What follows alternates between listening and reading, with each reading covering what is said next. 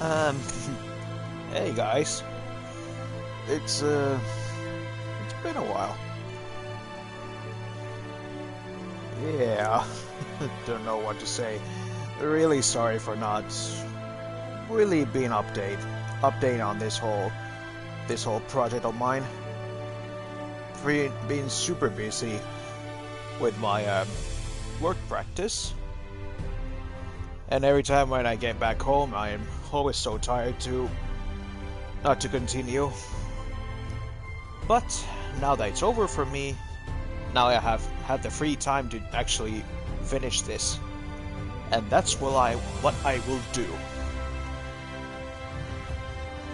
Hello everybody, my name is Leo Platinum. Well, Galaxy Star X actually, but this buddy here is Leo Platinum. And welcome back to replaying the story of Final Fantasy XIV, Shadowbringers, Part 3. What happened last time? Well, last time we went and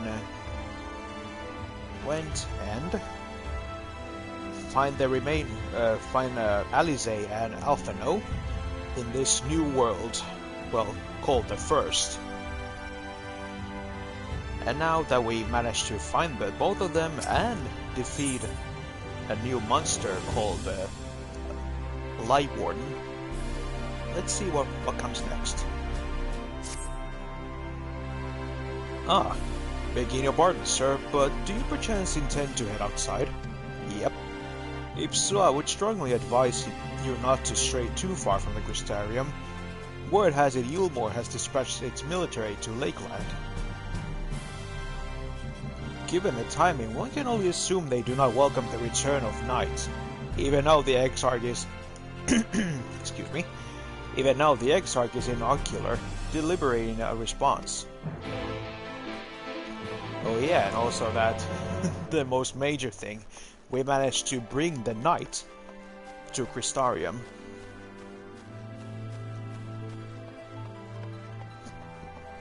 Given the context that the First was overcome by light, you know, like the element of light, and that's why it was like the never-ending sunlight was here. You could never know the difference between day and night. But now, as us, the warrior of darkness, as we are now, our major mission is to stop the light from overcoming the world and bring the balance of darkness.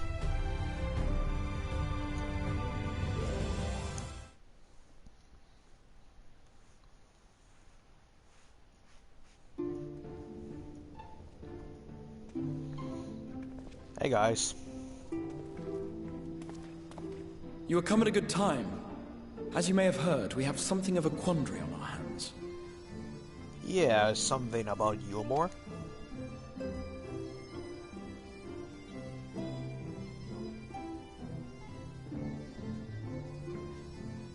An airship? Laxon Loft, here in Lakeland. Yulmore has sent one of its airships. They have questions for us concerning the death of the Light Warden. Their emissary makes his way here even as we speak. I suppose the sky does rather give the game away. Indeed. 'Twas inevitable they would come knocking. The only question was how soon.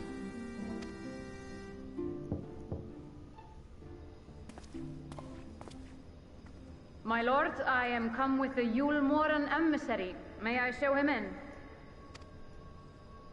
A moment, Captain, if you would.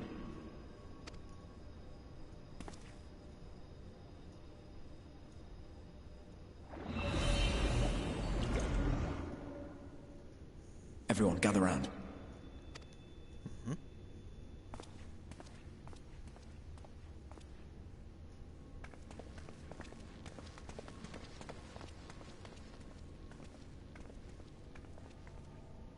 I do not wish to show our hand prematurely. Forgive me this liberty. Vanish.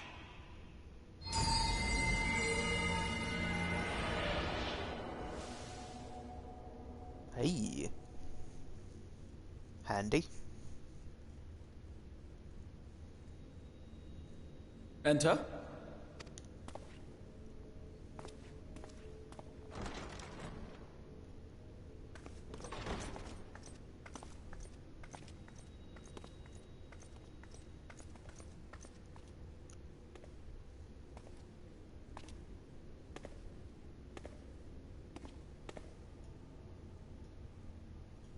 Well, well. The commander of the Yulmoran army himself. To what do I owe the honor, General Ranjit? Fu Manchu.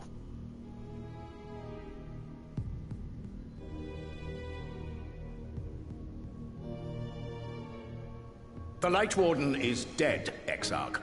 Were your people responsible? You are clearly in some haste, my lord. But before I address your question, you must allow me one of my own. What is Yulmore's interest in this? His benevolence, Lord Vorthry, is gravely concerned that the actions of an ignorant few may jeopardize relations between man and Sin-Eater. Should it transpire that the Crystarium is guilty of abetting the villains responsible for this outrage, my lord has decreed that it suffer the same retribution.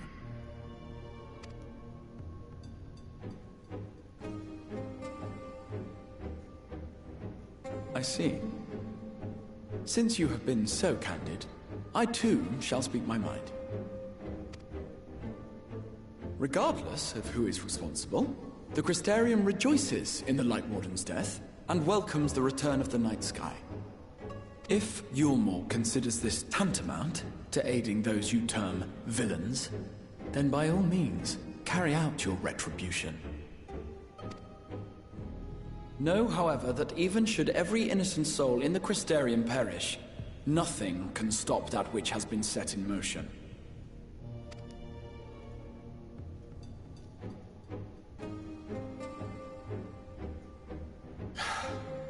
Folly. The death of one or 1,000,000 Sin-Eaters changes nothing.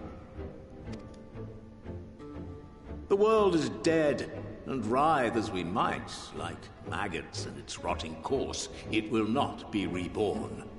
Only by my master's grace may we live out our days in peace. But I waste my breath. You have made your stance clear. I shall relay your words to Lord Vorthry. In the meantime, you would do well to counsel any here who have done more than merely rejoice in recent events, to throw themselves upon Yulmore's mercy, promptly.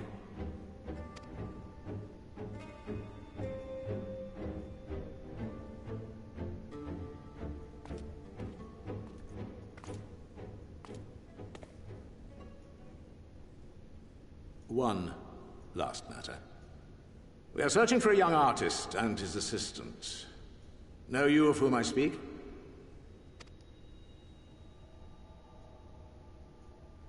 An artist and his assistant, no. I cannot say I do. What a pity. Should they reveal themselves to you, I bid you hand them over at once. My master is most eager to see them again.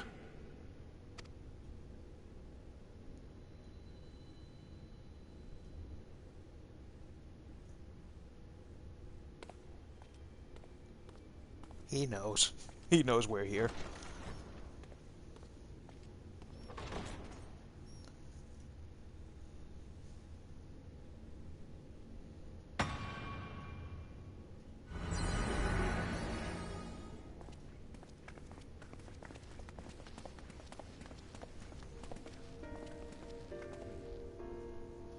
Am I imagining things, or did he just stare straight at us?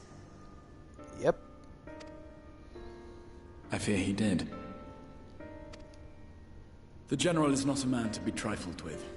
He is a warrior of fearsome repute who has led Yulmore's army since before Vorthry's time, when the nation still spearheaded the fight against the Sin-Eaters. One does not command the world's mightiest army, and for so long, without possessing exceptional instincts.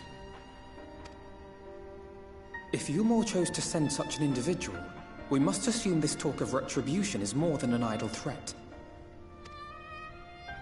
While we are grateful for your support, my lord, we cannot in good conscience put your people in harm's way.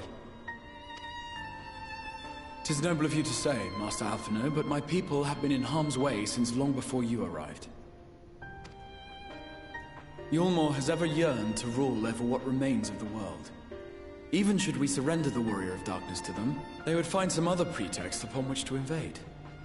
The people of the Crystarium know this only too well, which is why, when the time comes, I am certain they will fight to the last man. If truth be told, I would not have been surprised had Ranjit declared war here and now. He may have reason to delay. According to reports, the Yulmoran forces at Laxan Loft were observed taking a prisoner. A young woman believed to be none other than the Oracle of Light, Minfilia. What you just say? Minfilia? It may be that General Ranjit wishes to convey her to Yulmore before commencing hostilities. Having mentored generations of Minfilias, it would not surprise me if he had made her capture his chief concern. Wait, generations? I'm sorry, generations of Minfilias? Ah, of course. How remiss of me. I had intended to speak to you of Minfilia. There is, however, much to say, and precious little time in which to say it. I think it best that you seek out Maren at the Cabinet of Curiosity. He will be able to enlighten you. Alphino, Alize, would you care to accompany your friend? You doubtless have insights of your own to offer on the matter. All right, though I'm still not sure I understand it all myself. In the meantime, I will set about making provisions for war.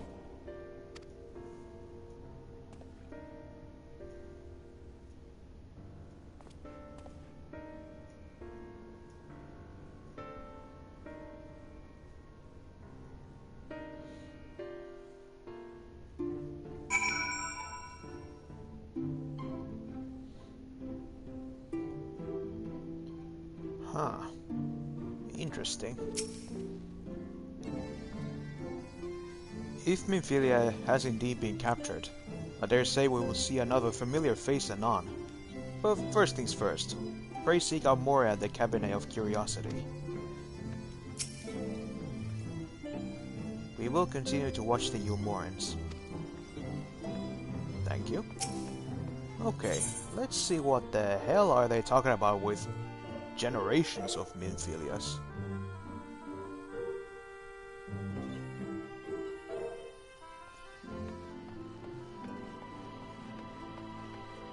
What in the hiffle are they talking about?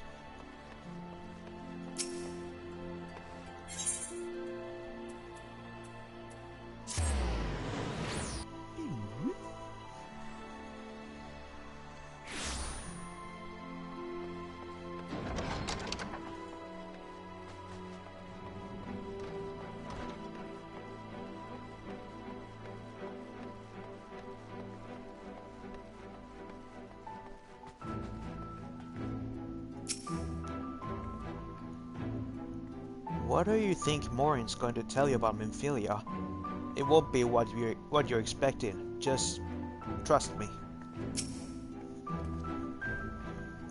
It seems an age since we bade Minfilia farewell. Yep. Yes. If you're after books pertaining to the Warrior of Darkness, I'm afraid most are alone at present. They are experiencing quite a surge in popularity. Oh, you wish to learn about the Oracle of Light? Then it will be my pleasure to assist. After I finish off some few outstanding tasks, that is. While I attend to them, perhaps you could fetch me a book. The Illustrated Tale of the Oracle of Light, it's called. Though it's intended for younger readers, it provides an excellent summary of the subject matter, and the artwork is quite lovely besides. I would not hesitate to recommend it to anyone with an interest in learning about Minfilia. But you must see for yourself. The book should be located on the level below. Should, I say. For while there is a place for everything here, not everything is always in its place. Despite my best efforts.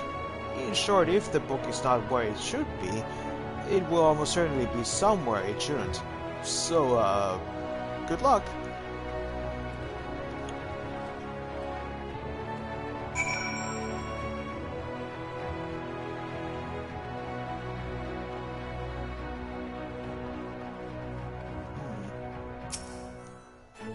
Let's see here.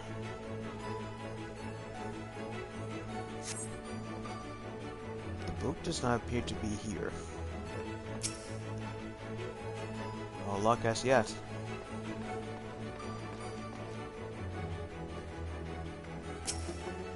How about here?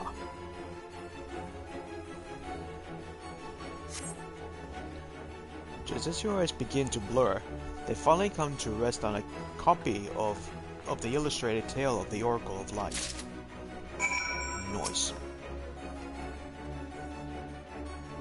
That's the book, is it? Yep.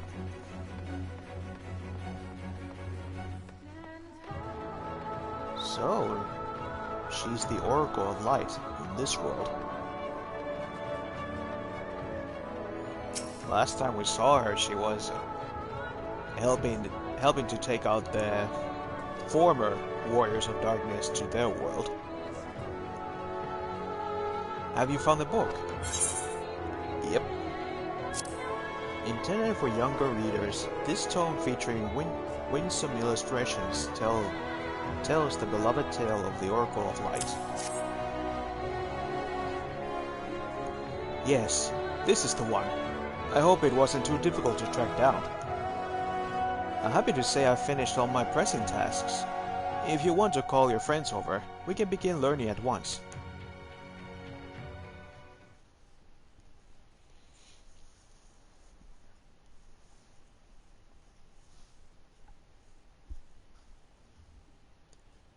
Without further ado then.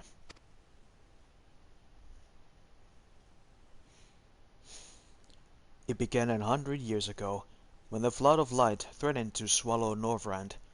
Just as all seemed lost, a savior appeared who halted the all-consuming radiance. A maiden with hair of spun gold and eyes of clearest sapphire. Naught was known about her save that her name was Minfilia, and for delivering the realm, she came to be revered as the Oracle of Light. After stopping the flood, the mysterious maiden vanished without a trace, but 15 years later, her name would unexpectedly reappear in the annals of history.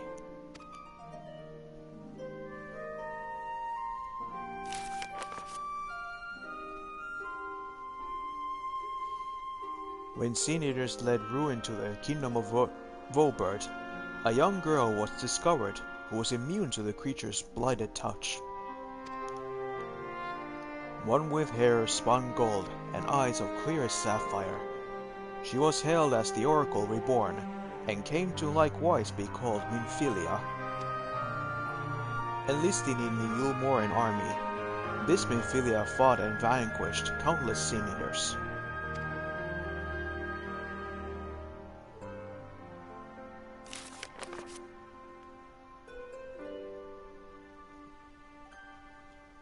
Alas, like so many other soldiers, she eventually met her end in battle.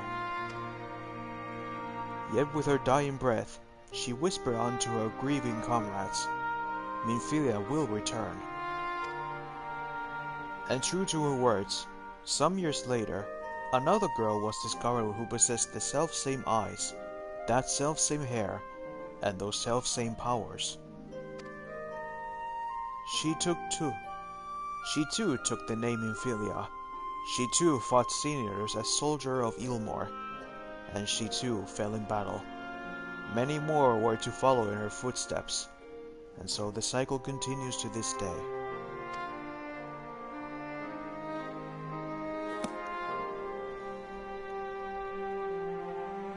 And that concludes the tale.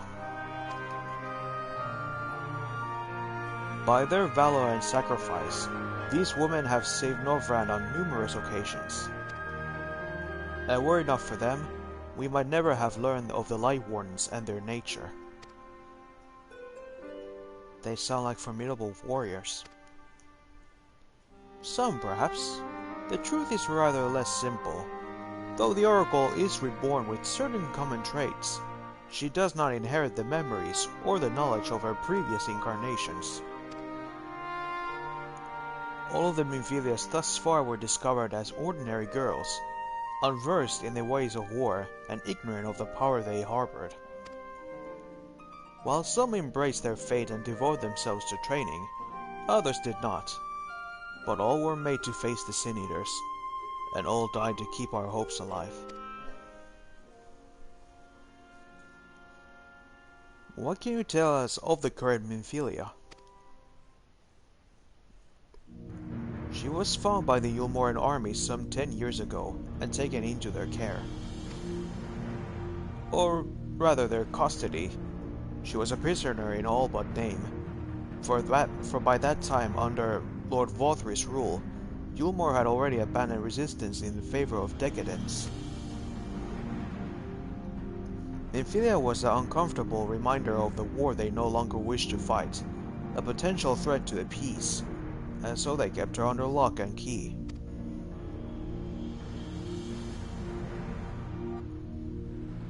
For a long while we heard nothing more of her. We couldn't even be certain she was alive. Say that it was in the Yulmorans' best interest for her to remain under their control. But then, 3 years ago, a gallant soul stole into the city and rescued her from their clutches, just like a hero from the tales. Indeed. Well, I believe we now have a good grasp of Minfilia's tale. Thank you for your time, Warren. Might I trouble you for a word, Leo? Outside? Sure. And thanks for the story.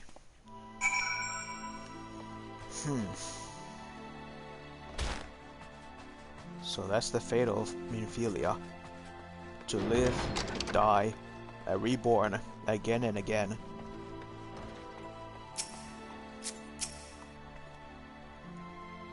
This seems a suitable place for chat. What's up?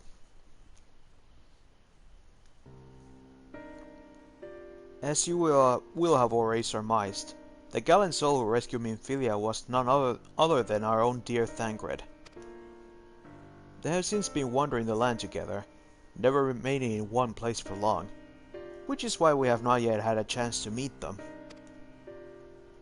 We know that Minfilia journeyed here as Hydaelyn's emissary to halt the Flood of Light.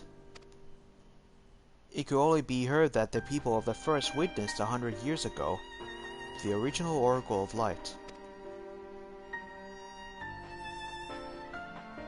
But while there's plainly some connection between the woman we knew and her namesakes, the fact that these girls do not share her memories must surely means they are not the same person. Thangred has to understand that. I have no doubt that he understands. The question is how he feels. Regardless, the Thangred we know will not forsake his charge. If she has been captured, we may be certain he will not stand idly by. There you go again, talking in your roundabout way. If you think we should rescue Minfilia, just spit it out. It just so happens I agree with you. It's quite clear that this Minfilia possesses Hydaelyn's blessing. And it wouldn't hurt to have a second such individual in our side, right, Leo?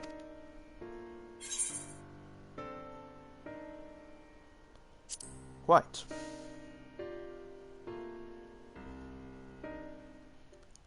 I see you made up your minds. Exarch, What brings you here? A report and a proposal. First, the report. Our scouts have confirmed that the Yulmoran forces at Laxan Loft do indeed have Minfilia in their custody. For the present, they are holding her there, but we can be certain they will move her to Yulmore ere long. Should that happen, we may be forced to give her up as lost. So if we mean to act, we should do so quickly.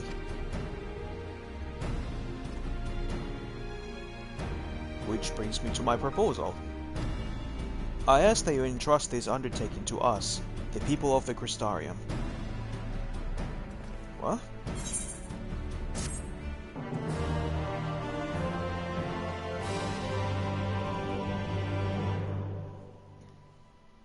What do you mean?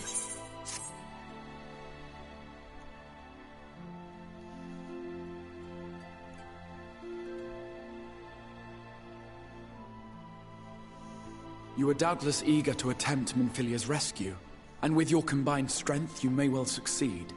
Damn right. But as I said earlier, I do not wish to show our hand unless absolutely necessary. Oh.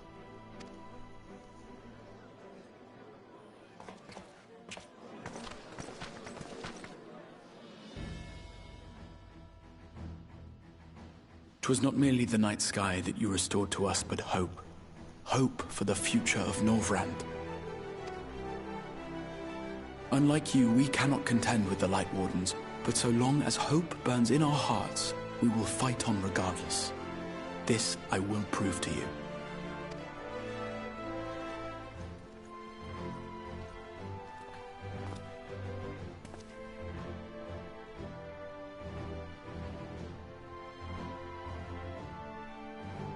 My friends, I thank you for gathering at such short notice. There is something I would ask you all. As many of you are aware, I received an emissary from Yulmore a short while ago in the form of General Ranjit. To my dismay, the General condemned the slaying of the Light Warden, and warned me in no uncertain terms that, should the Crystarium cast its lot with the Warrior of Darkness, there would be war.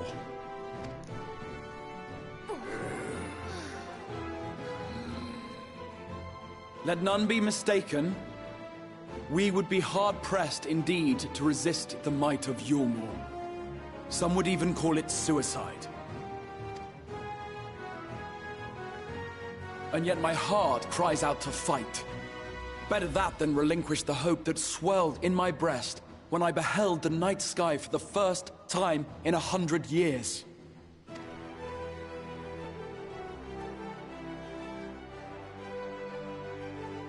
Or so says my heart. My mind, meanwhile, reminds me that to follow my heart would be to risk everything we have accomplished thus far. Clearly, this is not a decision to be made lightly, nor less alone.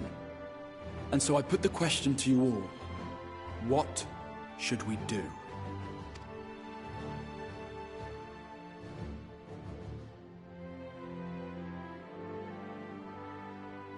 My lord, you already know our minds.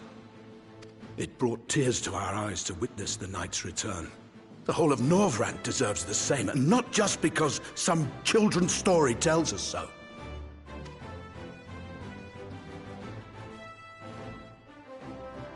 Yulmore's influence is far-reaching. Should war break out, trade would be subject to restrictions. The flow of goods will dry up, and we will struggle to make do with what little trickles through. But make do, we will. Aye, we can weather such hardships.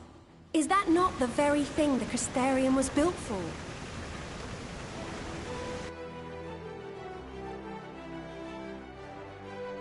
We have always taken pride in our ability to sustain ourselves.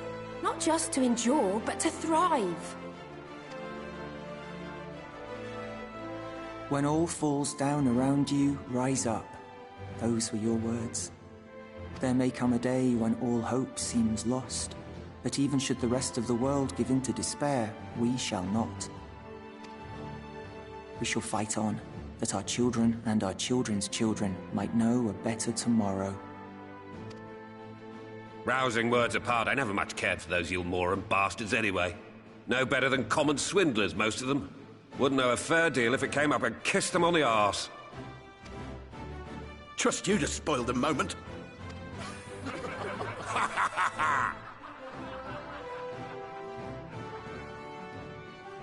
It appears we have a consensus. Let it be known that the Yulmoran host at Laxon Loft has taken the Oracle of Light captive. They fear the power she holds over the Sin Eaters, and doubtless intend to imprison her once more. So, I move that we rescue the Oracle, grant her a place among us, and let that be our answer to Yulmor's ultimatum. Hear, hear! Hear, hear! Wow. Impressive.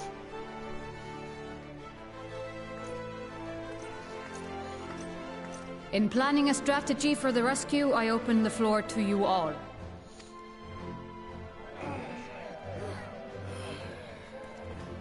And there you have it. If Yulmor wishes to denounce us as villains, then we shall embrace our villainy. Will you do so as well?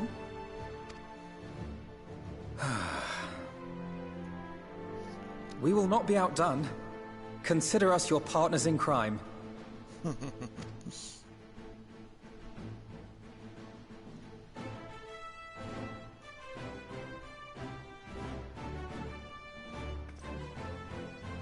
My lord, our proposal is as follows.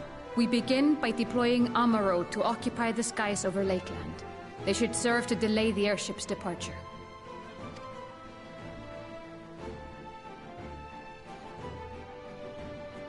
At the same time, we scatter dream powder from the air. Not all will succumb to its effects, but it should thin the enemy's numbers, affording us an opening to swoop in and liberate the Oracle.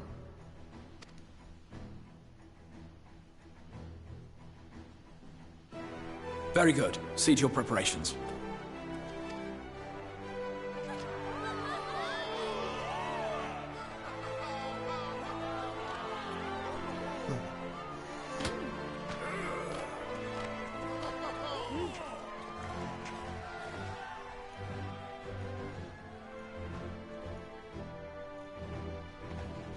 And what exciting crimes would you have us commit?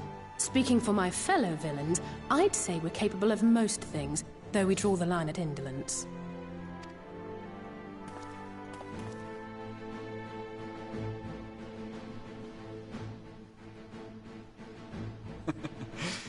If excitement is your desire, then I bid you join the guard. Captain Lena will give you your orders.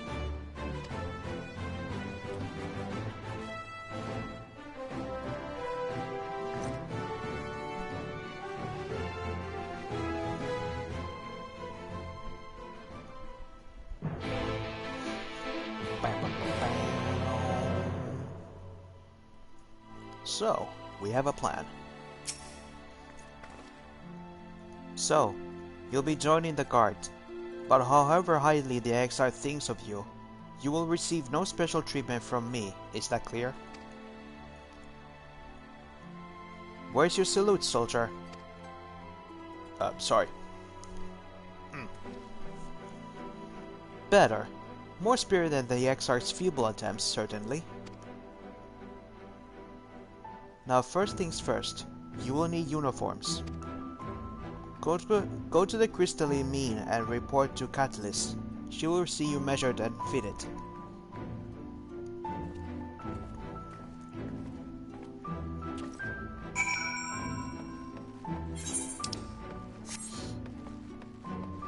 Okay, I'll take mine in XX, XXL.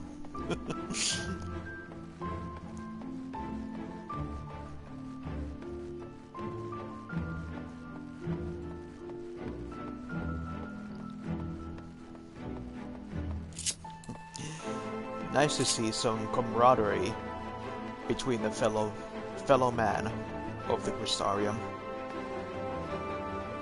I mean, Crystarium. I don't know why I keep saying Crystarium. Oh, it's like a Tomato, tomato.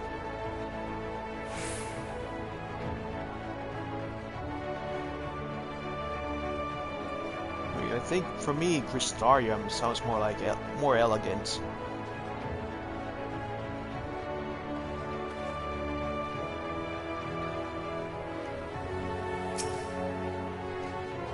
Yo. Ah, there's the last of them. Your friends are being measured as we speak. Right this way. We'll see to it you look your dashing best for your first outing. Thanks.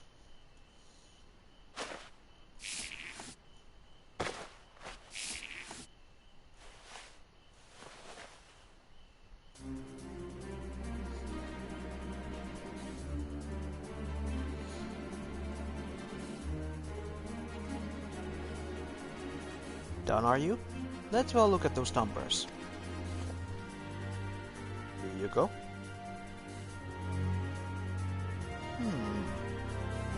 I see.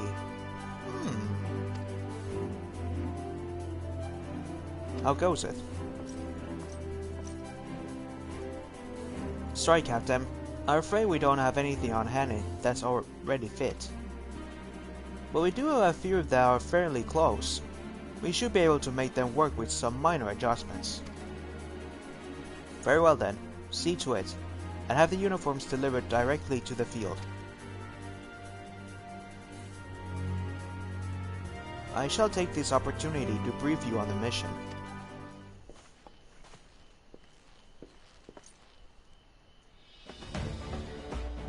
As mentioned earlier, we will deploy a Morrow to scatter dream powder from the air. Once the powder takes effect, an elite unit will storm the fortress to rescue the Oracle. Their safe liberation is our sole objective. Engagement is to be avoided whenever possible. I assume we are on the part of said unit? Correct. The unit will be divided into two continents, one deploying from Fort Job and the other from Ostal Imperative. You and Alphino will join the former. Leo, meanwhile, will join the latter with me.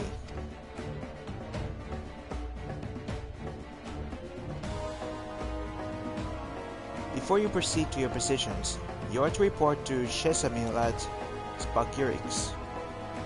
She will issue you with a serum of ward off the She will issue with a serum to ward off the effects of dream powder.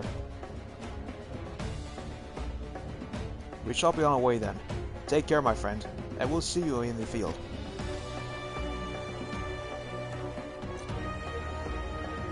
It's quite far from the Imperative, so you may use an Amaro for the rookery, after you have collected the serum, of course.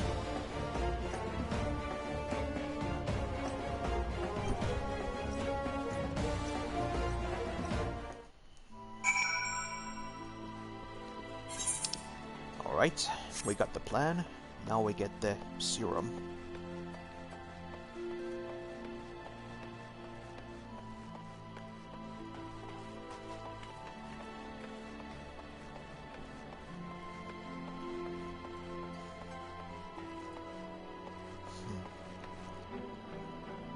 Well, the night sky always beautiful.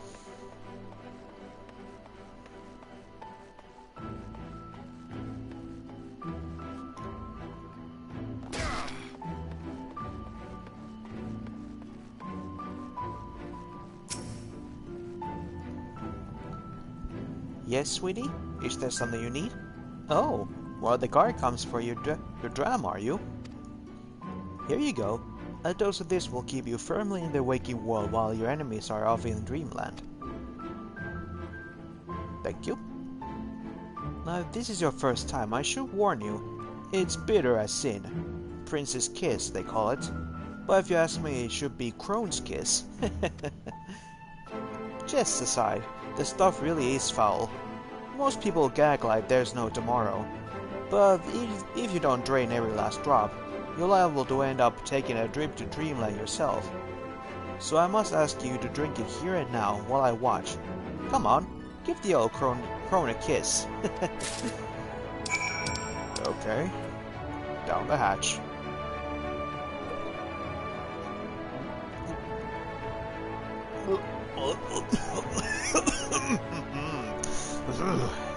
Oh, that's some stuff. Well done, sweetie. I'm proud of you. Why, if I didn't know any better, I'd say you enjoyed it. And now you don't need to fear falling asleep on the battlefield. Just have care you don't lose any limbs out there, alright? They don't tend to grow back. Tend?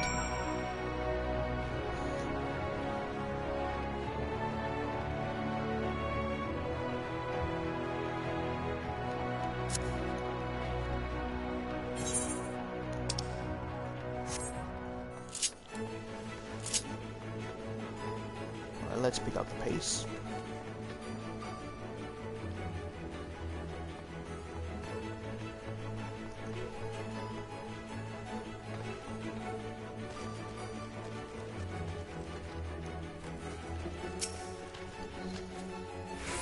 Yes? What do you require of me? One of your Amaros, please. An Amaro to take you to the Imperative, eh? As much I would like to oblige, all our mounts are reserved for the coming operation. I fear you will have to go by foot. But wait, there might be another way, assuming you're willing to lend a hand. Okay. What do you need? I was about to deliver an Amaro to Radisca's Round, one of the locations whence the beast will fly for the operation. The tower lies along the route to the Imperative. If near enough is good enough for you, you may make the delivery in my stead. Very good. I shall array the Amaro for departure at once.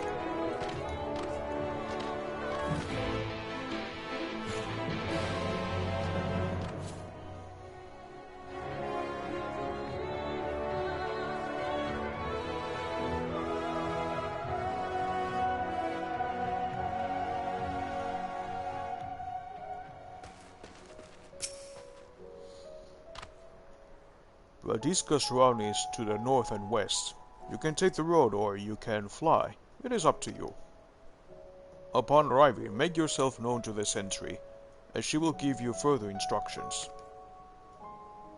If you should become separated from the Amaro, worry not. The beasts are trained to return to the rookery. That is all. Go well. Alright, off we go.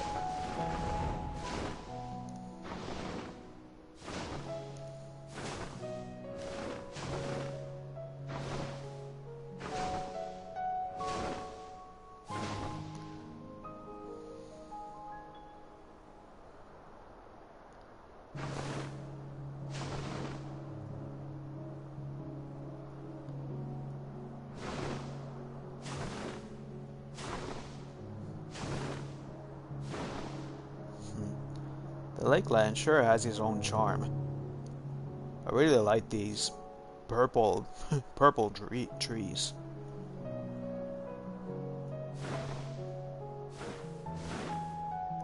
Going down. Oh, you're delivering the Amaro to us? I'm afraid there's been change of plans. We already have all the beasts we require here. Instead, this one is to go to the Imperative to the west. Please see to the handler on duty, Zeli Vantho. If you encounter trouble along the path, return here and see you rightwise. Set you rightwise. No worries. No worries.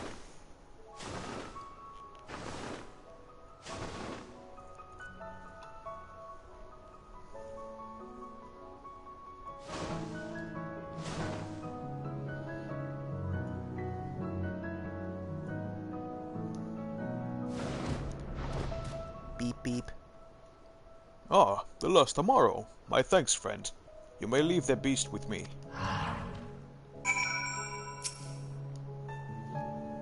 Say, I don't believe I know you. Did you join the guard recently?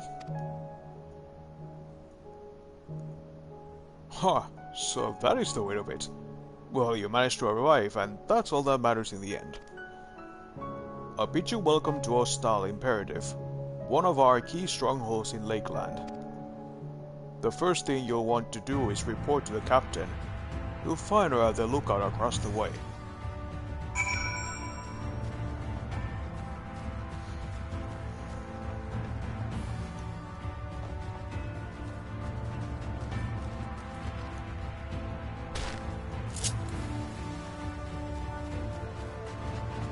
There.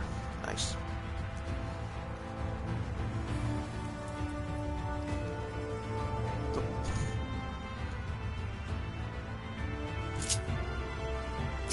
Hi, Lena. So it seems that rather than Amaro delivering you, you delivered the Amaro. I'll not thank you. I expect all my soldiers to make themselves useful. Speaking of which, I have a task for you.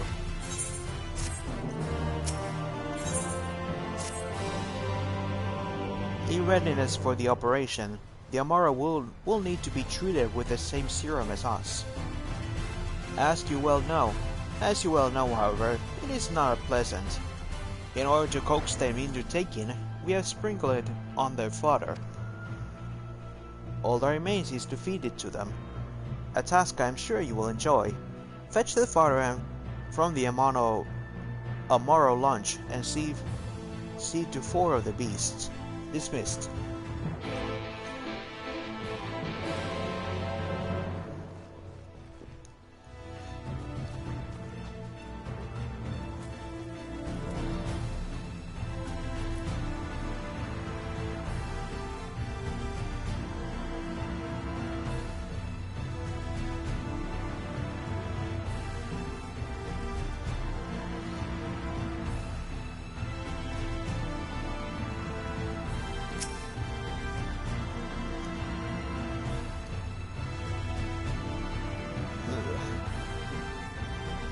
Smell is awful.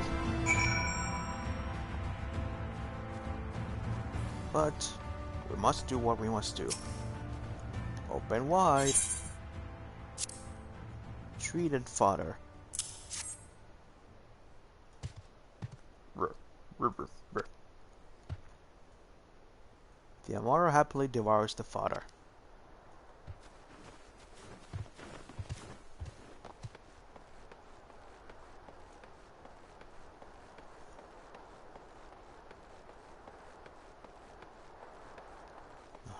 One of them is up there.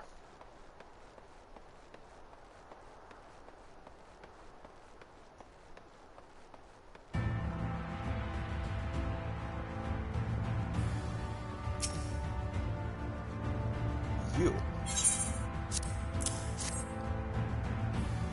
Time for food. The Amaro absentmindedly munches on the fodder.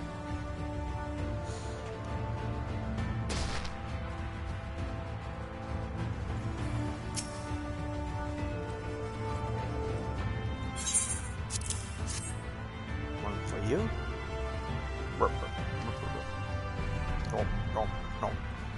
The Amaro is wary at first, but appetite eventually wins out, and he accepts the fodder.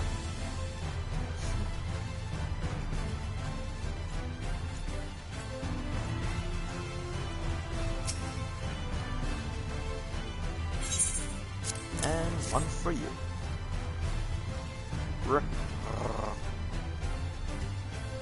The Amaro reels at the smell, but accepts the fodder nonetheless.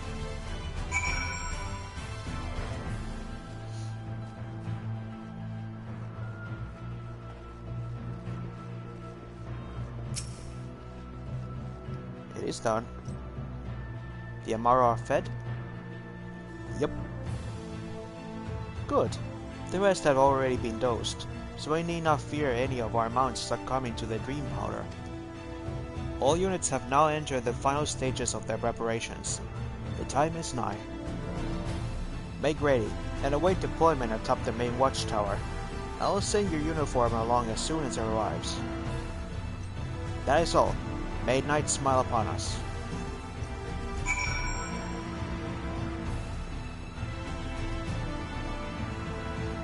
Okay, and then we have to go up there. Let's take a shortcut.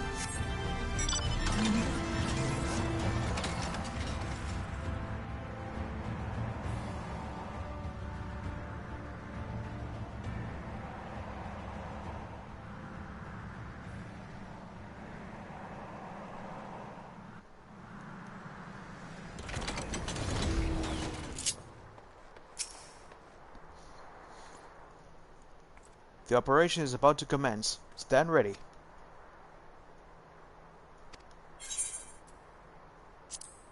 Let's go.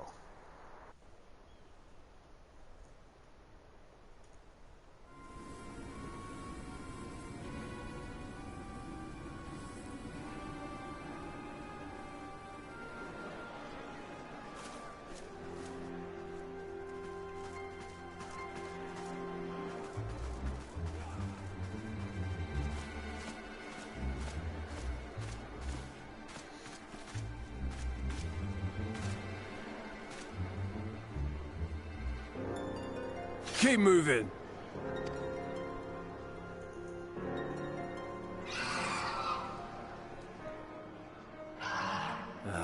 What now?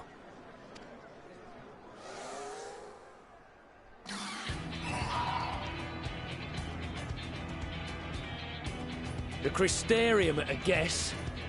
Desperate fools. It'll take more than a handful of overgrown lizards to ground us.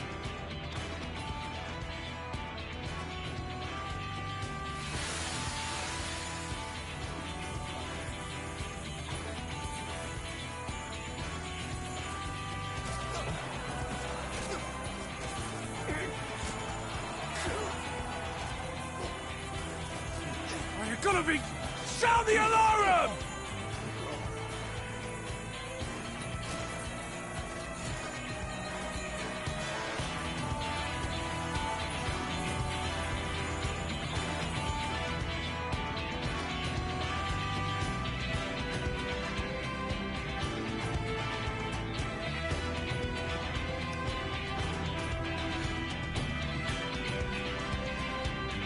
And I look good.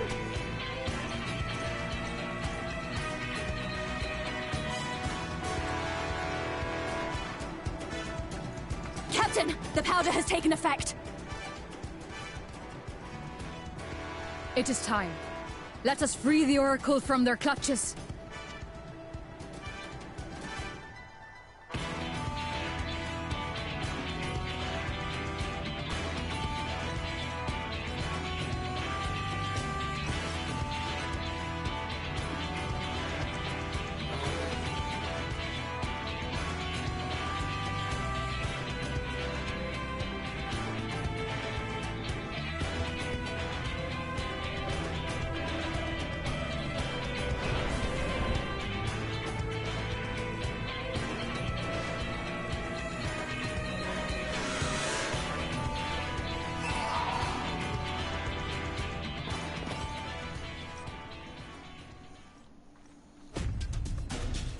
And here we go.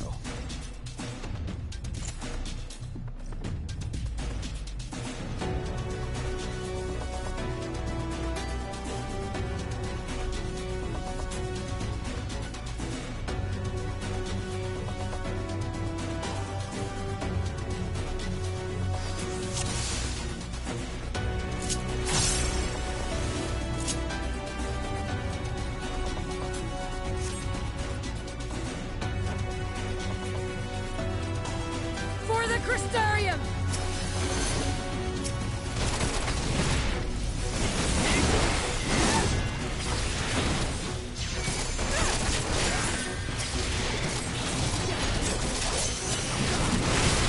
Hey, Alphino. Armor suits you.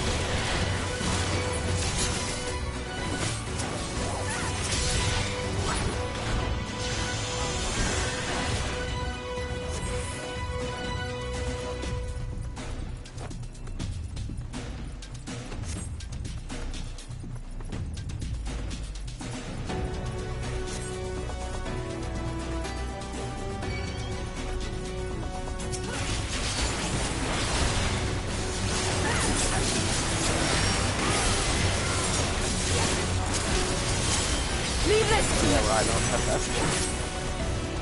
It's shield no more. I can do this.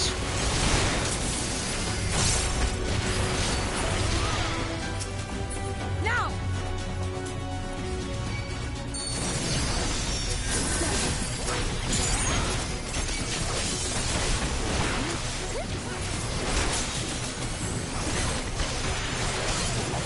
Let's give them a show.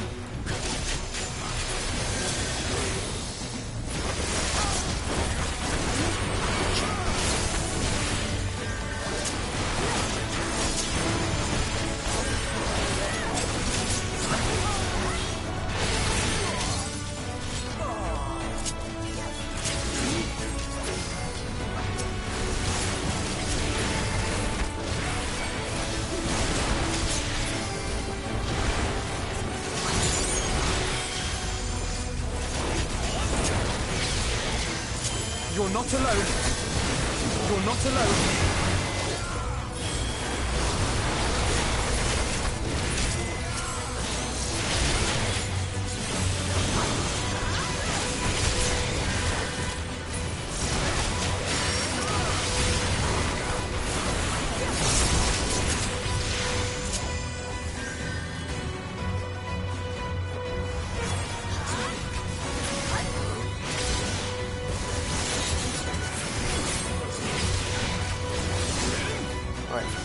Good luck, guys.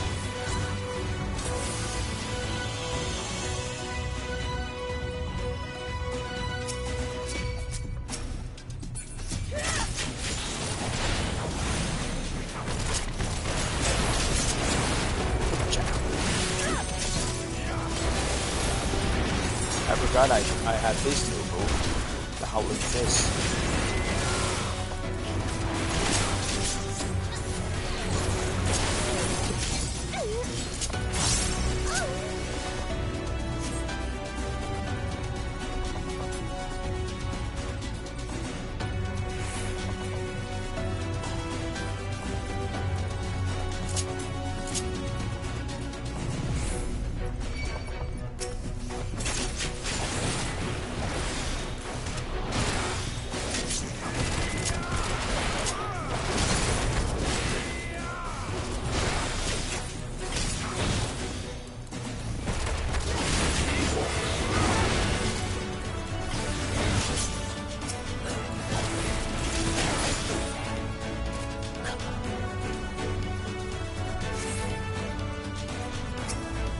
Alright.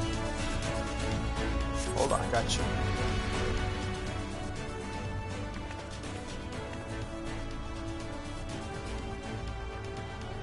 Thank you. Are you from the Crystarium? Correct. We've come to rescue you. Your weapons, made to the same specification as Tancred's. Be ready to use them. Understood. Please lead the way.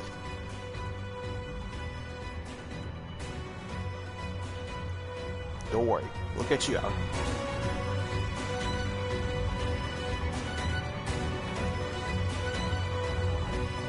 Let's rejoin the others and quit this place. All this trouble because of me. I'm so sorry. Save your apologies until we have escaped.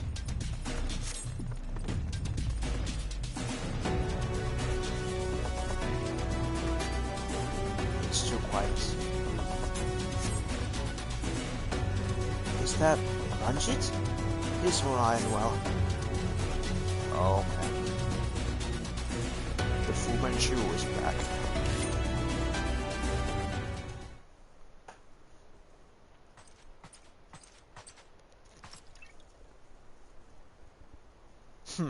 Brazen thieves. You will regret coming here. Is that a dragon with him?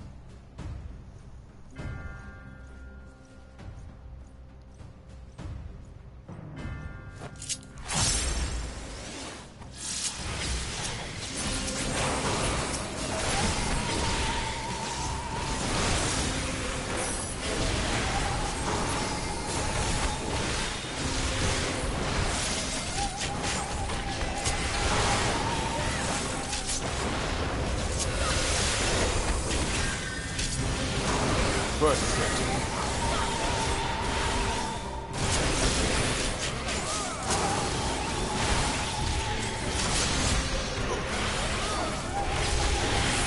Are you alright?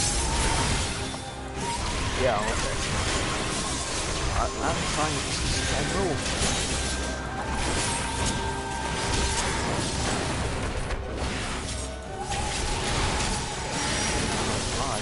These fears are making me outmatched. She cannot maintain this on side forever. Be prepared to run. Vanity! You do not such thing. Be gone! Oh god. Confound it. Fuck.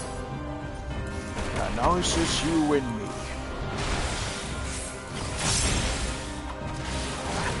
Careful, Leo. You're made of sterner stuff than the rest. Oh god.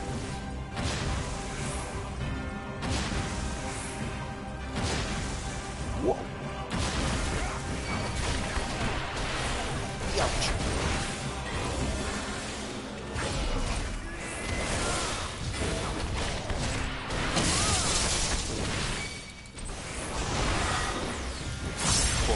Enough.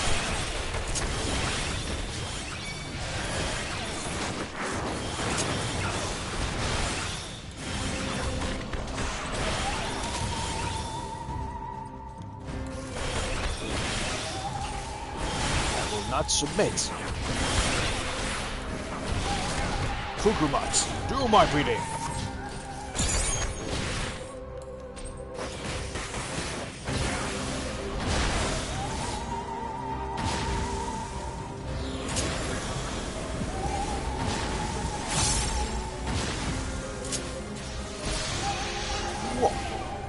Ouch.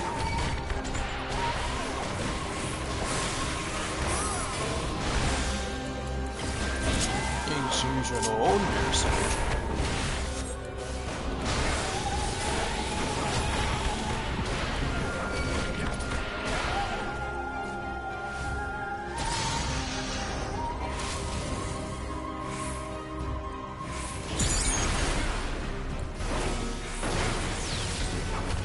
Why do you persist in this folly?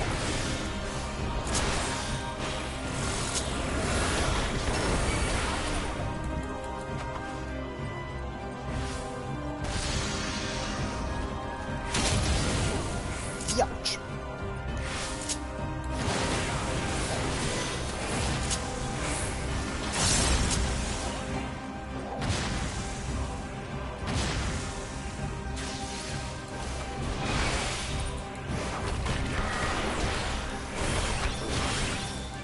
I have your measure now. The game is up. It's over! Oh, damn. Ouch. Know your folly.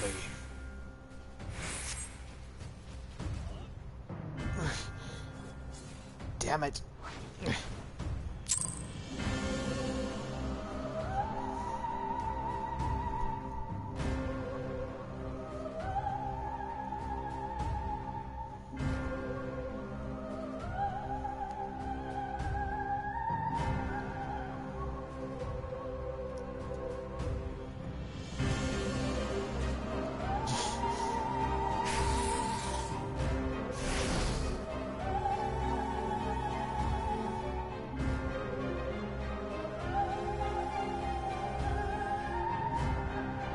You, boy.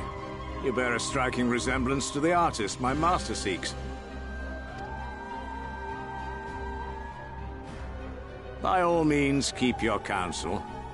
You will all have ample time to confess your crimes back in Yulmore.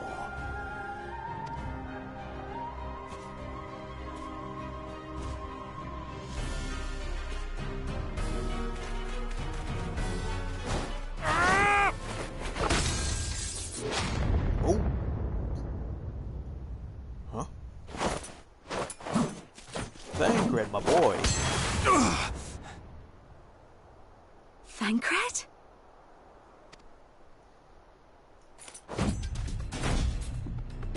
So, you are the wretch who stole her from us. And what if I am?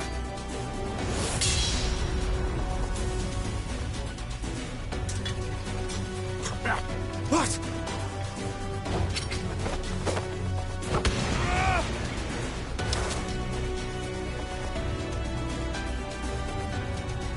Pathetic. Vermin such as you are not worthy of the Oracle.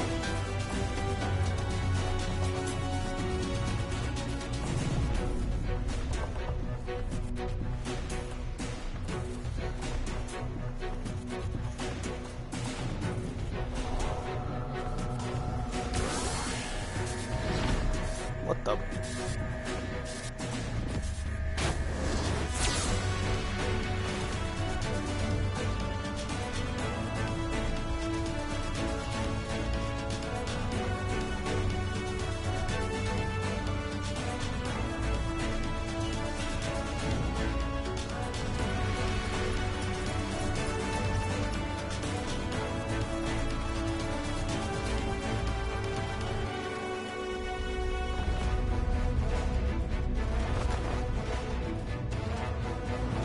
Break!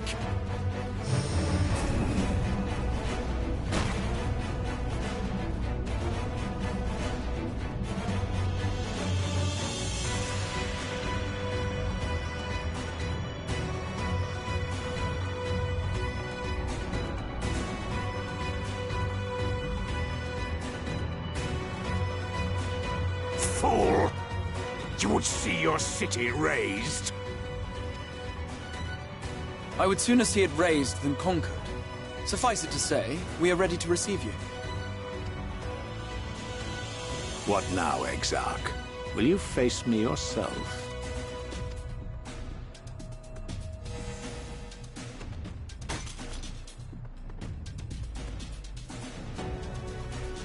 I think not, General.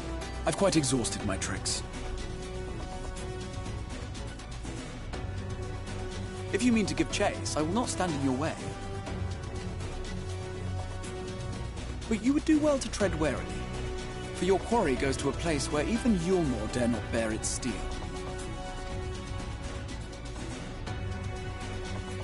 Ilmeg, the fairy kingdom.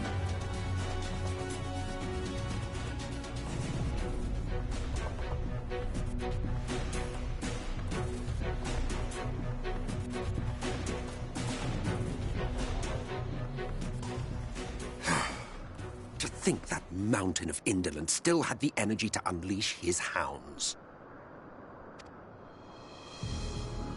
Even the most pointless of conflicts may alter a world's course.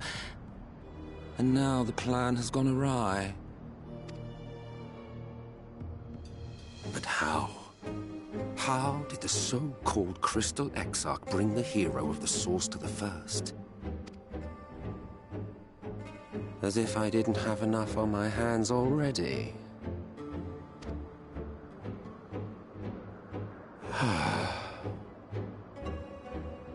Then again, with a soul such as that,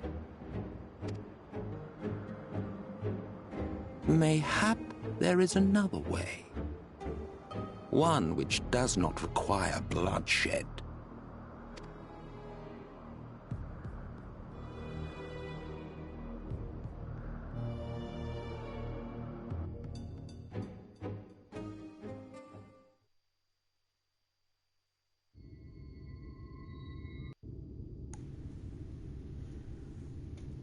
Nice. Not so long ago, here in the shadow of the northern ranges, lay the great kingdom of Verbert. A nation with a proud history that the Sin Eaters cut short, just like all the rest. Since that time, these lands have become a haven for Fey folk. Dreamers frolicking amidst the ruins of a forgotten realm.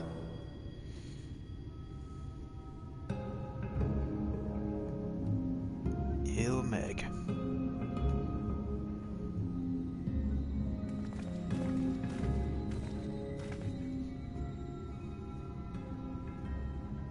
We should be safe enough here.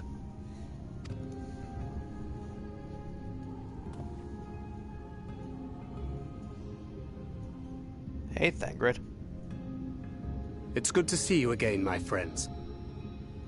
I don't know about you, but it feels like years since last we met. 5 of them in my case. Oh, damn. But I see you have a new job, as we say. Gunbreaker. Why, it only feels like one to me, but long enough to warrant a more convivial reunion either way. What brought you to Laxon Loft?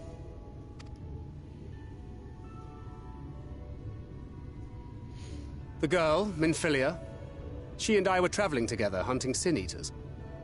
But as we were nearing Lakeland, she abruptly ran off on her own. I found her too late to stop the Ulmorans from taking her prisoner. And as I was considering rescue options, I observed that the Crystarium was on the move. So I consulted the Exarch, who apprised me of the details of the operation and issued me certain instructions. Should the situation take a turn for the worse, I was to see you all safely to Ilmeg. And here we are.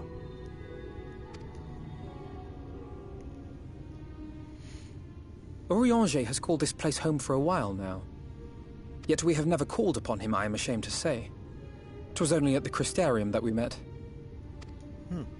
Hardly surprising. This is not the sort of place one visits on a whim.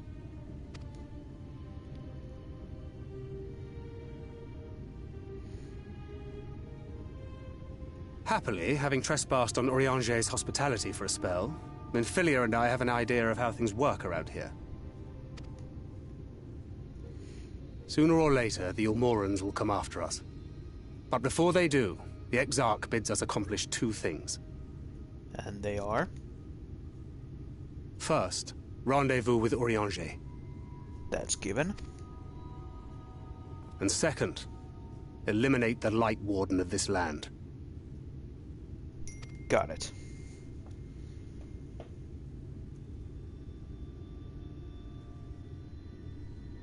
So, Minfilia.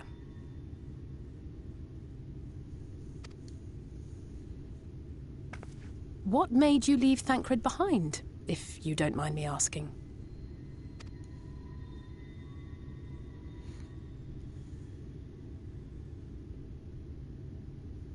You. The hero from another world.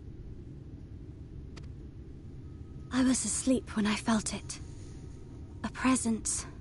Someone I was meant to meet. They were close and I knew I had to go to them. But with all the commotion in Lakeland, I was afraid that Thancred wouldn't let me. And would I have been wrong? Had I arrived a moment later, you would be back in your cell in Yulmore.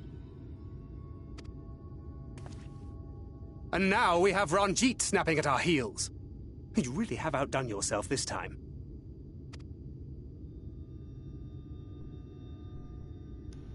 I'm sorry.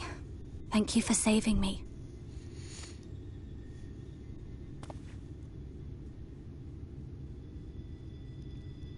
Oh, poor thing being scolded so.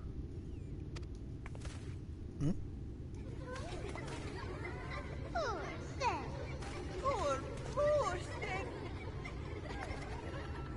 Who said that? Show yourselves. Come now, put away that frown and have some fun with us. Yes, let's have some fun. Lots and lots of fun. Which way was it to Urianger's?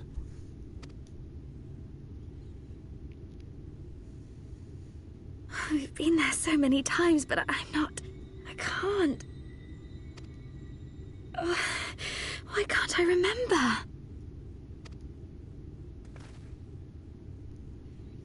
Damn it all. We're already caught in their spell.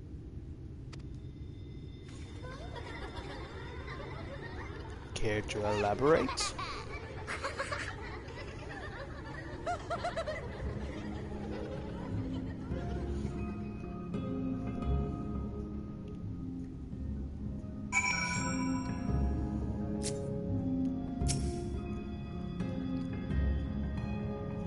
fairies, I take it. I was worried about the others back in Lakeland, but maybe I should be worried about us. I'm trying my best to remember, but it feels like peering through fog. Ilmeg is the fairy kingdom, and as one might expect, it's home to the Fae folk. The most prominent among them are the pixies, who have a penchant for making mischief. They use powerful illusions to play tricks on all who venture into their domain.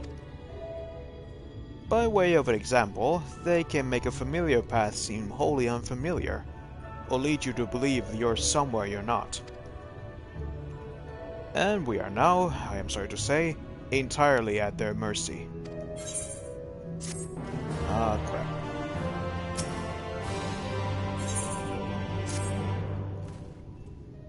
As it stands, we can now hope to find the way to Urianger.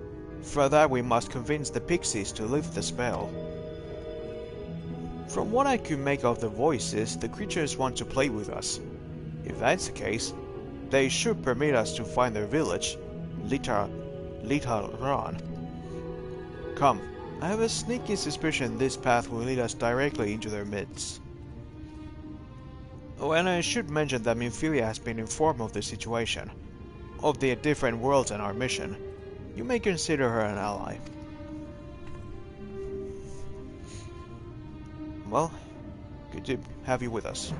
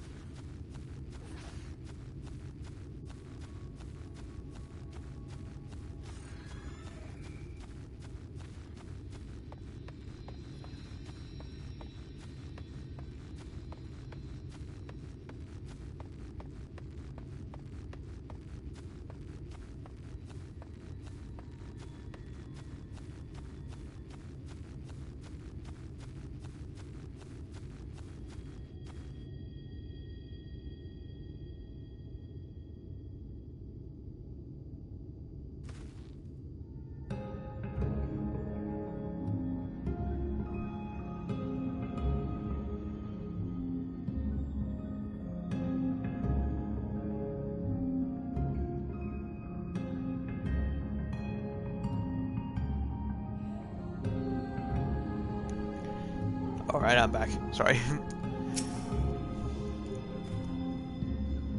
Well, here we are. Yet the pixies are nowhere to be seen. Knowing then, their game's already begun. In which case... Leo, there's a variety of plant native to these parts with a distinctive fertile tip. Looking Grass is its name. So called because it can used to spy pixies, believe it or not. I'll explain how I know all this later, but first, I need you to help me find some. Oh, if a voice calls to you, under no circumstances should you respond. You will only subject yourself to further mischief.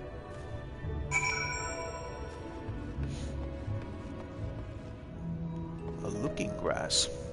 Huh.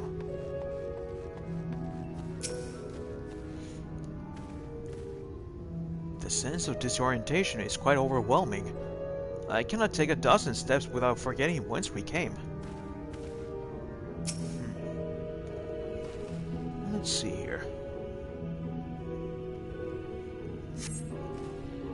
You search the scrubs, but find nothing resembling Looking Grass. Suddenly a voice rings out. What is it that you seek, child? Perhaps I can help you find it.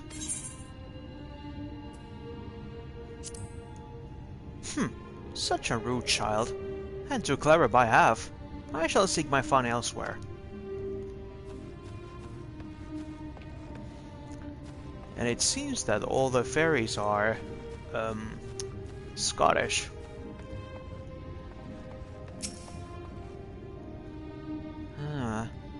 was a plan which might help us. If only I could remember what it looked like.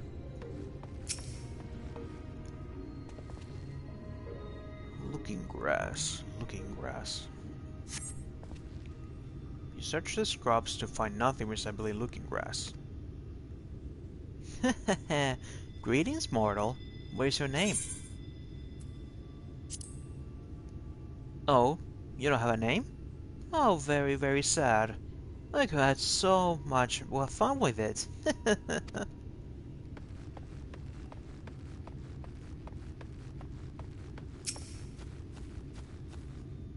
Find anything?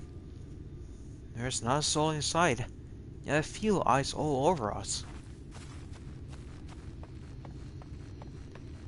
It always feels like somebody's watching me, and I have no privacy.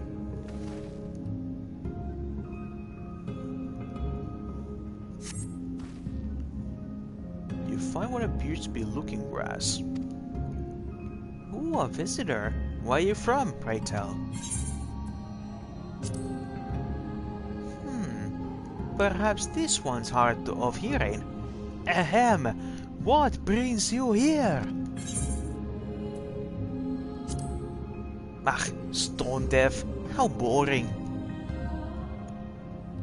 Still, picking plants at your village is as good as indulging in your hospitality. And who are we to turn you away?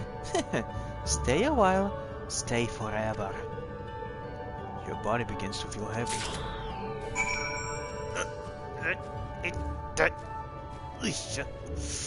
Ooh, it feels like I'm running on water.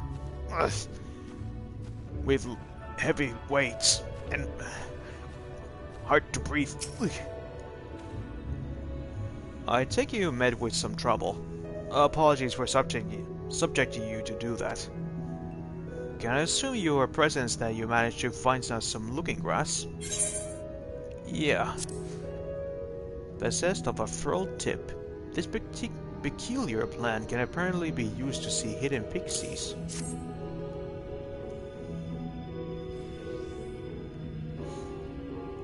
Yes, this is the stuff. Thus armed, we should be able to see through the pixies. Veil of invisibility. And seeing them is the first step of dealing with them. Come, let's gather everyone and put Urianje's little trick to good use.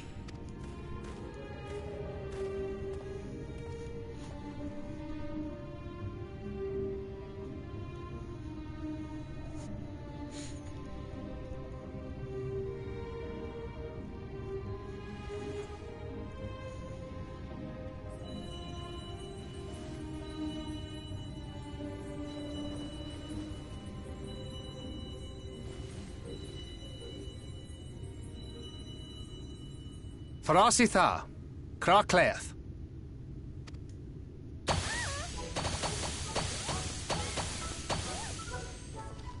Oh. Lots of pixies. No! We're found! How did this mortal know our trick? Wait! I recognize their souls. These two have been here before. Look! Twins! How adorable! Oh! Play with us! We have neither the time nor inclination to play. We have come to see Urianje.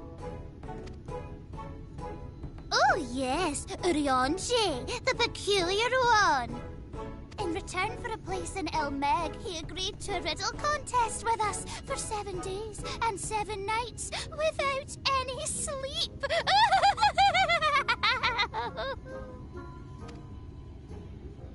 Oh, that was so much fun! We must do it again! I'm sure he'd be delighted. Now, if you'd be so kind as to lift your spell.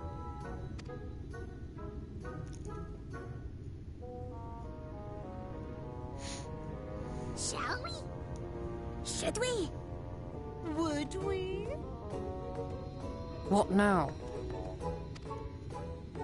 I don't know, but this is their home, so we must indulge them.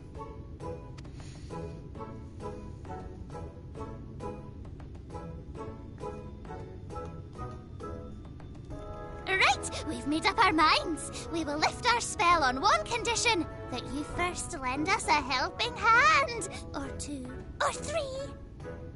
Once you've helped solve all of our troubles, we'll let you see Urianger, Pixie's honor.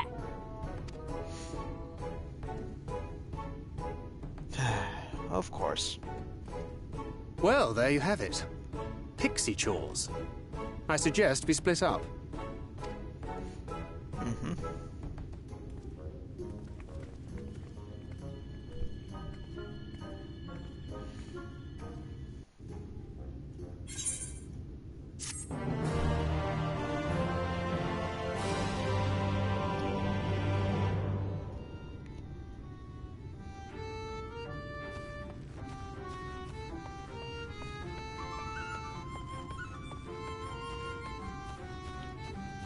Okay then, let's start with you.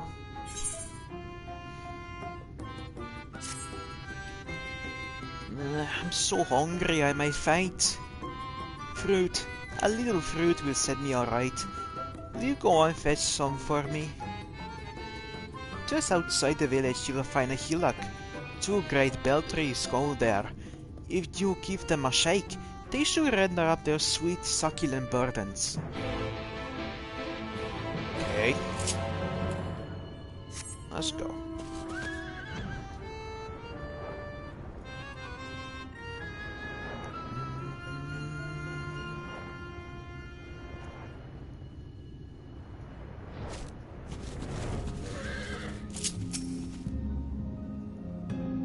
Let's put a few knocks.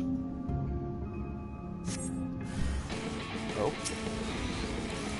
Ugh.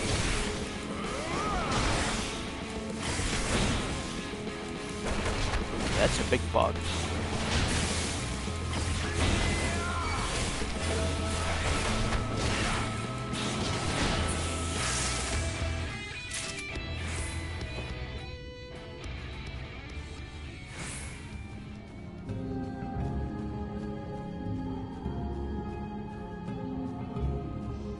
A big moth.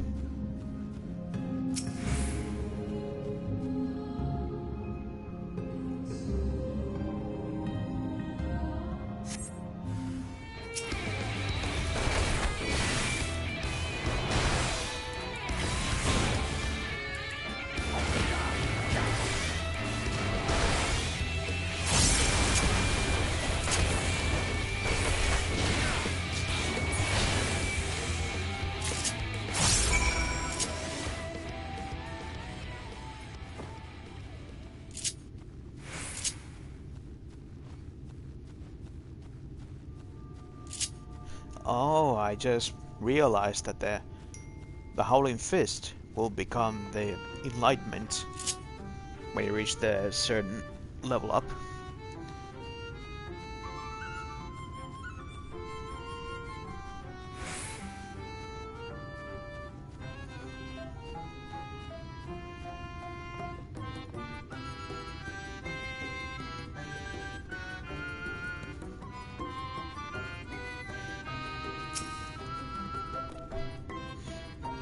Oh, so hungry. Did you get the fruit? Yep. A sweet and succulent fruit for the bell tree. Favored by pixies.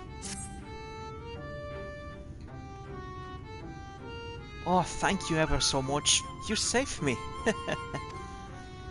Yes, saved me for my boredom. You should have seen the look on your face when the box came down. Ah, you've done me a great service, mortal. If there's one thing we pixies are serious about, it's having fun. Dull and painful things? Hate them! Sea eaters are dull and painful both, so we hate them especially. You mortals trying to fight those monstrosities, but there's no fun in that. Best to avoid them altogether, we say. Yeah, but we don't have that. Don't have any options.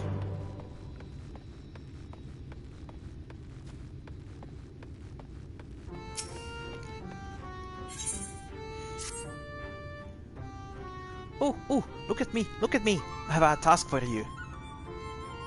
Little Rani is our beloved village, and we want to always look lovely.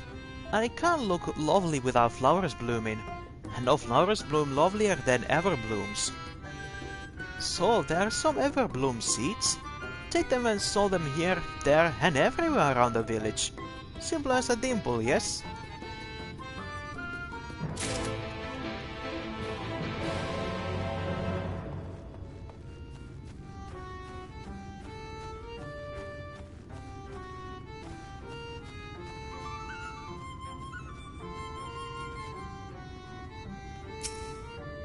Alright, let's put some seeds here. These seeds will grow into an enchanted grass that, true to its name, produces ever-blooming flowers. Yeet.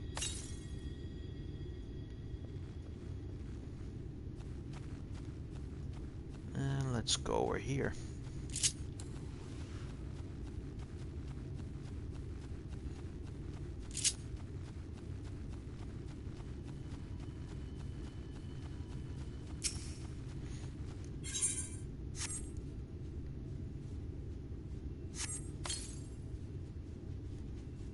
Happy nice grow flowers, are ya?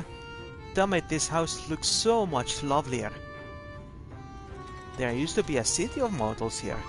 A great big bustling place called Vobert, or Bovert, or some such. But the Sin Eaters came and everyone disappeared. Since then we pixies have been living here, and we're given the old houses our touch. Lovely, don't you think? Yeah, they're nice.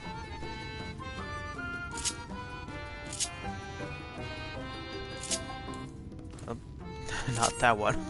No time for dancing.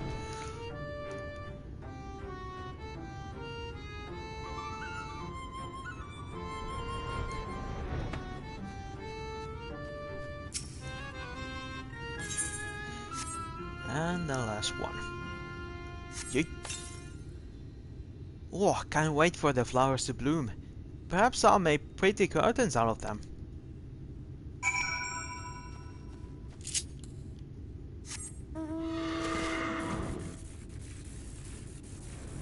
Thunder Horse.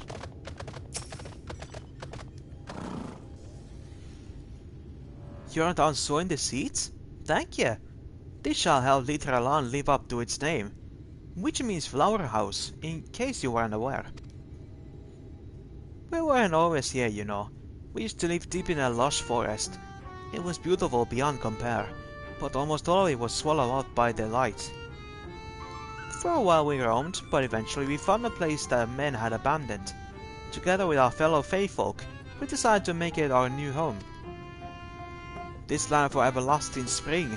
This is our home, and it could be yours too, forever and ever and ever.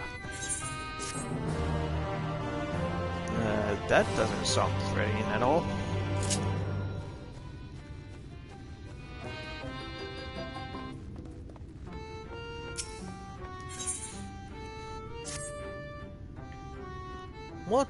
Mortal, hear my plea.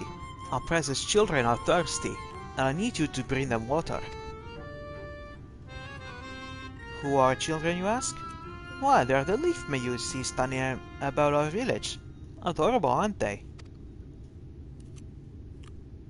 Now you'll need to go to Longmira Lake to draw the water. Once you have it, see that our children have a good drenching. Oh, but be warned, the fool have made their home in the lake.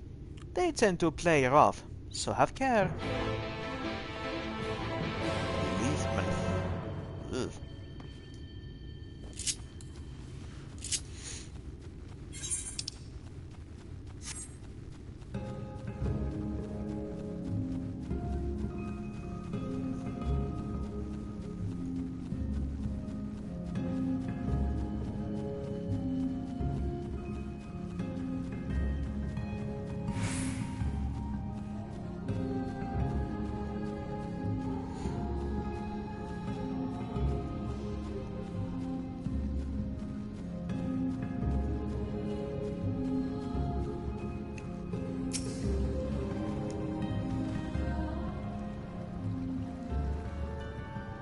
Let's get some water here. Oh.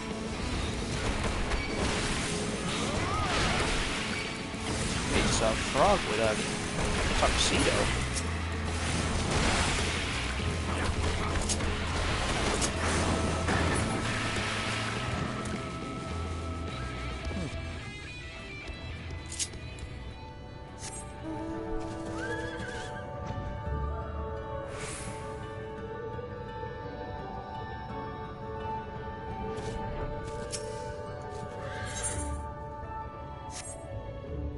Here you go.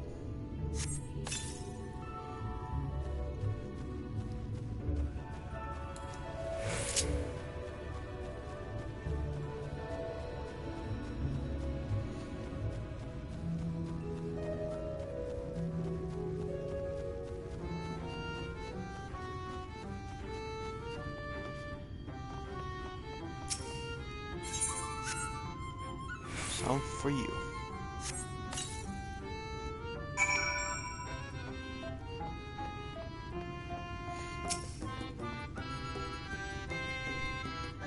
You have given water to our children?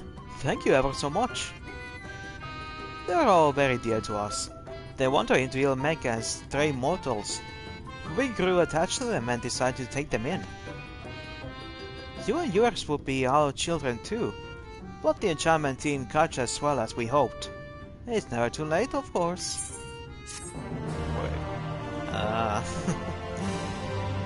Here. And there comes the scary part. These leafmen aren't people.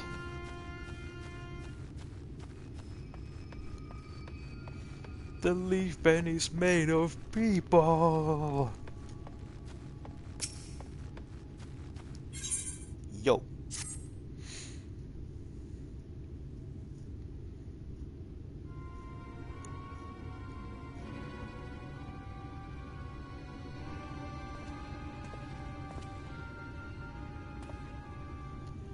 How goes it, Leo?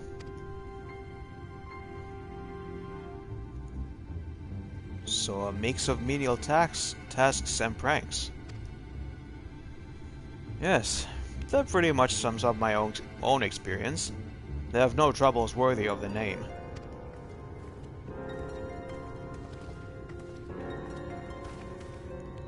How long are we supposed to keep at this? They're clearly playing with us. Indeed. Whenever I inquire how much more there is to be done, the answer is ever the same. A little. I doubt they have any intention of releasing us in the near future. Urianger once told me a story about the pixies. They're born from the souls of those who die as children, or so it's believed. Though they don't have memories of their previous lives, the desire to have fun remains, imprinted on their souls. And so they live all into play, keeping hapless mortals for their pleasure for years on end, sometimes even until death. In the past, when I sought to identify the true nature of ghosts, I came upon literature examining a similar subject. The soul was likened to a core that resides in the ether, and its presence is what differentiates us from being as spirits and its presence is what differentiates us from such beings as sprites and arcane entities. Upon death, said core ordinarily dissipates alongside the ether that compose the flesh. However, it may be held together and bound to the corporeal realm, either by the will of its owner or by means of certain arts. In time, the soul may regather ether unto itself to assume another form, or find newly emerged life in which to abide. The pixies may be one such instance of this. If ghosts are merely souls without bodies, what does that make us? I think you've begun that which you fear the most, brother dearest. However the pixies may have come into being, if we leave them to judge when they are satisfied, they will never be satisfied. Nay, we must negotiate new terms with the creatures. But where to begin? It seems to me we would need at least one among them to sympathize with us. In the course of your chores, did any of you encounter a pixie who seemed even faintly amenable to reason?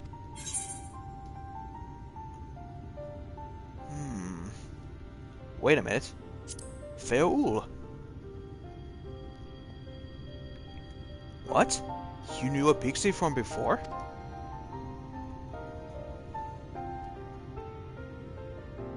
Not only are you acquainted, but you enter into a pact? You might have mentioned this sooner. At any rate, I dare to hope this will offer us a way out. Without further delay then, summon this Feul if you please.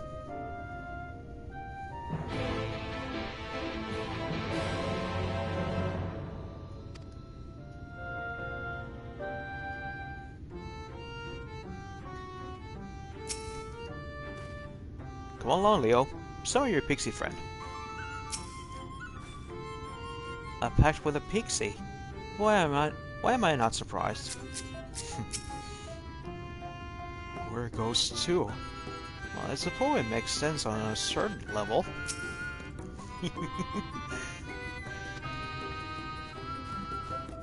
we just broke Alphino's mind.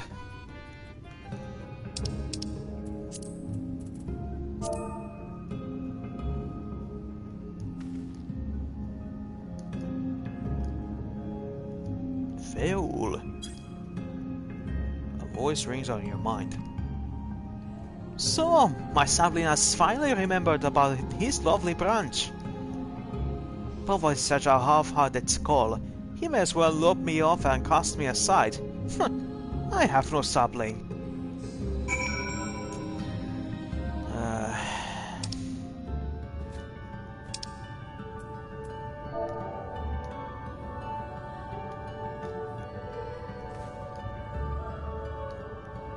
Please?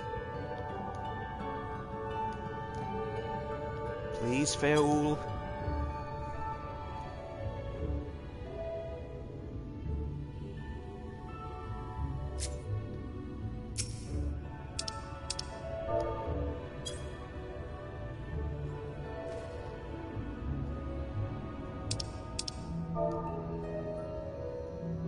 Well, I guess I don't need to put that.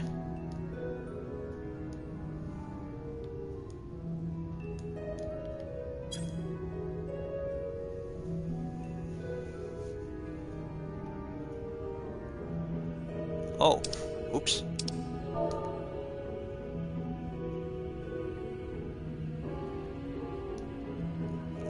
I didn't see that additional text.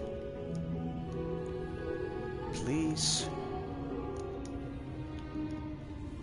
Feul. I need you. Huh. Is that your idea of a fervent call? Our son-in-law could do it with more fire.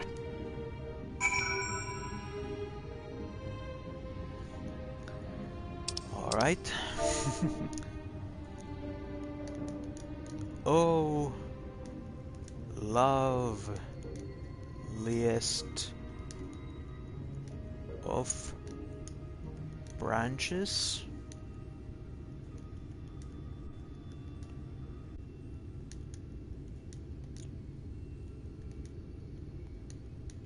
Please grant me. Grant me? Oh. Grant me your succor.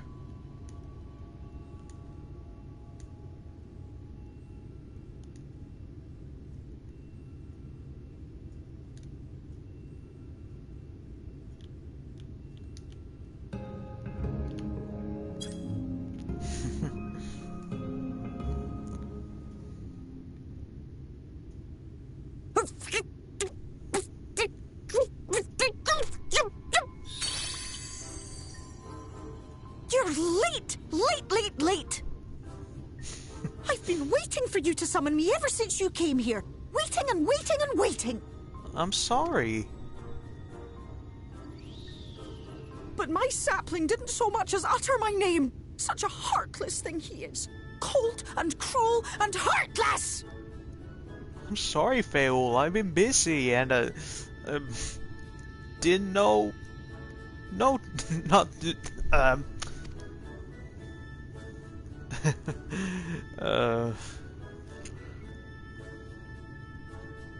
Another self-important little brat. Just what we need. Reminds me of my childhood.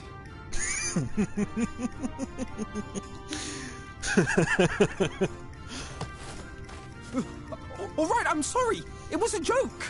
Honestly, just a joke. But just now you called for me so earnestly, so fervently. I couldn't possibly stay angry at you. Very well. As your lovely branch, I will lend you my strength. Thank you.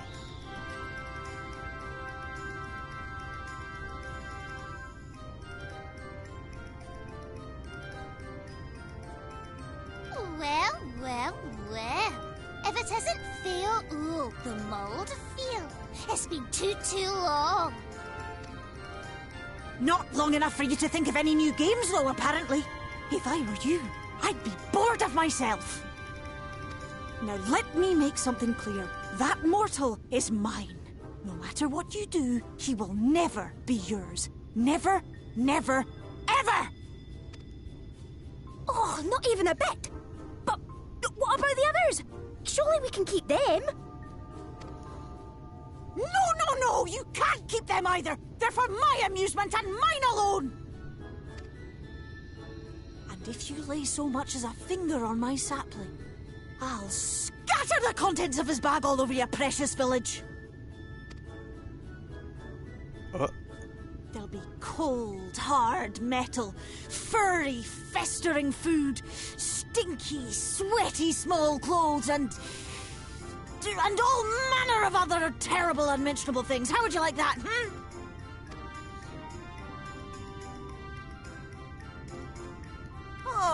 All right. But will you not at least let us play with the twins? Just while the others go and see Urianger? Aye, that's all we ask. And we promise we'll play nicely. It seems we won't be joining you. Aye! We'll reveal the hidden Fernic to you at once.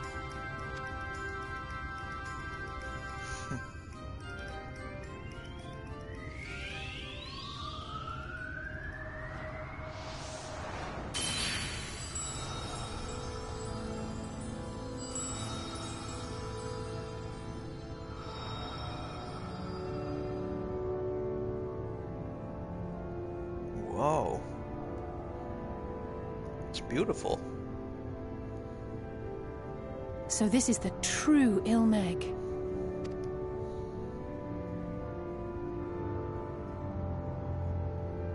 How are you feeling? Better. I think I remember the way now. Apologies for the delay. Shall we go and see Urianger? Your lovely branch is useful, yes? So whenever you're in trouble, you must remember to make use of me! I will. I promise.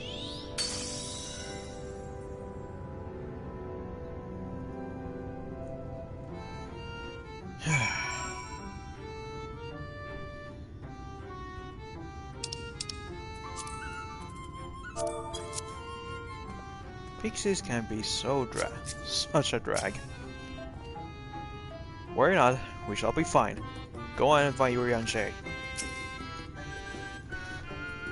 Send Urianger my regards, and tell him to live somewhere less annoying next time. Phil certainly has a way with the other pixies. For Alpha and Alice's sake, let us be quick. It would be a shame to return only to find that they have been made to play one game too many. Now, the place we seek is the abandoned manor of a nobleman and scholar. The bookmark shelves, it's called. after the fellow's vast collection of tomes. An agreeable habitat for our friend, I'm sure you'll agree. If we follow the path north, we should soon find the place. Come along.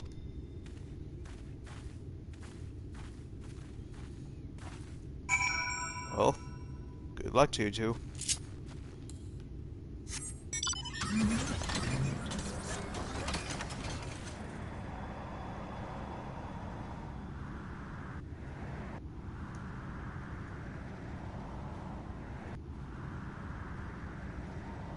Ah, there it is. Straight ahead.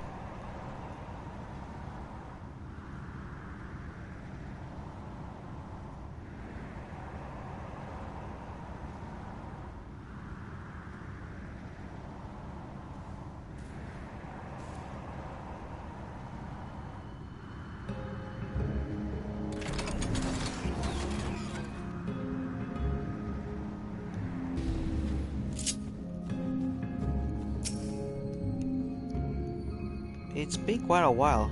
I hope Orion-J is well. And here we are at long last. I'll give you Orion-J's humble abode. Come, let's see if it's home.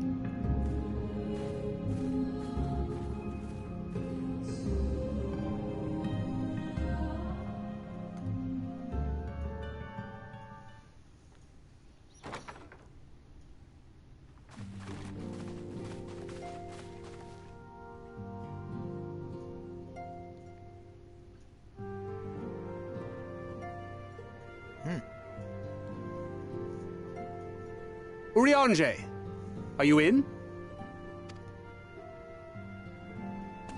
Unto a world weary of heroes, a hero wends his way. The Exarch did send word that thou wouldst seek me out, but ne'er did I imagine thou wouldst arrive so soon.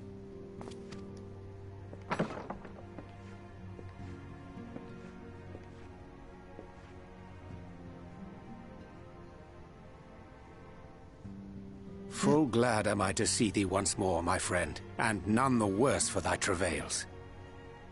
Nice to see you too. Nice threads. Run along, Minfilia. We will meet you outside. But... Another one for you to imbue, if you'd be so kind.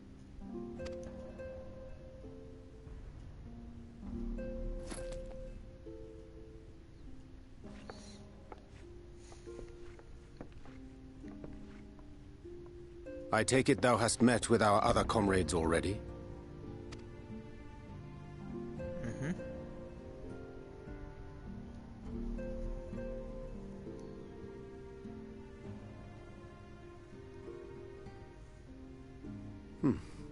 That Master Alphino and Mistress Alize now travel in thy company is of great comfort to me. As for the rest, it beginneth in earnest. The hunting of the Light Wardens, and perforce the war with Yulmore. Hark thee then to my words, and through them behold the vision that I did glimpse, that of the 8th Umbral Calamity.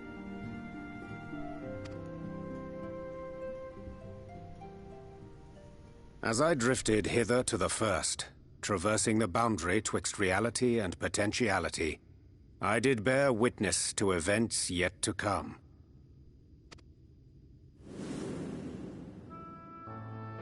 There I saw the combined forces of Eorzea and the Far East offering fierce resistance to the legions of Garlemald. So fierce, in fact, that they did begin to push the enemy back. Ilm by painful ilm at first, then Yalm by Yalm, and Malm by Malm in time. Yet the joy they felt was short-lived, for in so doing they did force the Empire's hand. Faced with defeat, the Garleans turned to a weapon most vile. Black Rose.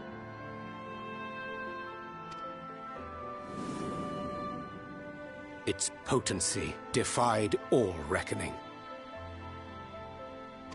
Once released, the gas took on a life of its own, wreaking untold carnage not only in Eorzea, but in the provinces of the Empire besides. From fighters upon the front lines to babes in their beds, none were spared.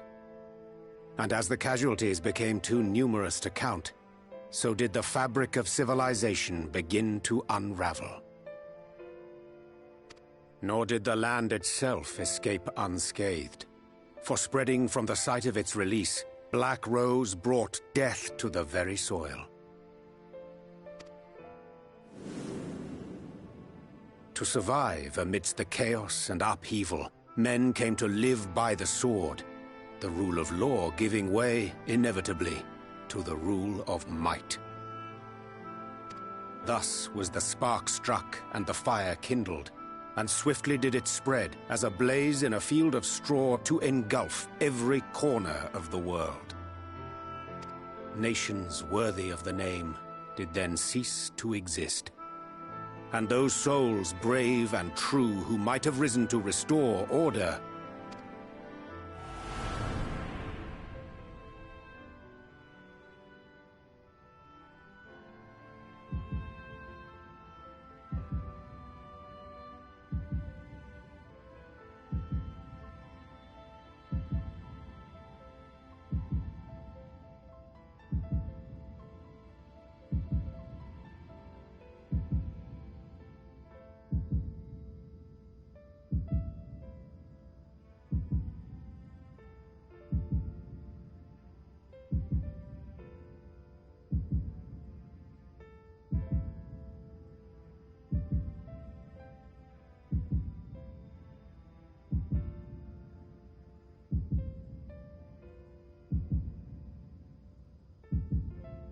were no more, for the weapon spared not one, not even thee.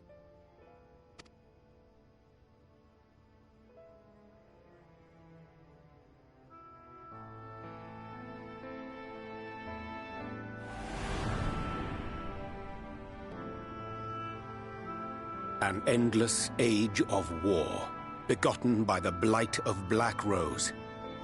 Such is the legacy of the 8th umbral calamity which I did behold.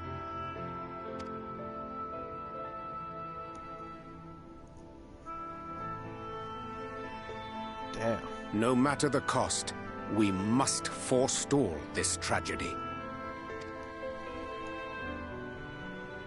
To that end, I have labored during my sojourn in this world, discovering in so doing the answer to a pressing mystery. And that is? That of Black Rose's inexplicable potency. Come.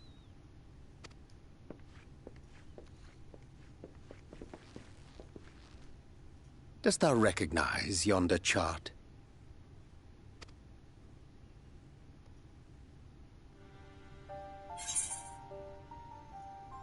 It's a chart of the elements.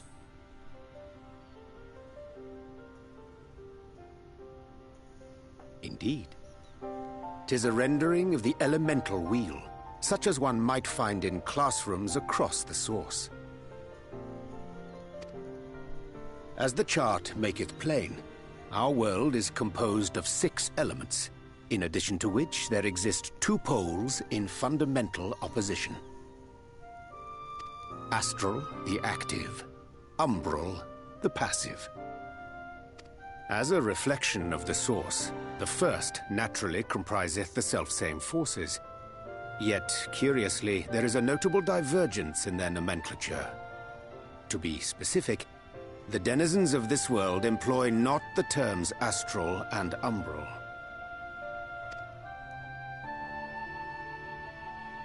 Thus was I moved to inquire what names said forces had been assigned. A simple question which yielded a most unexpected answer. Upon demanding the name of the pole aligned with activity and growth, I was told that as life's myriad colors combine to produce black, the people of the first had called it darkness. At this, did my mind begin to race. Yet 'twas only when I asked what name had been given to the pole aligned with passivity that mine eyes were opened to the truth.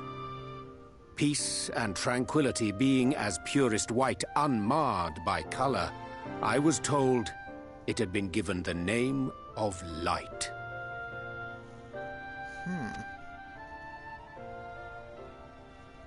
That's umbral light and astral darkness, yes? I'm no etherologist, but it strikes me that the nomenclature of the first is rooted in the generation of the two forces, while our own appears to focus on their effects. Which makes one wonder, have we had it backwards all this time?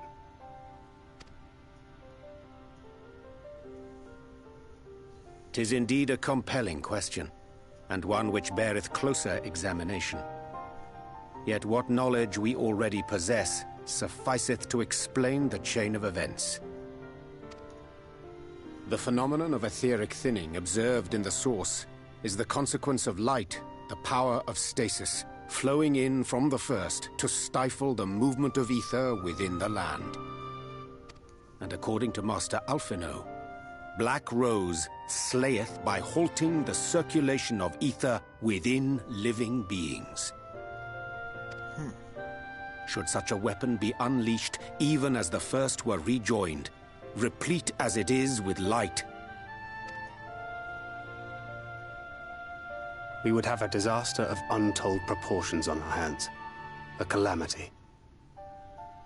I see. Well, at least we have a better grasp of what we're facing. Our objective, however, remains unchanged. We are to eliminate the Light Warden of Ilmeg. Speaking of which, were you able to ascertain its whereabouts? Aye. 'Tis all but certainly ensconced within Leargear, the castle which standeth in the midst of the lake. To enter said stronghold, we must needs turn to the pixies for aid. Fortunately, I have become quite adept at courting their cooperation. Henceforth shall I accompany you, and do all in my power to ensure that my vision doth not come to pass.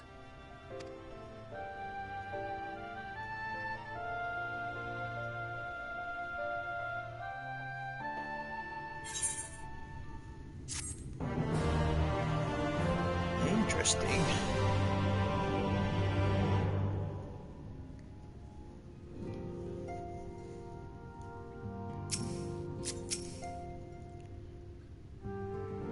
We will be much bolstered for Urianje's company. Yep. My friend, ere I speak of the task at hand, there is a question I would pose to thee. What thinkest thou of my appearance? Did you take up astrology? Indeed. Though the night be lost, behind the shroud of blinding light, doubt not but that the stars shine still. I have chosen to avail myself on their guidance, that I might navigate the sea of uncertainty that stretcheth before us. For a blessing, my prior studies of astrology did provide me with adequate grounding in the art. But enough of myself. Let us now speak of our task. As I did mention, if we are to enter Leargear, we must needs gain the Pixies' cooperation. This is a simple matter of presenting unto them a suitable gift. I shall procure a selection of viands that shall please their palates. Thancred, pray assist me in this endeavor. Meanwhile, Leo, I bid thee obtain that which will please their eyes. In these parts, there abideth a Vilekin known for its boateous wings. The Hawker, I shall lend thee a receptacle within which thou mayest capture a weakened specimen.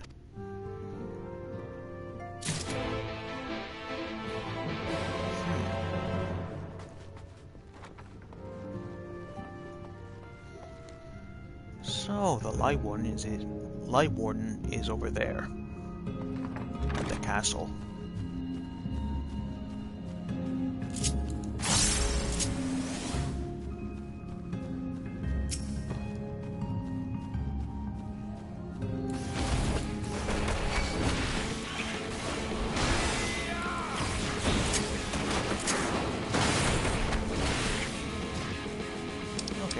enough. Yoink. Thank you for your cooperation.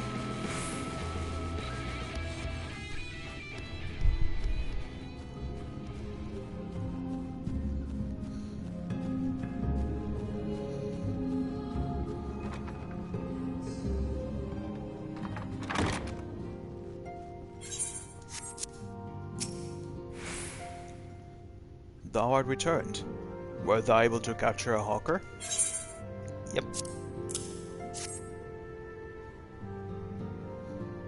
Ah, a truly magnificent set of wings. I shall treat them at once to make fast their vibrant colors. Thangrid too should return anon, upon which I shall ready all the items for presentation. Pray take thine ease meanwhile.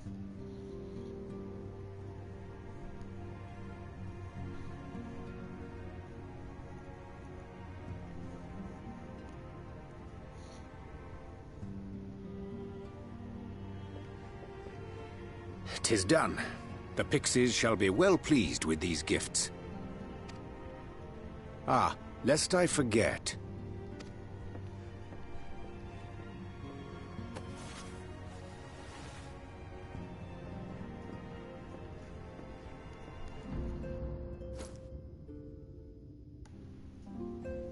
Wait, white auracite? White auracite, newly forged for thy use.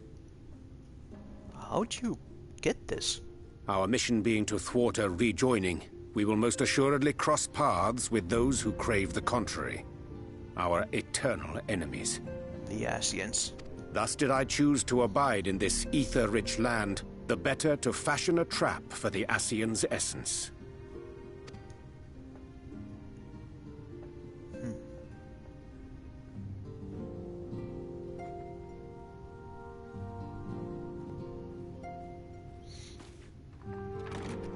May I come in now? You may indeed, assuming you've finished.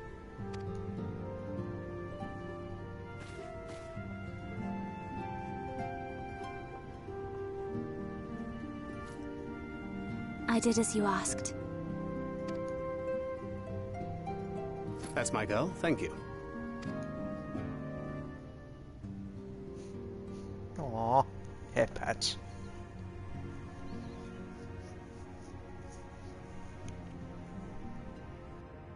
I should probably explain. Though my body remained behind in the source, its limitations saw fit to accompany me. Which is to say, I cannot manipulate ether. I took up the gunblade for its defensive advantages, but on account of my little impairment, I cannot imbue the ammunition myself. Luckily for me, Minfilia has quite a talent for it. Minfilia, once we set forth, we are not like to return for some while. If thou wouldst choose tomes to take with thee, let it be now.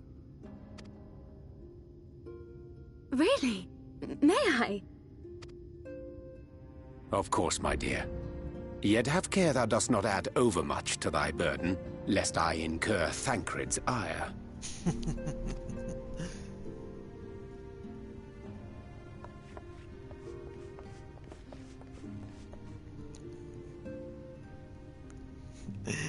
They're like they're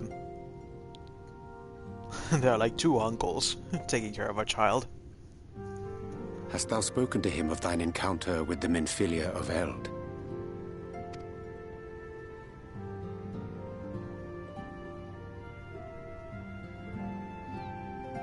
Well, I suppose now is as good a time as any. As you know, I freed young Minfilia from captivity in Yulmore some 3 years past. Not long after, the two of us journeyed to the south of Armareng, to the edge of the Empty, where the flood was halted. 'Twas there that she awakened. The Minfilia of old. My Minfilia.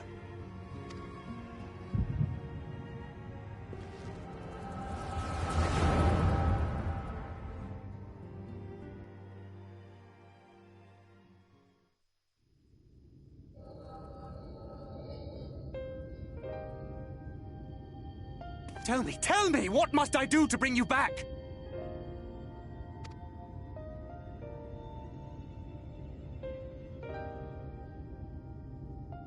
My dearest Thancred, as I am now, I am no different from an Ascian. This child is but a vessel. One of many I have used that I might spread word of her enduring blessing and preserve the flame of hope. In my name, each has died, never having lived her own life. I have taken enough from these children. I will take no more. But what of your suffering? Your sacrifice? This isn't fair! I will not stand for it. I cannot! There must be something we can do. Tell me!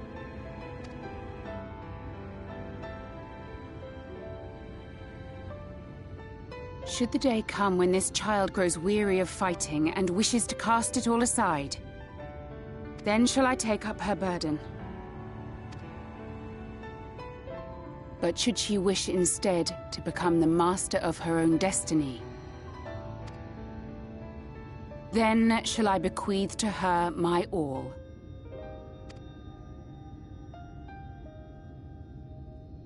Imbued with the strength that I reserve for rebirth, she may come to wield my powers as her own. And what of my wishes? What of Flamine's? What of all the people who love and care for you and want nothing more than to see you again?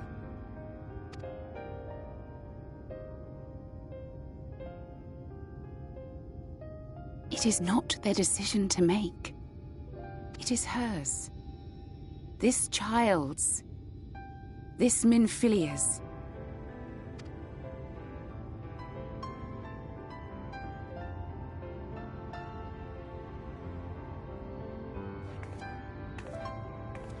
You have ever watched over me, Thancred.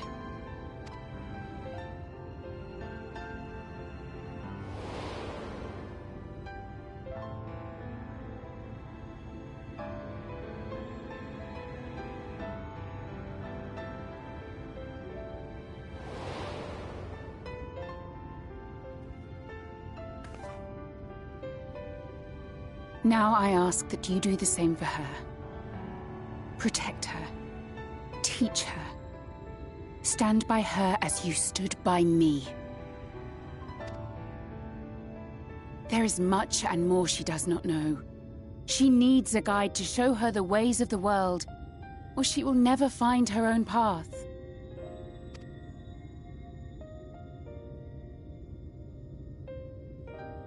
When the time comes, you will find me here. Until that day.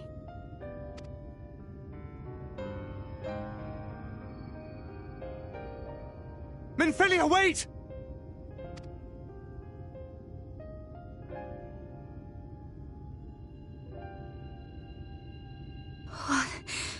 What happened?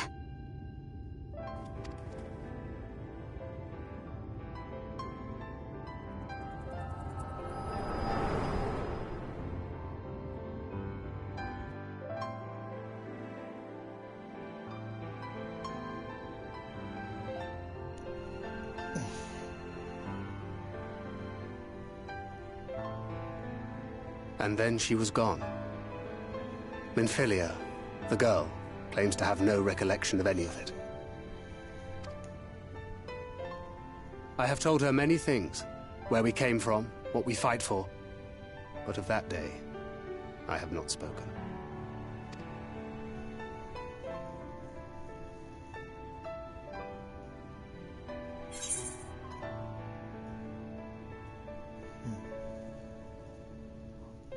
How do you want this to end?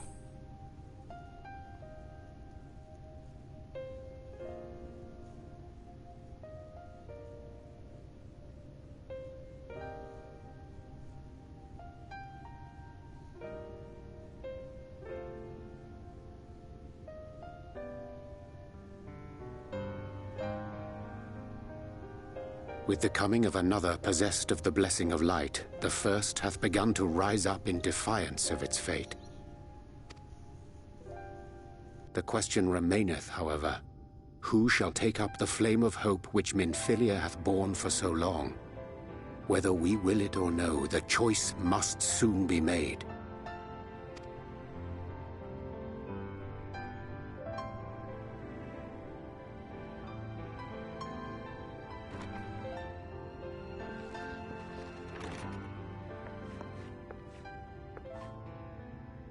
I'm sorry I took so long. It was so hard to choose. In the end, I settled on just the one. That is well. Now, if all is in order, let us set forth for Lida Loran.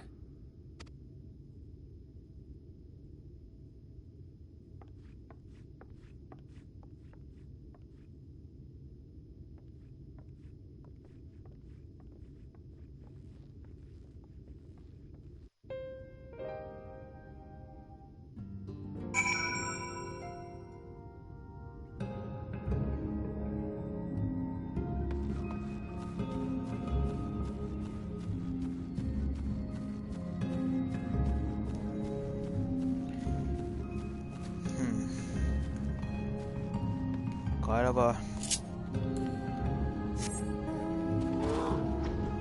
how should I say it? Kind of a unfortunate events for Thancred.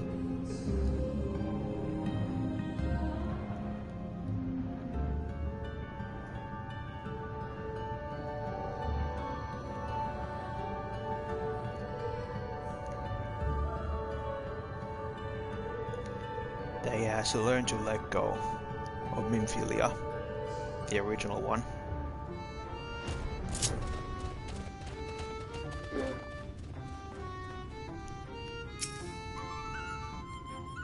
I dare not ask what happened in our absence. When you have a moment, be sure to show your appreciation to the twins. They've endured a great deal on our behalf. Alright. What happened? You could have returned a better time. The Pixies had just decided that it would be amusing to have Alice and I exchange outfits.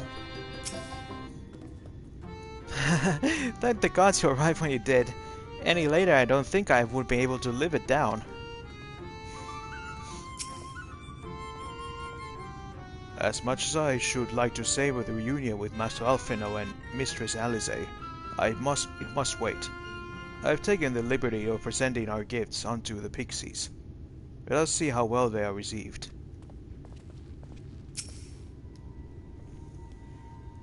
We were expecting you all back so soon. We had scarcely begun playing with the twins.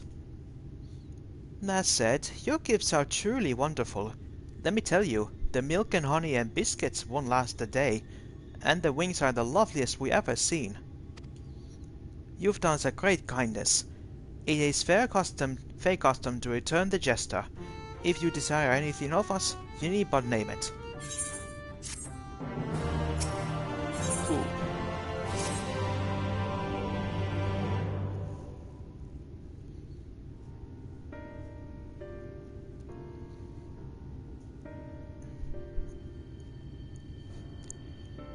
So, what is that you desire? Rusty old coins like you mortals are wont to collect, perhaps? We are resolved to vanquish the Light Warden of this land. To that end, we desire entry to Gia. What a strange thing for you to wish for. You might as well ask for your death. But if that is what you want, who are we to argue? Very well, I shall speak with the others.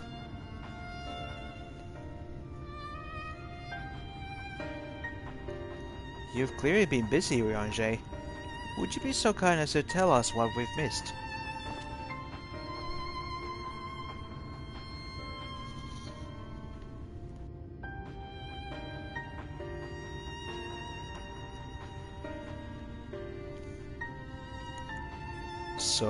So that was the purpose of the gifts. Is there anything you can tell us about this Light Warden? Aye, my lady. By circumstances most tragic, the Light Warden of this land is our king and ruler, Titania. Oh, Titania. It was not always so, of course. Our king fought the first Light Warden that threatened our home, you see. Fought it and won. But all the horrible light that came out went and corrupted them, turning them into a new Light Warden.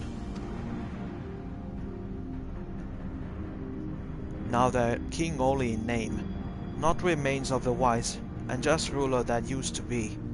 We had no choice but to seal them in the castle.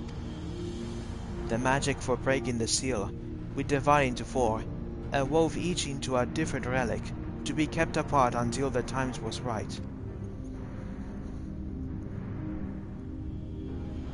And this dress is one of them. It's been in our safekeeping for years. Years and years. But we decided to entrust it to you. Are you sure?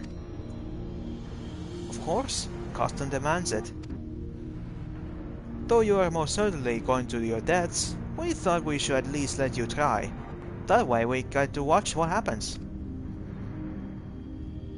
Of course, you can't break the seal unless you have the other relics too. The shell crown is with the Fuath, the stone scepter is with the Numo, and the crystal shoes are with the Amaro. Good luck finding them all.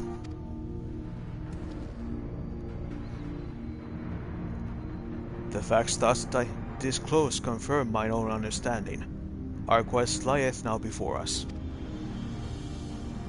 First, let us heed to the lake, there to claim the shell crown from the Fuath. If we call to them before the untouchable gate, they will answer.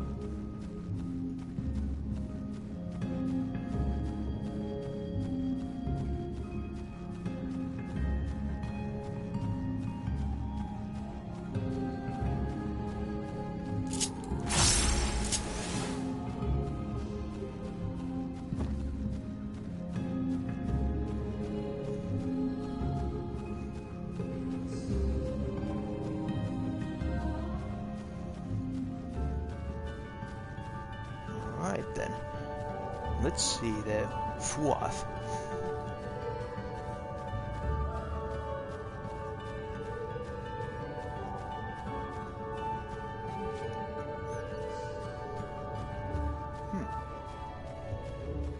Nice gate.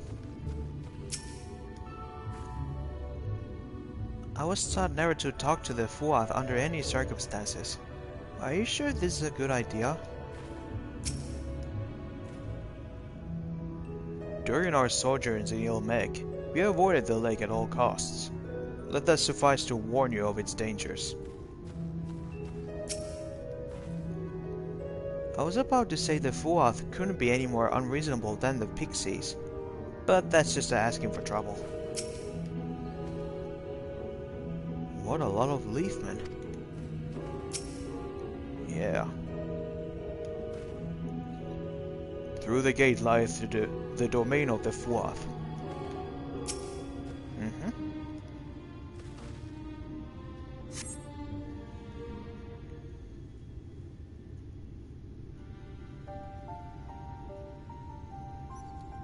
Hearken to me, O spirits of the water.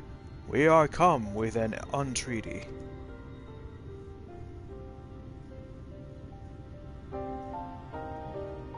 Not in a talkative mood, apparently. I'm not exactly sure how the gate works.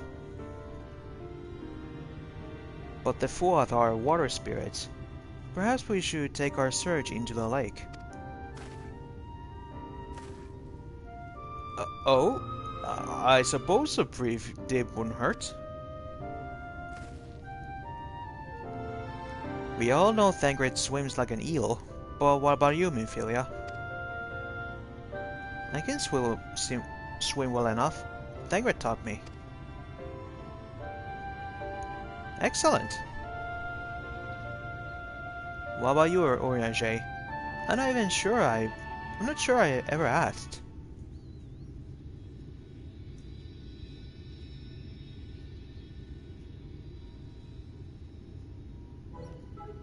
Rather than swim, maybe it would be more expeditious to walk upon the surface by means of magic. You too, Oranger? That you should be a kindred spirit. Worry not, my friend. I know some helpful tricks, and I should be more than happy to share them with you. Together, we shall conquer the waves. Well, well, aren't we a lovely lot? And you have an entreaty for us, you say? An entreaty for mortals? What a treat! Aye, my comrades and I are on a quest to vanquish the Light Warden. To that end, we would humbly beg the loan of the Shell Crown, which we are given to understand is in the safekeeping of your people. Oh? Is that all? Of course, you may have it. You shall have it. Just like that? What do you want from us? Oh, no need to be so suspicious. The crown simply doesn't mean much to us all. Much to us is all. As a matter of fact, nothing means much to us. For we Fuath is over before it's begun, and we couldn't care less what becomes of the Fairy King, nor the world of that matter. Having said that, we do so seldom have mortal visitors, and it would seem a shame not to make the most of you. Touch the untouchable gate, and come hither to our domain, Don Meg. In your tongue it means Forbidden Realm. Sounds forbidding, yes? And so it should, for we are one with the water, our home wrought of ripples and waves and currents. Find your way through, give us thrilling sport, and we will give you the crown.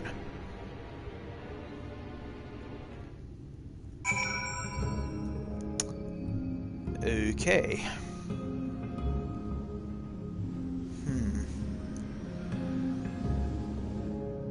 I know we can now use our friends to go, as someone would say, solo this, but I'll try my chances. Let's see if we're able to gather any people to help with this. And in the meantime, I'm gonna go make myself some tea.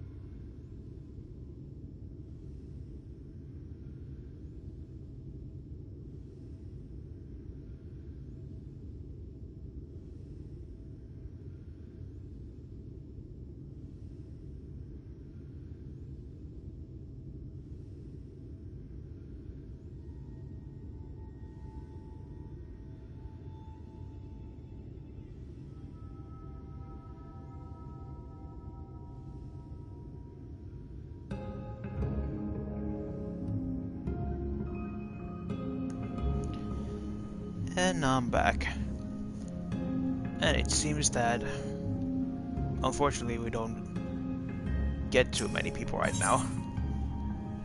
Well, given the time frame right now, then we must do this. Let's form party.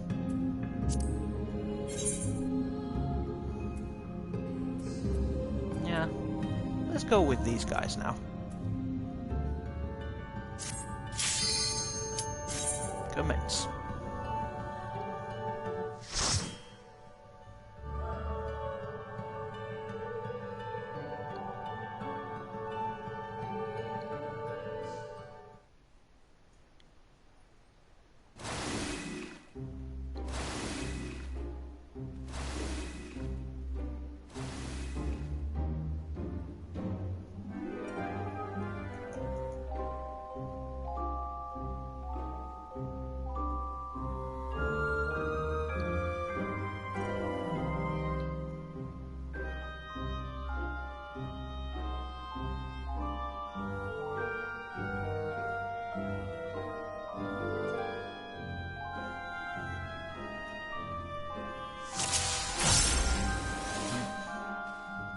Very beautiful place.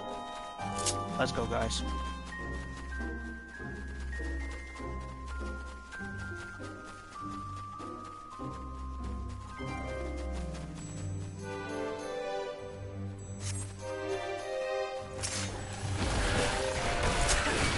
No, you don't.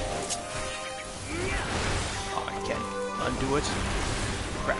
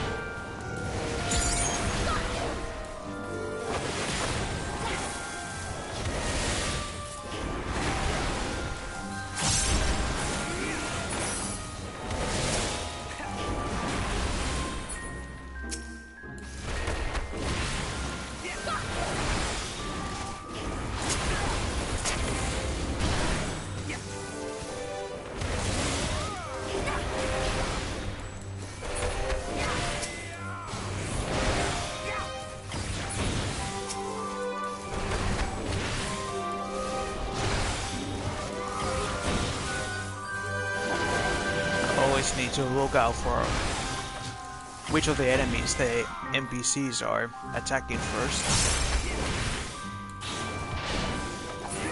So I need to always go with their beat to maximize the damage. All that I have and more I bring to bear!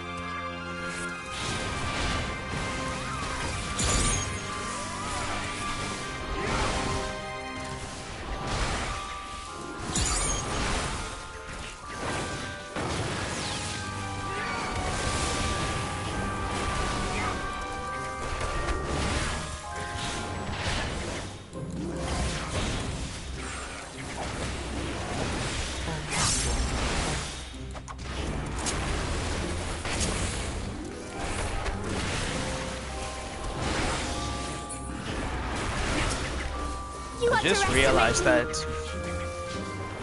this melody somehow reminds me of the dance of the sugar plum fairies. At least the first couple of melodies. Boom, boom, boom, boom, boom, boom, boom.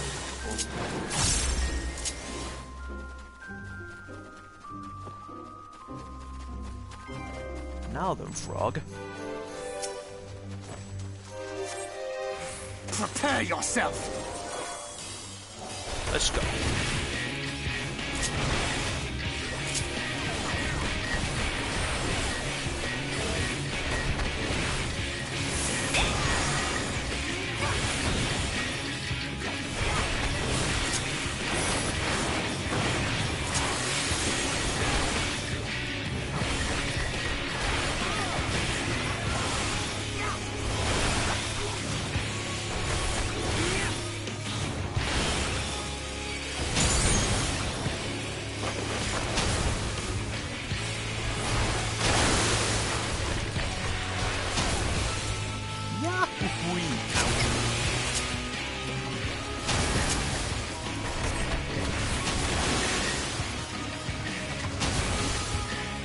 Ouch.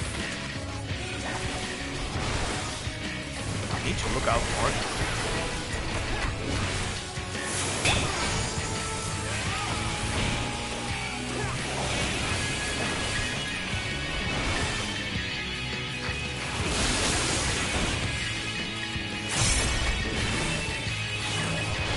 Right, gather around.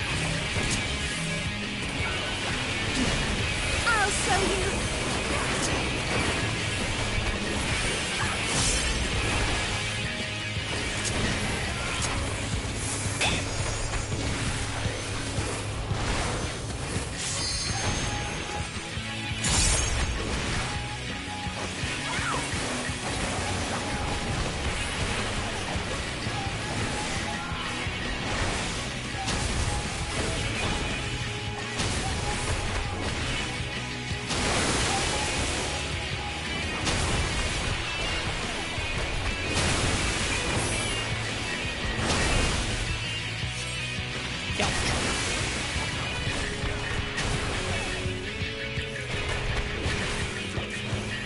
Keep your guard up!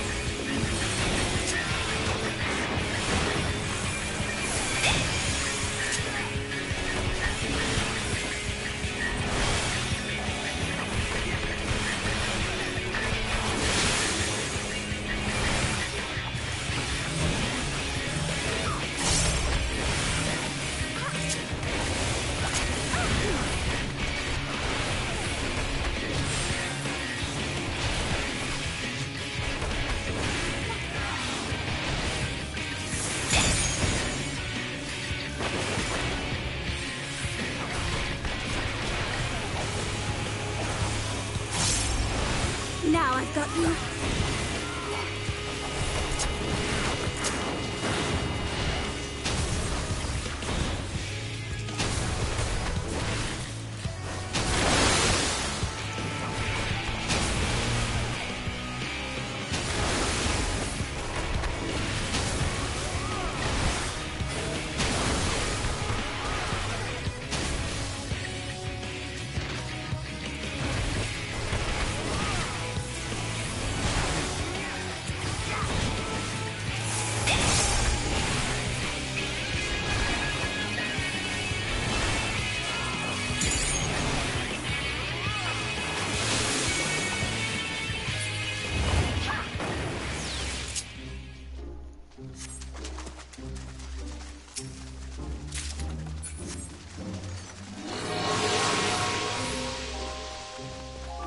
Wow.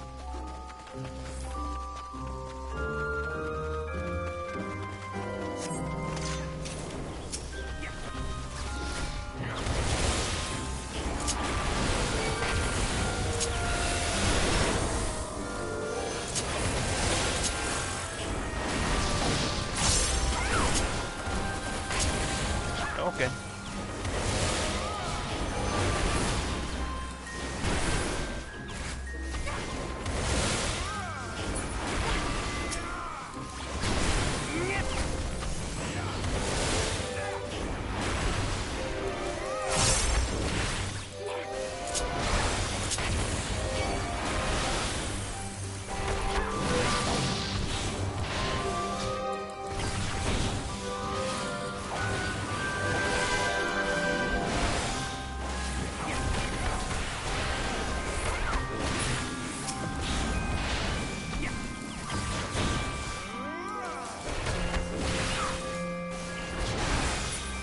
underestimate me!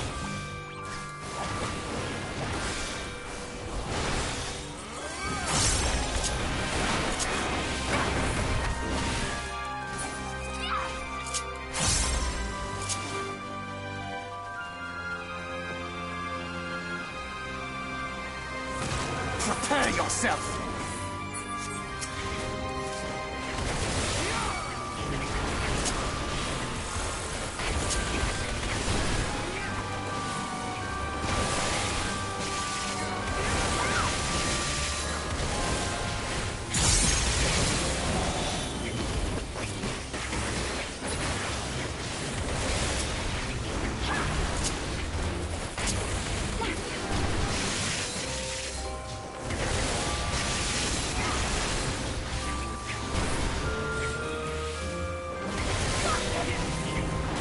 Use all the AoEs.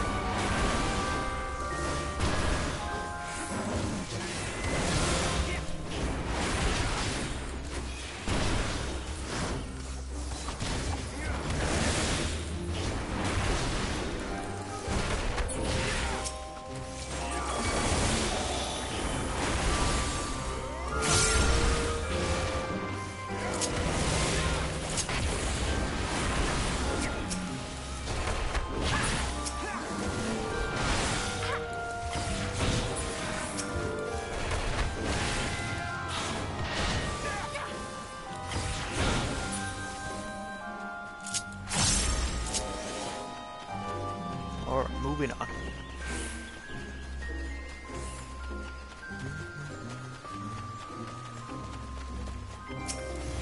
Prepare yourself!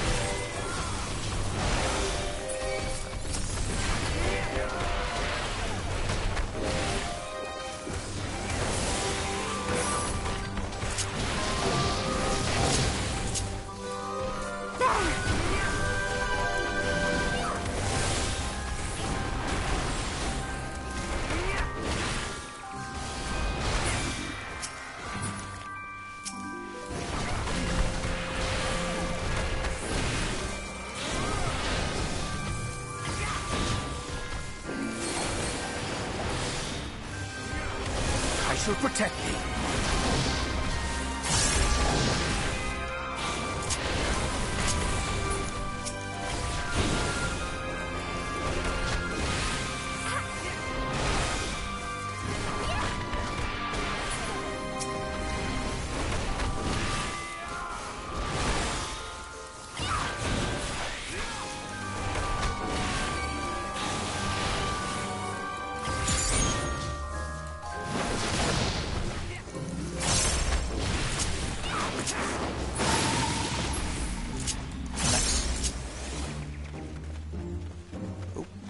Chest, done.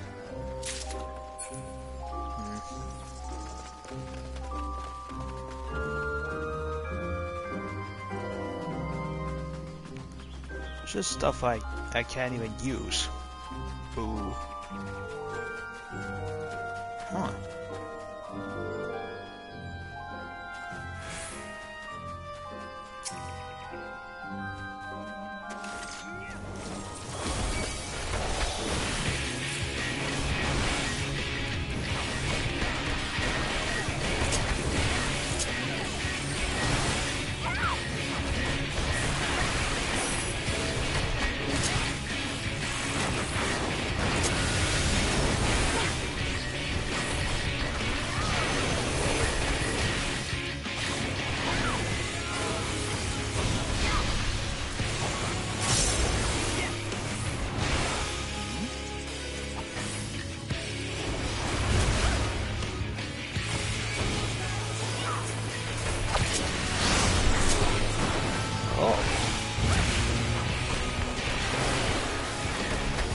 Seem to be growing in size.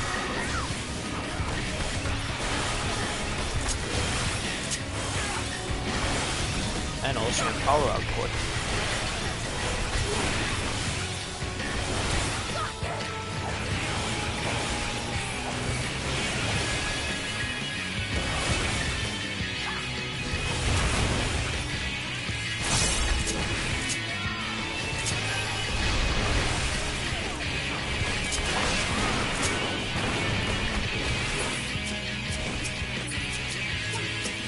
Go!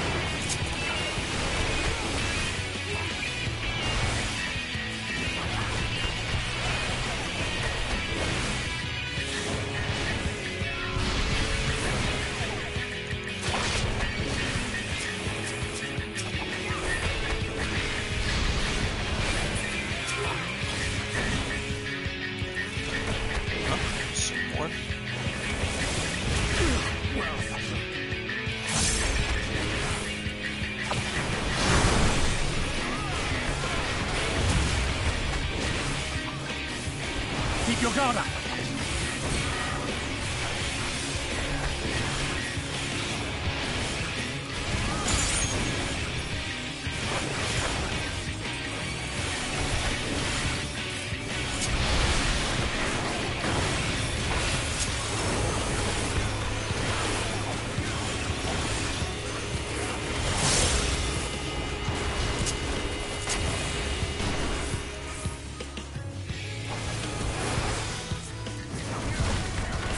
You underestimate me.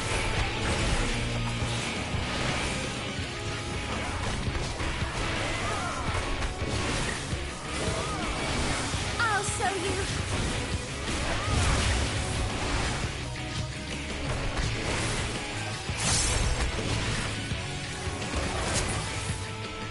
Ucha.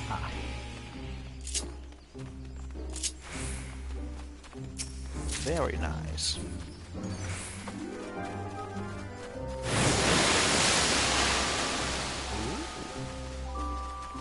Nice.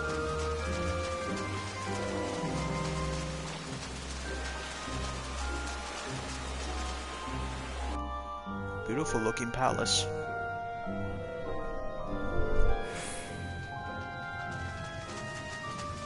Welcome, welcome to a humble palace.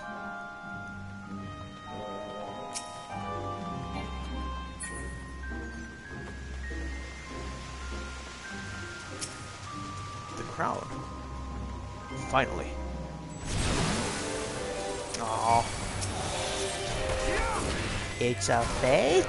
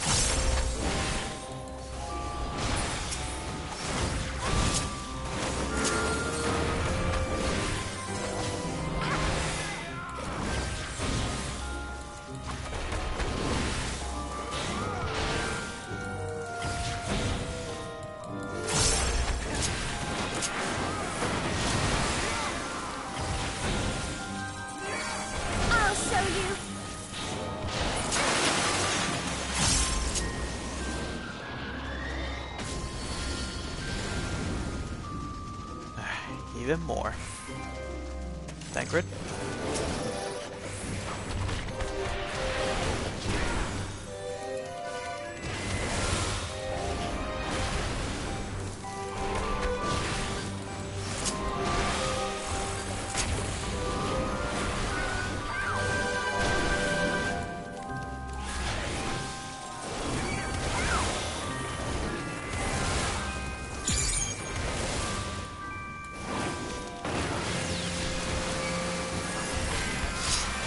Ooh, man.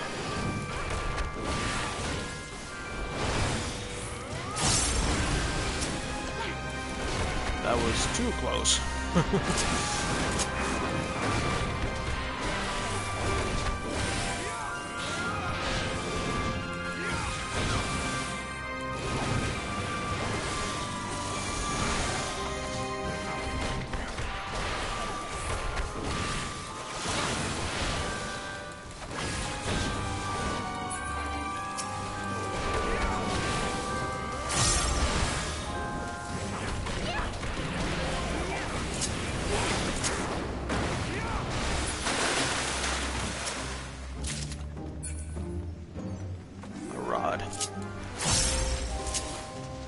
Very useful. Well, for me, because I don't have any any magic classes, except for Red Mage.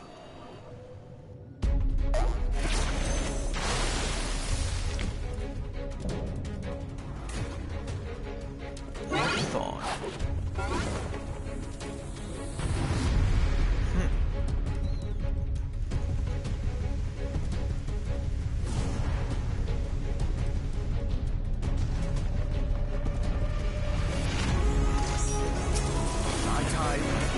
Time for a musical interlude.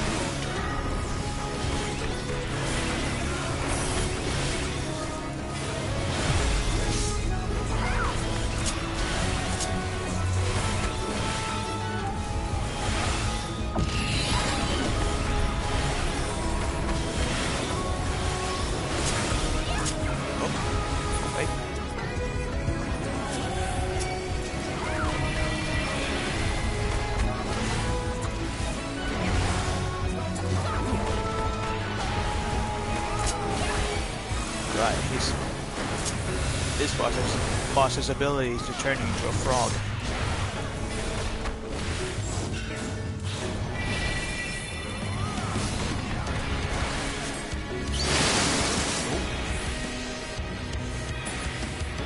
Alright, now I must do this. Carefully. Hey, unfair.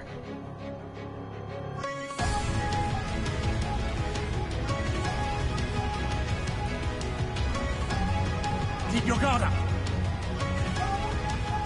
Carefully. Now.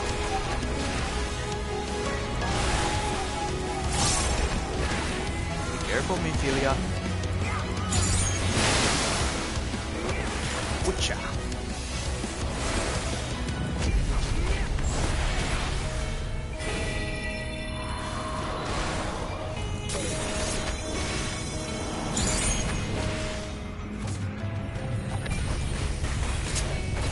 Oh, God.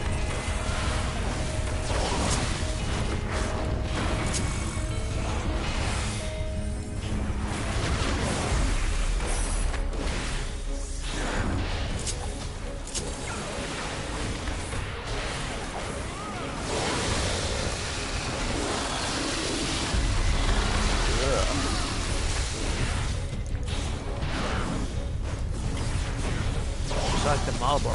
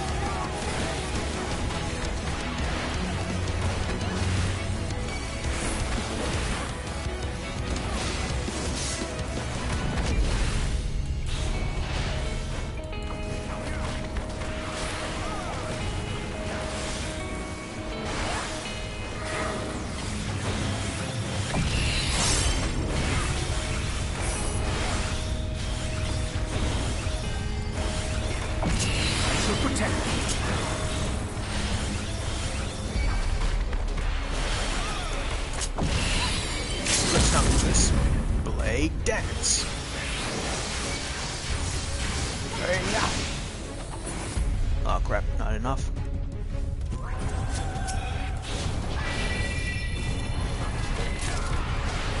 Now it's enough. Whew.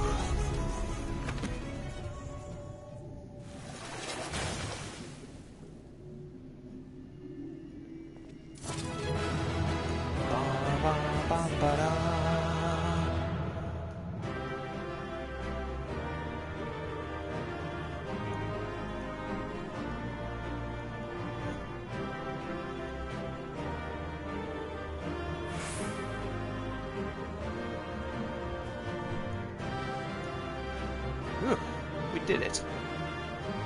Time to collect our prize.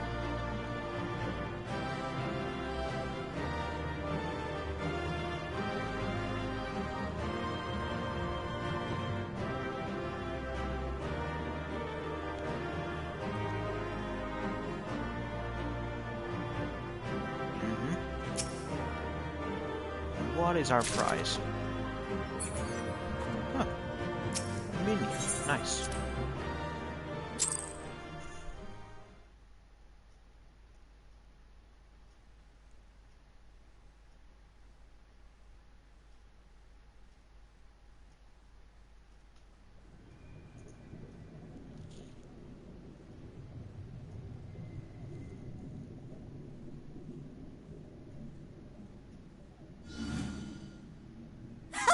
Wilford! Wilford!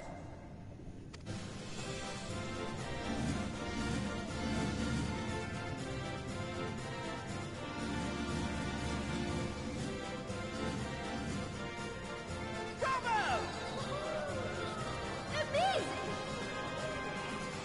Jolly good show! Oh, you do not hold back!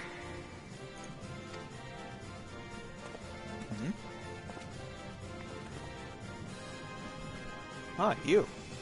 But I would have it no other way. Seldom have I enjoyed such sport. We have satisfied thy demands. Wilt thou now satisfy ours? Of course! Of course! There it is, the relic you seek. Yours for the taking. Have care you do not break it, though, yes. Well, it's given.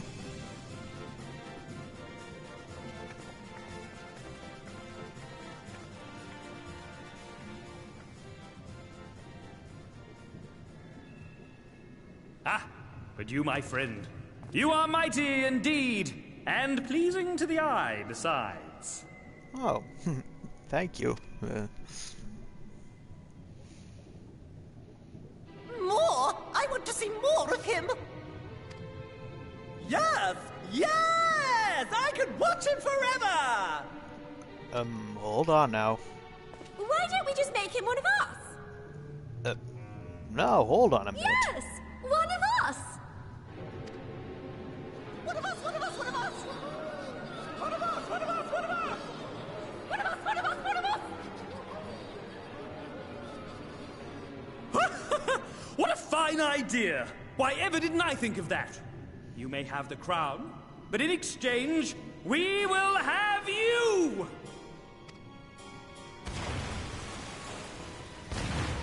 Oh.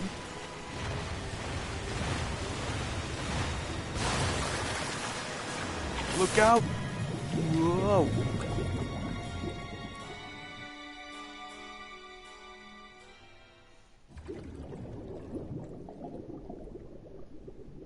Wake up! Wake up, damn you!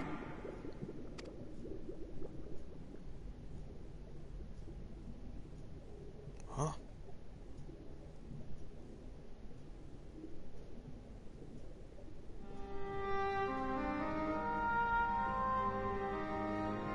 Ah, you're alive. Thank the gods. I don't know where you learned to breathe underwater, but it's lucky you can. Yeah. Thanks to my friends of the Kojin.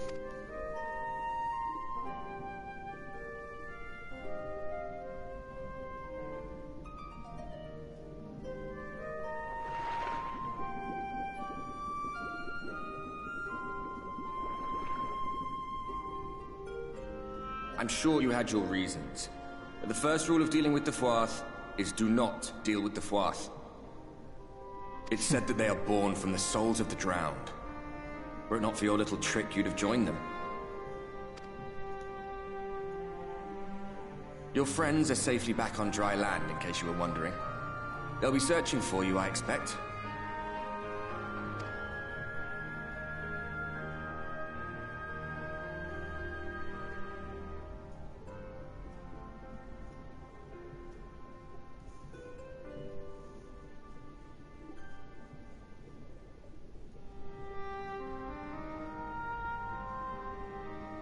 That's the royal capital of the Kingdom of Verbert down there. It's seen better days. They were a stubborn lot, the Verbertites. Set in their ways. But once you got to know them, you couldn't find a more welcoming people. It always froze over in winter, being up in the mountains. So we'd pull up our chairs round the fire and trade tales over steaming bowls of lamb stew, while the street lamps burned hot and bright outside.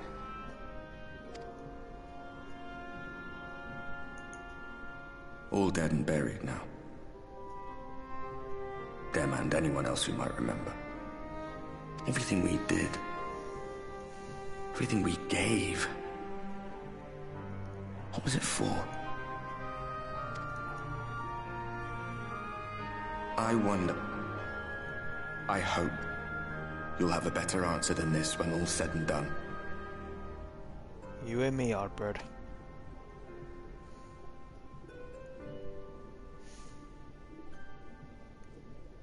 I will find a way. Somehow.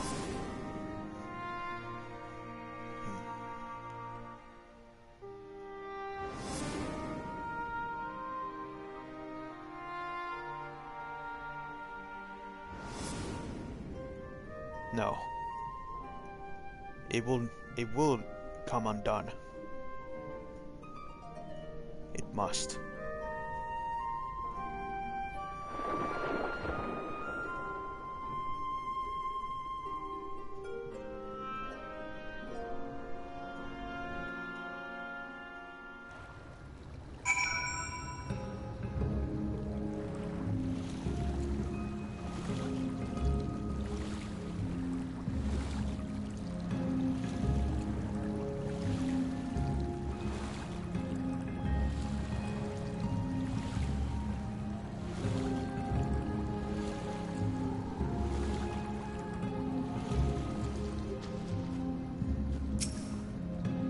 Guys, okay?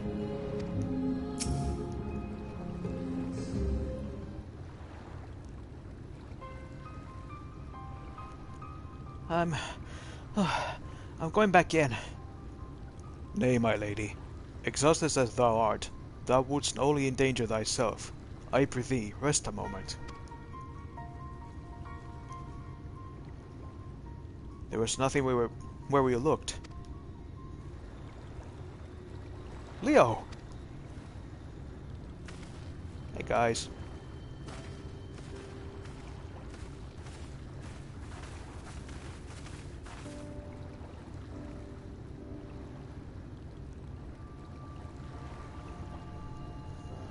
Dear gods!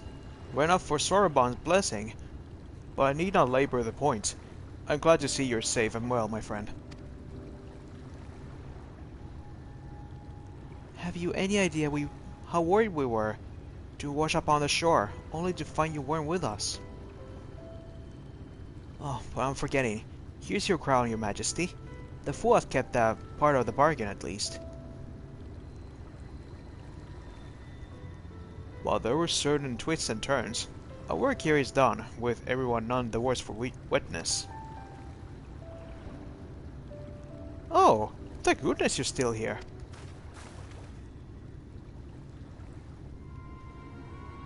Su'uin, is something amiss? A great mob of mortals is marching to Ilmeg. Mortals with ugly weapons and uglier faces. They wouldn't happen to be your friends, would they? Rather the reverse, I fear. You'll more an army at a guess. Meaning, we can play with them? as much as you like. But just to be sure, I will return with you to confirm their identities. If they are who we suspect, we will require your aid. If Alphino is coming, then Alice will be too, yes? Can't have one without the other, you know. Alright, just remember, we're not your playmates this time. I'm afraid we must leave the rest to the relic hunt in your hands.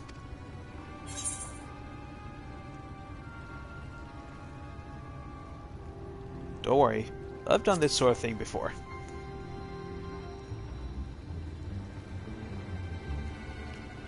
Indeed you have. Very well then. See you afterwards, my friend.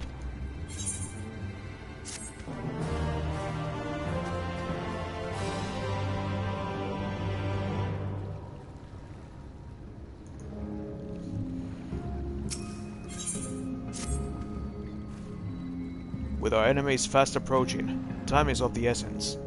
We must needs accomplish our mission with all possible haste.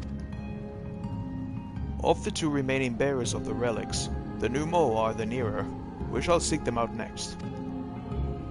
Among the Fey folk, they bear the distinction of having abided in these lands since before the flood. They are also the friendliest to men, and have served me faithfully whensoever I have called upon them. Indeed, they are the source of much of the knowledge I have acquired in my time here. The path leadeth past my dwellings. Let us away.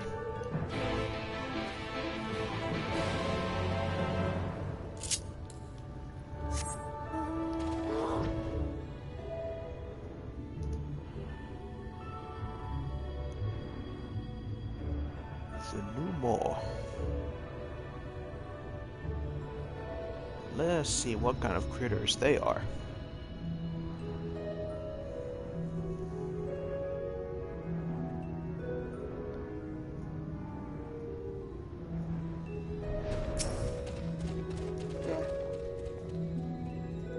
Past yonder cliff lieth Plaeni, home of the Numo.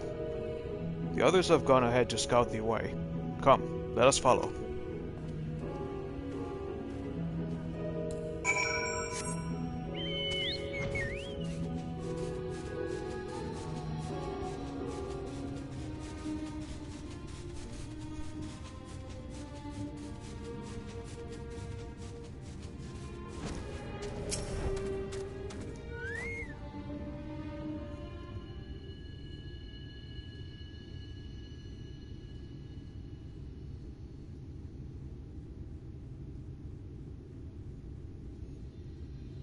If the path striketh thee as precipitous, 'tis because it was once a mountain trail.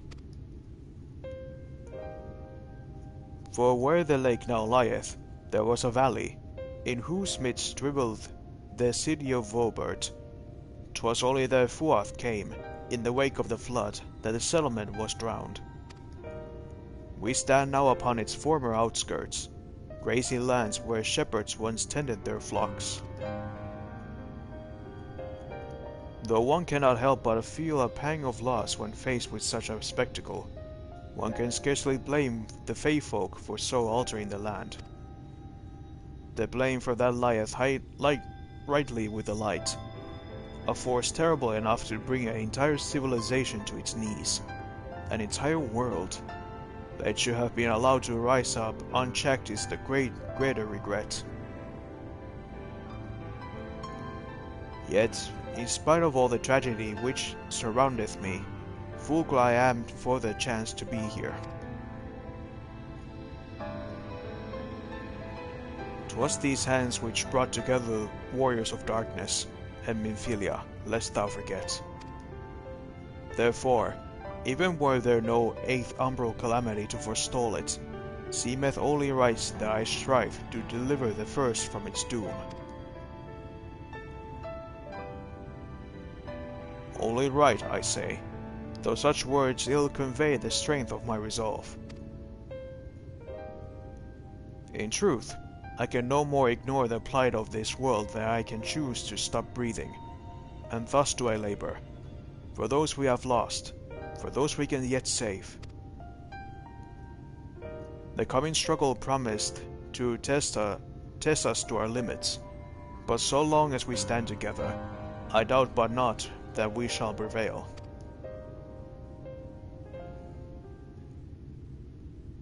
Aha! Mortals! Just as we thought.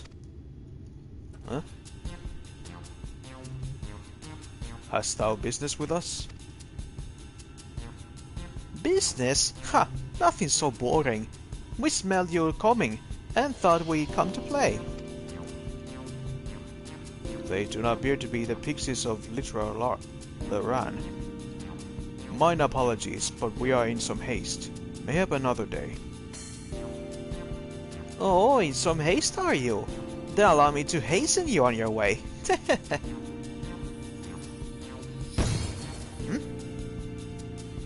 Yeah.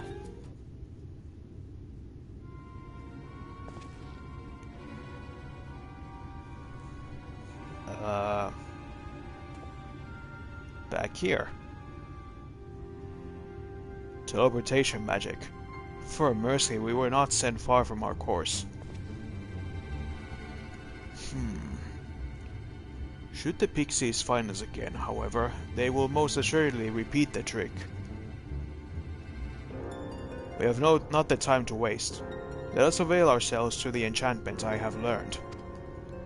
Fey Cloak, 'tis called, a most ingenious magic which rendeth one invisible to Fey folk, albeit briefly.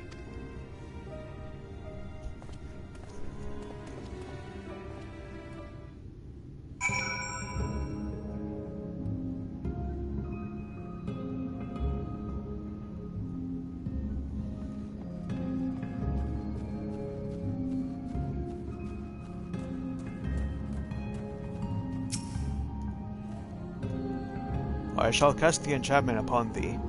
Under its aegis, thou art to make thy way past the pixies and enjoy our comrades. Know, however, that the enchantment shall suffice to veil thee and thee alone. Be not tempted to employ a mount, as it will only serve to give thy presence away. Okay.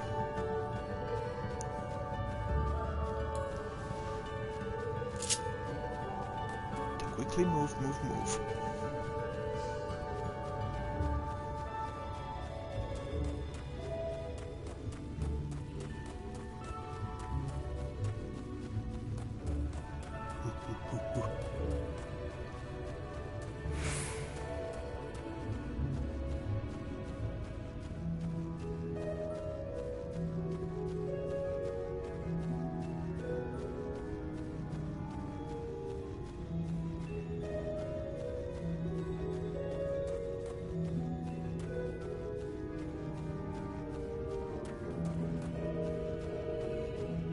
And we are clear.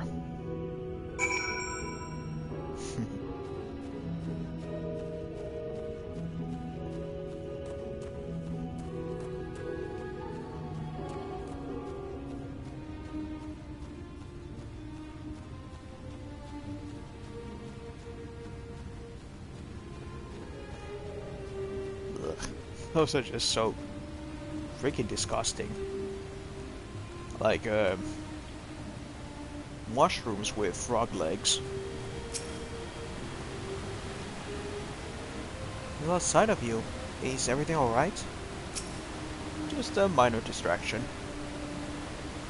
I'm sure you were right behind us. What took you so long? Pixies. I see.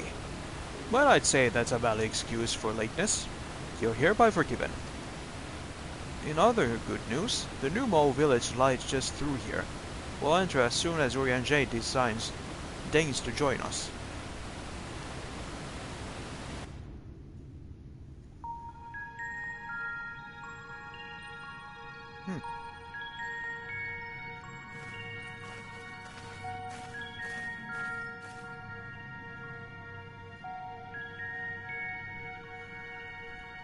Huh?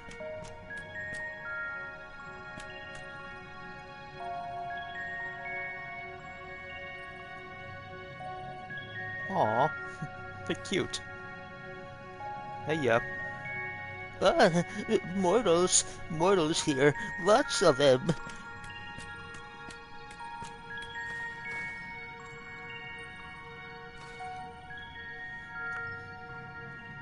I thought you said the Numo were men's best friends. The poor thing was beside itself with fear. 'Twas beside itself, perhaps, but not with fear. This is unacceptable. Unacceptable, I tell you. To have so many mortals appear at once.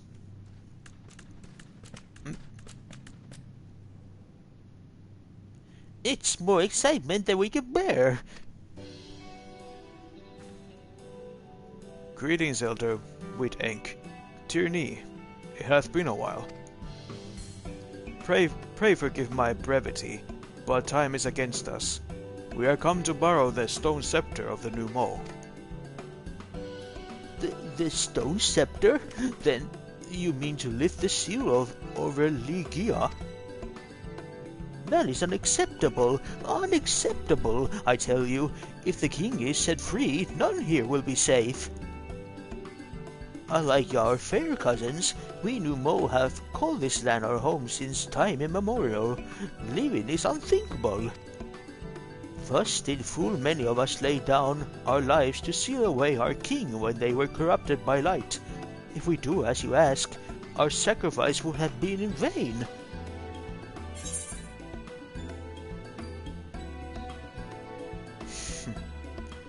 Don't worry, we'll defeat Titania. But then you only become another Light Warden. It changes nothing. Honored Elder, pray believe me when I say that this man is possessed not only in the strength required to vanish the king, but of something still more valuable, a means to resist the resultant corruption. Indeed, he hath already laid low the Light Warden of Lakeland, all without succumbing to the influence of its light. Yet is yet stranger to this land, 'tis true, but he harboureth the self-same desire to see the Sin-Eaters eliminated as we do. Wilt thou not lend us thy hand, that we might see thy beloved home restored to its former glory? You have always done right by us, Urianger. If you have placed your faith in this man, then so shall we. As you say, we want nothing more than to be rid of the Sin-Eaters. But be it as it may, this is not a decision to be made lightly. We require time to deliberate, a turn of the mood perhaps. We don't have a turn of the moon, unless we want to debate this with a Yulmoran army.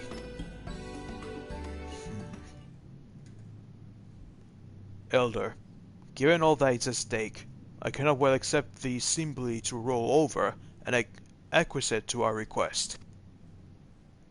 But even now, a powerful foe draweth near, and I fear I must beseech thee to hasten thy deliberations, that thou mightest fetch us the scepter while there is yet time to use it. Roll over? Fetch? You know full well that naught gives us greater pleasure than to render aid to men. You know full well, yet you speak the words of a power regardless. It's unfair, unfair, I tell you. Huh? In happier times, it was our honor to assist mortals in need and receive rewards befitting our deeds. Since the King of Verbert fell, however, we've been starved of man's patronage. After so many years of deprivation, it is difficult to ignore such an earnest entreaty.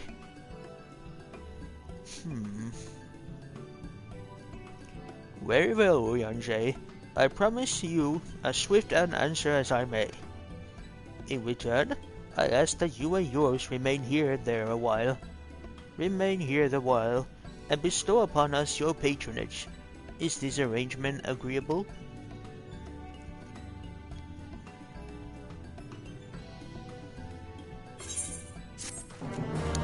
Okay.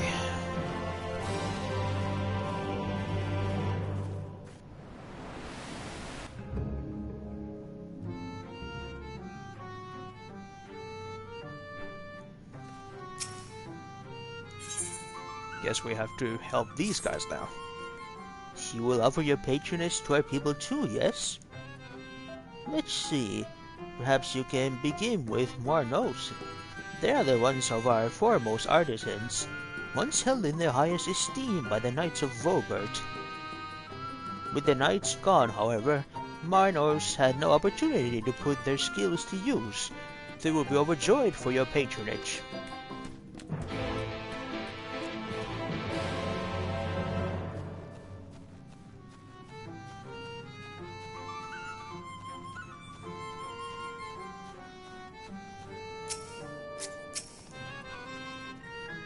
Though the Numo may appear placid and amicable, they're fairly warned that they live by uncompromising codes. Codes such as that which saith the payment must precisely befit the service. Be it an item or a task, have care thou givest neither more nor less than what is requested. Aha. Interesting set of rules. Well enough to be served. The question is whether we can provide a fitting reward.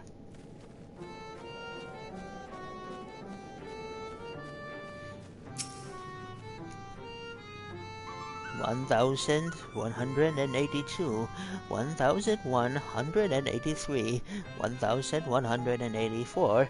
Wait, did I already count that leaf? Excuse me. What? Where? What? You're immortal? Huzzah! Huzzah! Well met. Yes, very well met indeed. Have you old and tired arms and armor that are threatening to fall apart at critical junctures in battle? If you answered yes, you've come to the right Numo. I will restore your equipment to pristine condition for a payment of pair of moss fungus legs. Moss fungi roam just outside the cave. Please, please, please give their legs and your patronage to me. Okay then. You seem so desperate, so gotta go do it.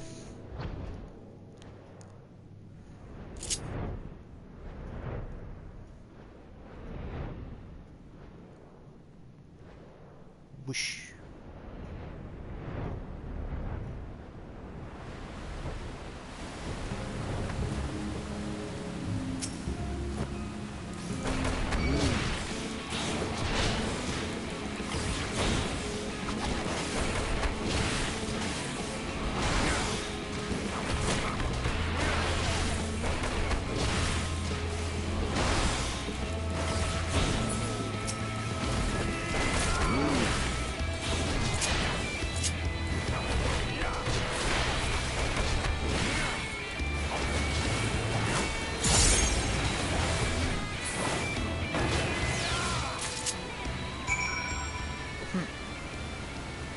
There we go.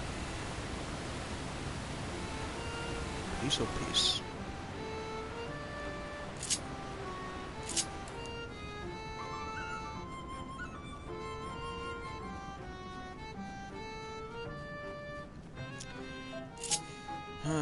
It seems I'm gonna have to do some major adjustments to my abilities.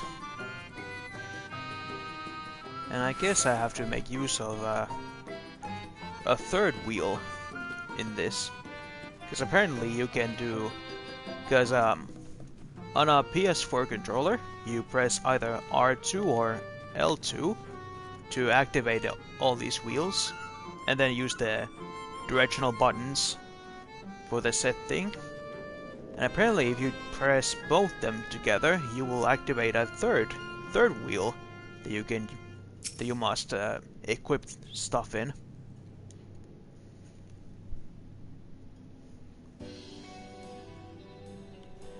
Ah, you are returned, and with the most moss fungus legs, I hope. They are tools of my trade, lest you wonder, used to polish metal and leather alike to a lustrous sheen. Now that I have work again, I must replenish my stores. 2.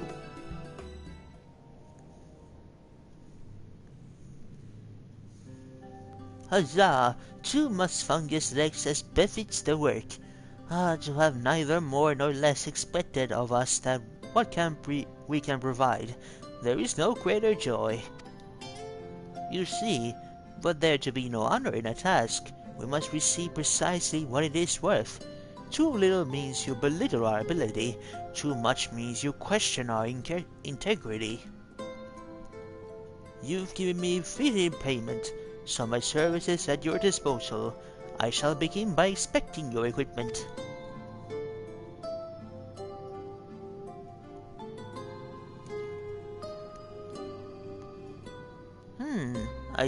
I see. Though I must ask for a small fee for the materials, I am pleased to say that all your arms and armor will be restored. If you mean to change them in the near future, however, there's no need to hurry. My first repair is complimentary. Here's the coin which you may pay me with when you decide to have work done. Many thanks for your patronage. Thank you.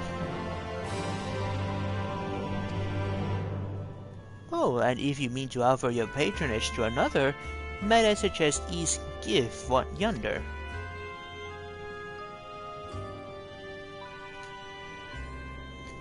Judging from your equipment, displaying you are no stranger to battle, I believe his gift will have something to offer you.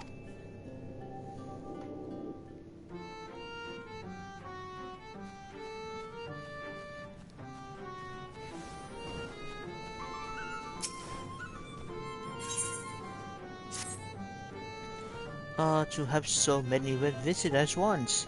This is a joyous day indeed. If it please you, please give me your patronage. As my patron, I ask that you remove the noxious mushrooms that grow in our cave. Flame spores they're called. As will tend to them with magics. We will tend to them with magics, except they leave behind a harmful ash. We've no choice but to pluck them one at a time. Now you will be curious as to what I have to offer. I'm a purveyor of wares that you will aid in your travels. In exchange for your fitting payment, I will give you my choicest items. Alright then. Flame spores.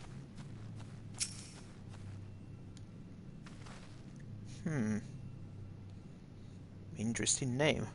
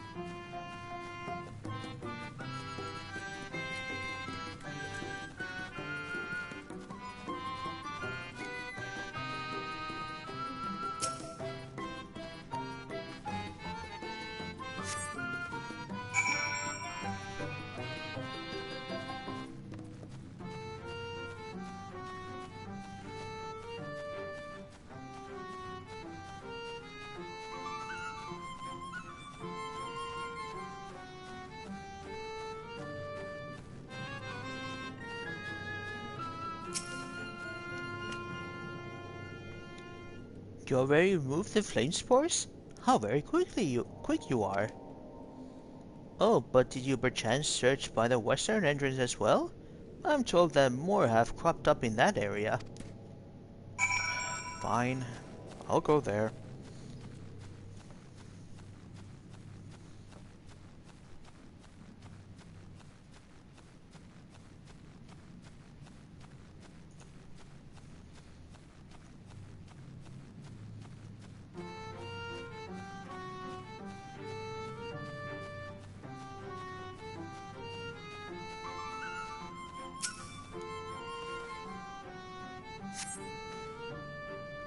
As you pluck the last of the flame spores, you sense a gaze from the entrance. Oh. Nephilia. What's up? I wasn't spying on you or anything.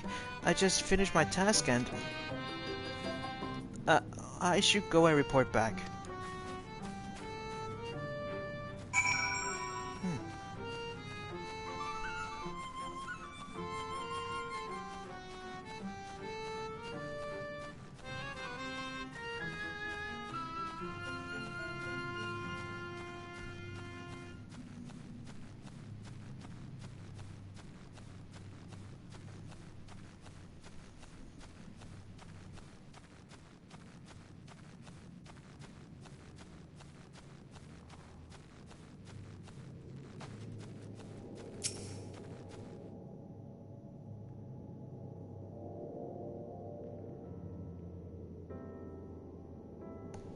Ah, you have returned. Have you dealt with the flame spores by the western entrance as well? Yes, I did. Excellent. No more poisonous spores irritating our noses, for a little while at least. Oh dear, I believe I'm getting sentimental. Having a patron again, it reminds me of the old days. Fair every day. I will carry my wares to the castle to offer in exchange for men's patronage. Back then the castle wasn't called Ligia. The Verberdes built it, and they name it Gruneslicht. It was their last bastion in the struggles against Sin Eaters, and now they're gone, all of them. Nobles and knights and common folk alike.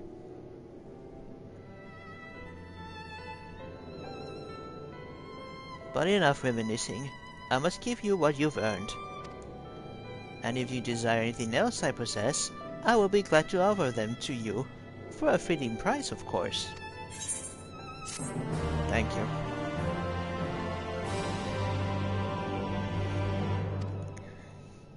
Now, will you be offering your patronage to anyone else? If so, would you consider Whitlad?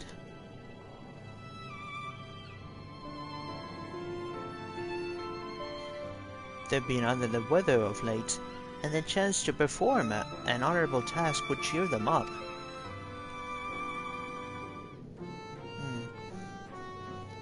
I like these. They're adorable.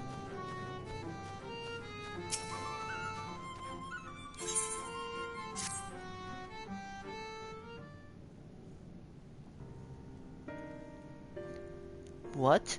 You will be my patron? Mm-hmm. But I can't do anything for you. The lawless ones took my invisible ink, and without it, I can't make my arcane wares. Lawless ones? Who are the lawless ones? They're Numo like us, except they turn their backs on our values. Curs without honor they are. They refuse to work, instead spending all their time carvoting and making a nuisance of themselves. It was when I was outside for a walk, that they set upon me and robbed me of my possessions, the ink included. I was too weak to resist them, but you, mortal, you look quite strong. Do you think you could take my ink back from those villains? If you do this, I will consider it your patronage, and by way of my service, I will make you something very special.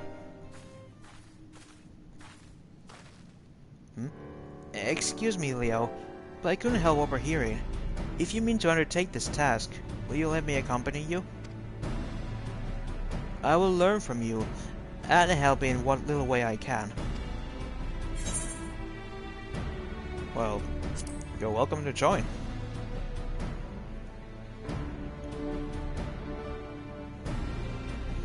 Thank you so much. The lawless ones make their lair to the south, inside a cave called Father Collard's Chambers. They took many vials of ink, and I would be grateful if you could bring as many back as possible.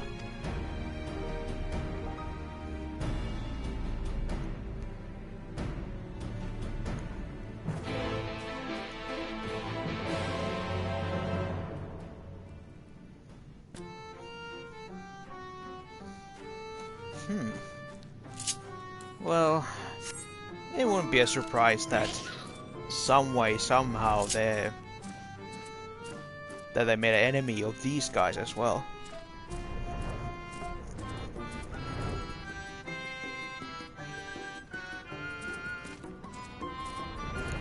Just like the sylphs back in our world, at the source. The source.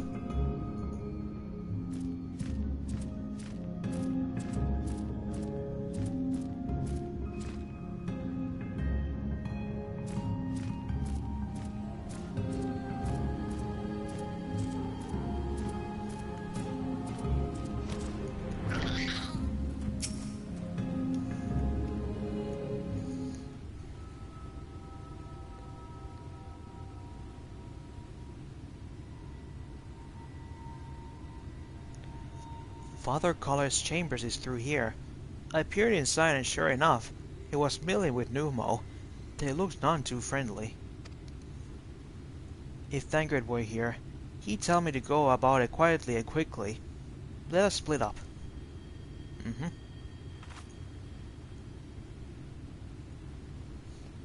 I'll find all the ink I can and then come back outside. See you shortly, Leo. Just be careful.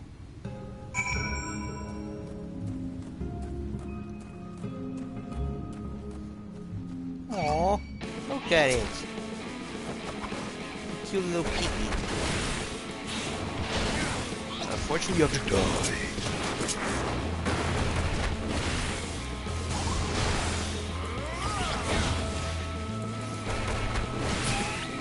You're a brave little piggy. I'll give you that.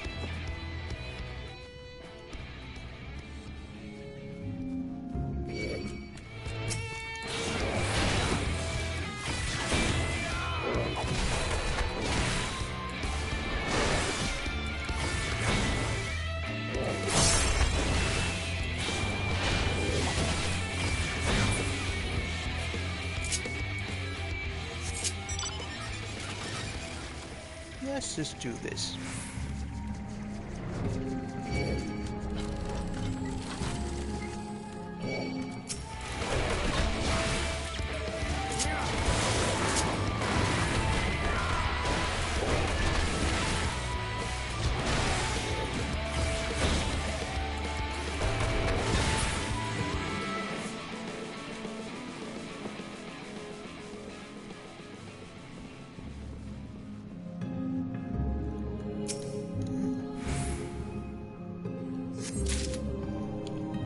This must be the invisible ink.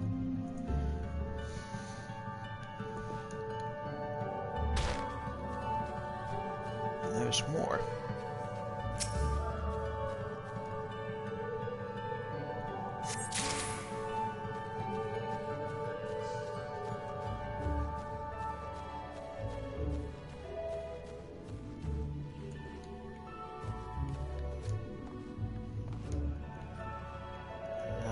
Jump through this. Yep. Ah.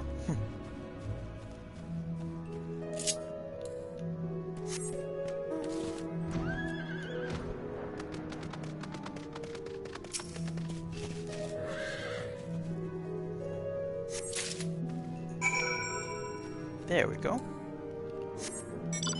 Got all the invisible ink we can gather.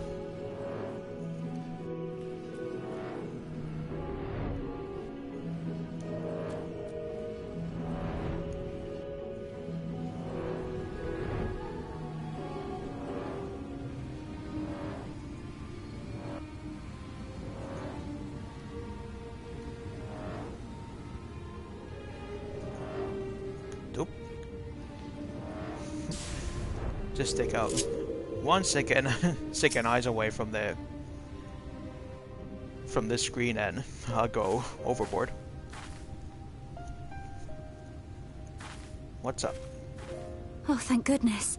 There you are. Those pneumo were rather frightening. I'm glad you're safe. Same to you. I'm glad you're safe too.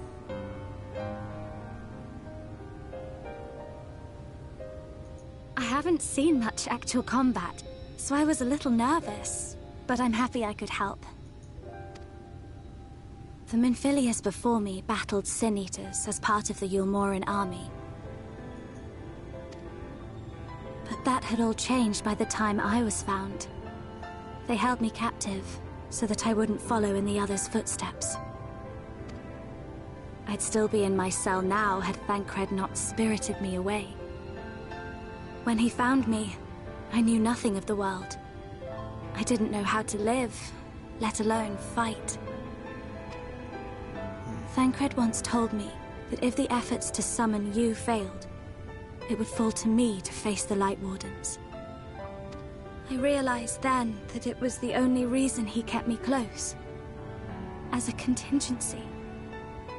The truth is, he can't stand to be around me. Because I'm not her. I'm not his Minfilia.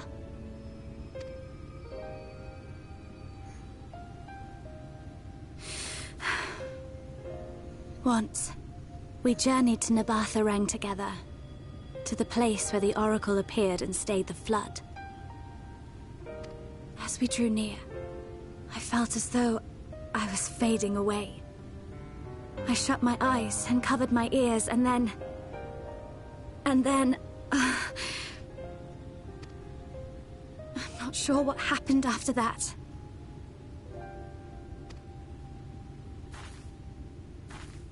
I have a vague feeling that I said something to him. Only it wasn't me at all. It was her.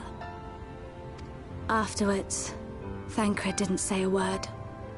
Only kept to himself and brooded.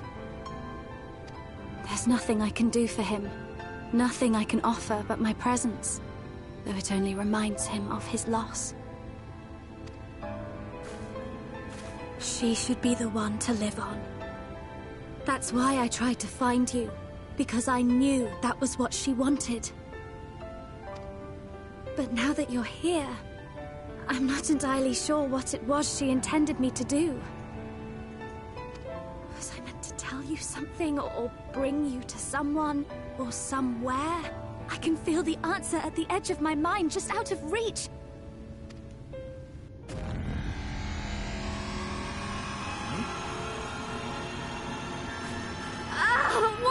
What is that?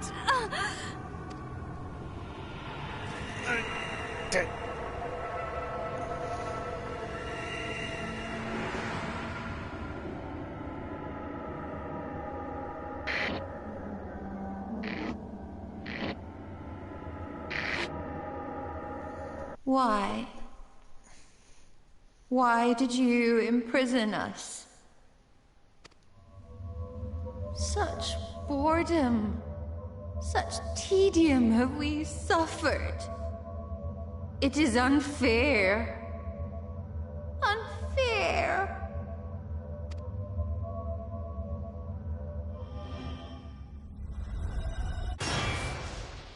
Come. Come and play with us.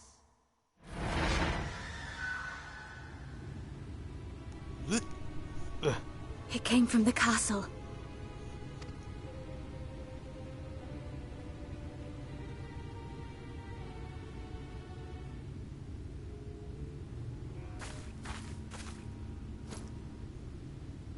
This is everything I have. Please see it delivered to the Nemo. I will bear word to Thancred and the others.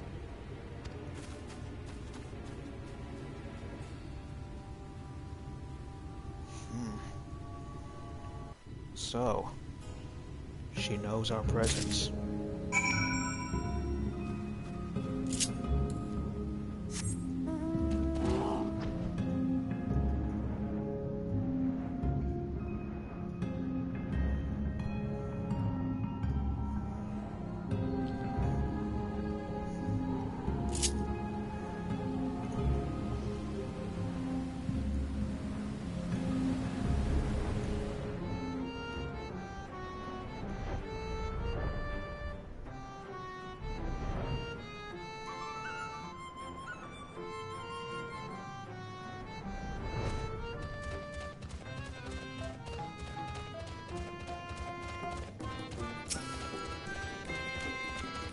Hey, buddy. I got your ink. Mercy, Your Majesty. We had no choice. Please forgive us. Oh, it's you. My ink. Were you able to retrieve it? Yep. This is all we can find. Haha! Yes, this is the ink, and almost all of it too. When our king spoke to me, my day went from bad to worse, but thanks to you it's simply bad again. What? You had the vision too? Oh, woe is us. Ordinarily, when a living being turns into a sin eater, it loses everything about its mind and defines it. However, the king has retained some of their instincts. This manifests in the desire to play and be free. So strong is that desire, it often leaks through the seal to invade our consciousness. For a long time we ignore it, but we can do so forever. But forgive me, I was going to thank you for uniting me with my ink. You did exactly as I asked, so I will give you the service I promised. Nothing up my sleeve, and voila! May it serve you well. Thanks. Ah, there's nothing like honorable work. Thanks again for giving me the opportunity. Oh, I should mention that Elder Widanic returned a moment ago. If you seek them out, I dare say they'll have tidings for you.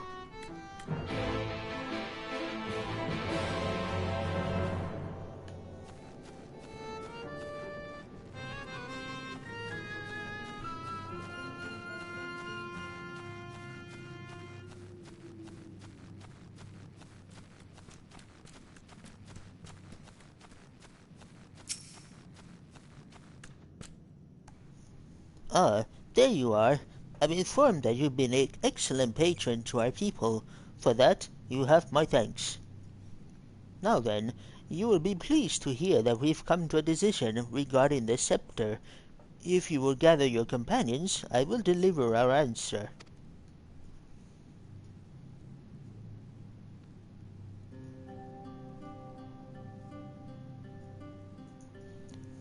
Before I begin, please allow me to express my gratitude for your kind patronage. Having been deprived of purpose for so long, our people are overjoyed at being able to serve again. But on the other matter of the stone scepter, during our deliberations, we were forced to concede that we will never have the power to deal with our fallen monarch. We can release Titania neither from the castle nor from torment. In light of this, we have decided to entrust their fate to you.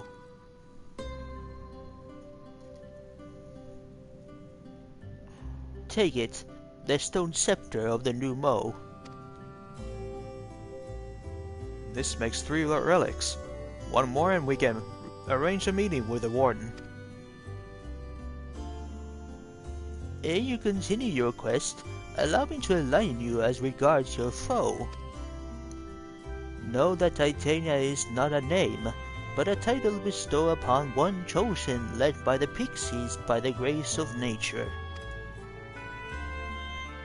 This leader, upon Ilmec's founding, arose as a ruler of all Fae folk to bring order to our riotous kind.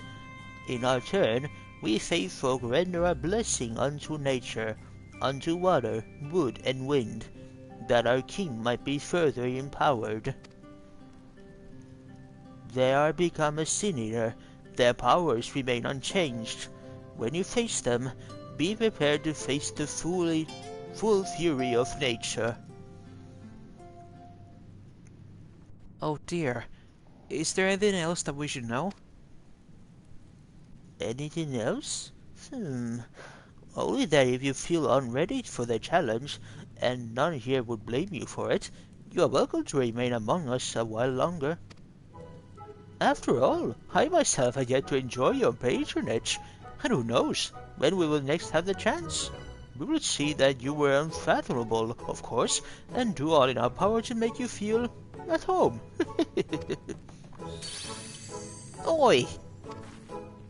Honestly, I look one for one moment, and every fairy and their uncle tries to steal my sapling from me. This is my sapling, mine, do you hear? Not yours, not the Fuat's, and anyone who so much as thinks about trying to seduce him will wish they hadn't.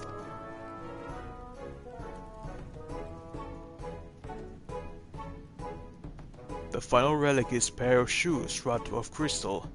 They are held in the Amaro safekeeping at their settlement. Folkdorf. I beareth mentioning that these Amaro are unlike those which thou hast therefore encountered. Owing to a peculiarity of evolution, they are capable of speech, and thus we might negotiate with them as we have the Fey folk. Okay. Though it's saddening us to see you leave, we wish you well on your way. When you arrive to Waldorf, seek out the largest of the Amaro. His name is Seto, and he is the leader and the bearer of the relic. Got it. Let's go.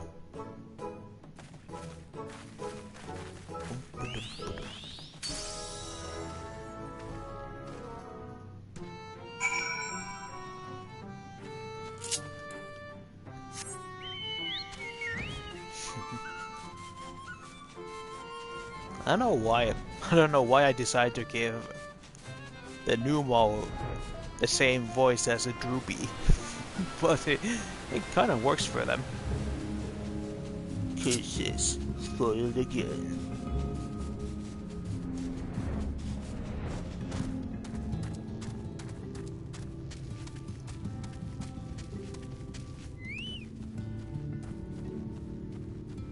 Whoa, that is a big one. The enormous Amaro slumbers peacefully. Seto.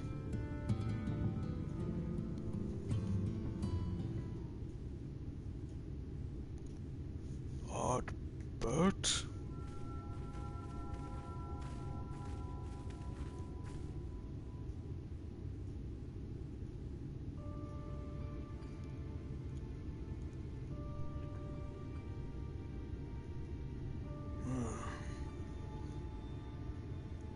Oh, forgive me.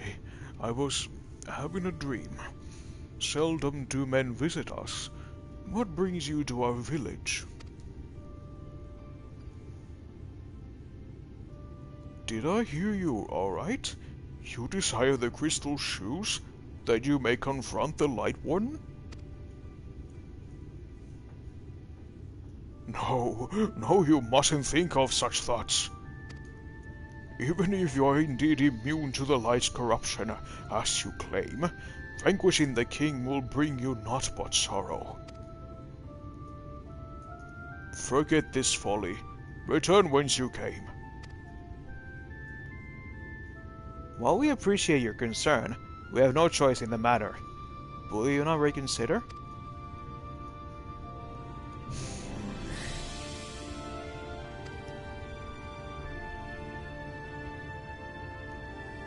Come, my friends. Let's leave him with his thoughts.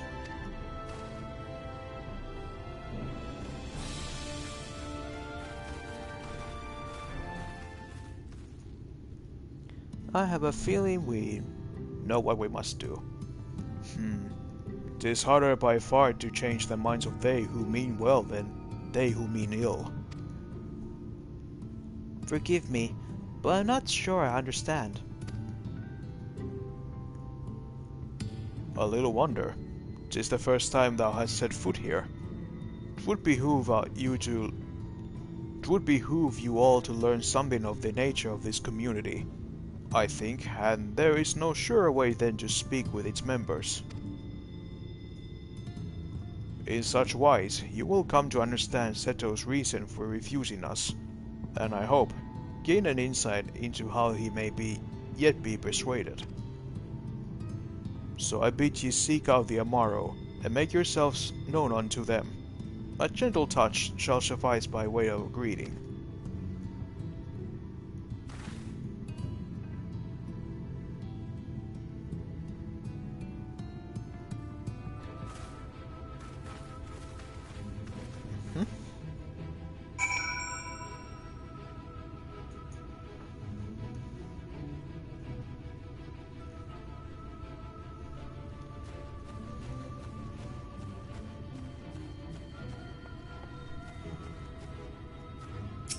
Spa.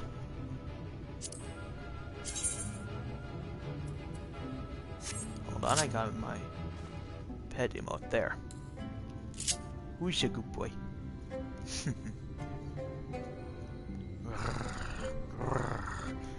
Oh, how long has it been since I felt a man's touch?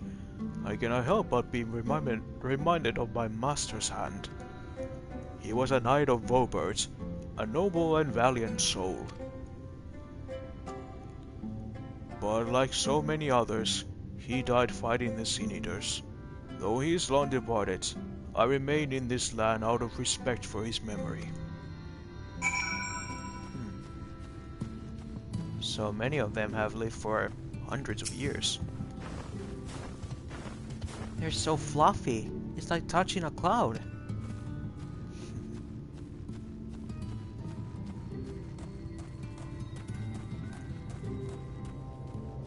Alright. Where's the next one?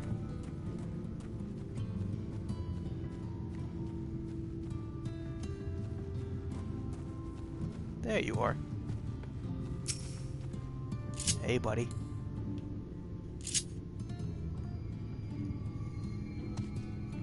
Oh, that tickles. Enough. I never had a master. I'm not accustomed to it. Not that I dislike your kind, you understand. On the contrary, we Amaro were bred to be fond of men. In the beginning, we were all but as mindless beasts. But then a mage of Ronka gave us the gift of intelligence, that we might better serve our masters. After that empire fell, those with the gift eventually died out. On rare occasions, however, we are born with the seed of our ancestors in us. If we live long enough amongst men, this seed may quicken, restoring the power of speech to us amongst the other things. So it was with me. Though I never had a master, as I told you. Interesting.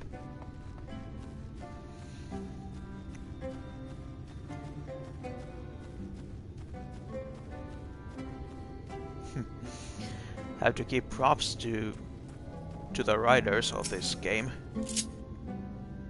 That they somehow managed to give good context to these fellows. Huh? What's happening? Why am I being patted? It's wonderful. Seldom do we have the chance to enjoy the attentions of men. Your kind are loath to come here for fear of the Fey folk. But then we are Fey folk too.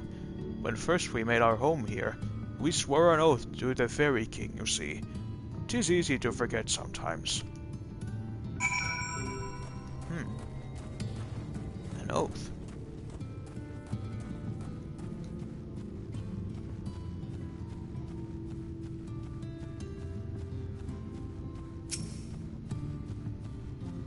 Yo. Thou hast peered into the hearts of the Amaro, I take it. Then thou canst not choose but to see the intense and abiding love they bear for men. It is out of concern for our welfare, and not scorn, that Seto seeketh to dissuade us from confronting their king. Yet confront their king we must, and to that end we must needs have the crystal shoes.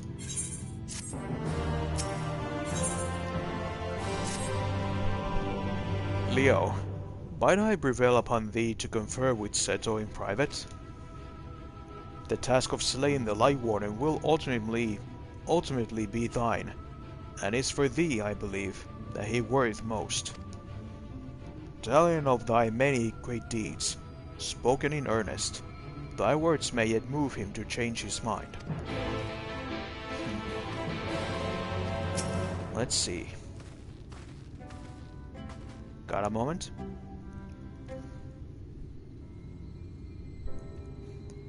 You have spoken with my brethren. Then you see it is not out of scorn that I deny you the relic. I simply cannot bear to see men fight and die. Not anymore. None of us can. To lose one who has placed a gentle hand onto us even once fills our heart with untold sorrow, as my brothers and sisters will readily attest. Well, this is something I must do. It's my fate, as you know. What am I to make of such declarations? Tell me, why do you wish this? This land is no longer man's to fight for, nor will your doing so compel the Fey folk to change. And in order to obtain the other relics, you will already have paid the due price. Not more is owed. Then why would you risk all to face our fallen king?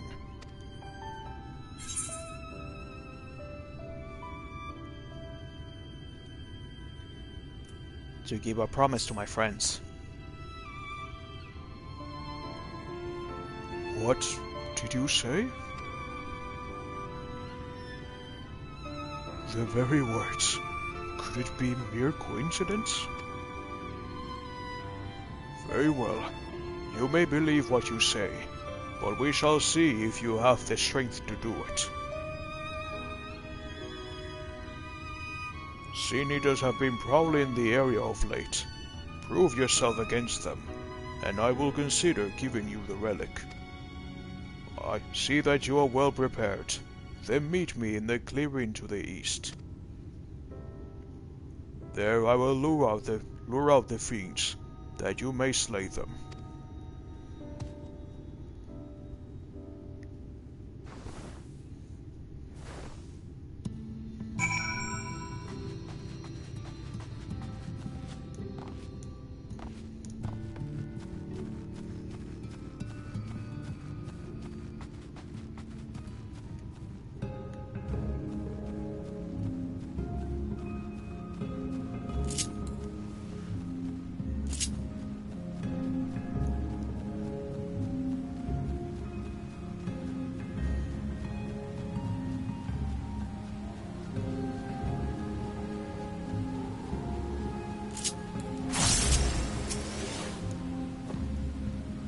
I will use my voice to lure out the Sin Eaters, as I once did when I hunted with an old friend. A feeble cry for the ravenous, a mighty roar for the territorial. I still remember the tricks. But come, we begin at our signal. At your signal. Ready then? Very well.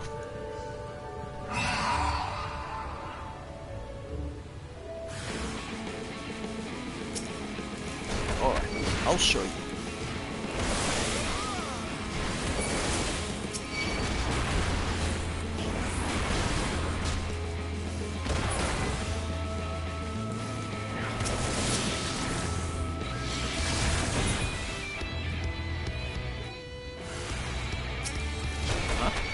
Some more.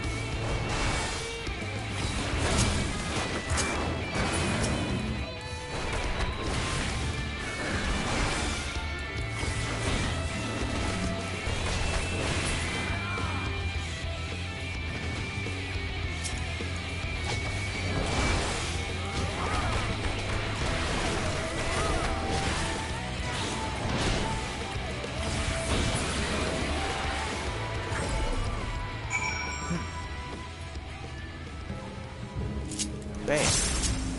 How do you like them apples? You made sure work of those creatures. I will not deny it. I have seen enough. Let us return to Walkdorf.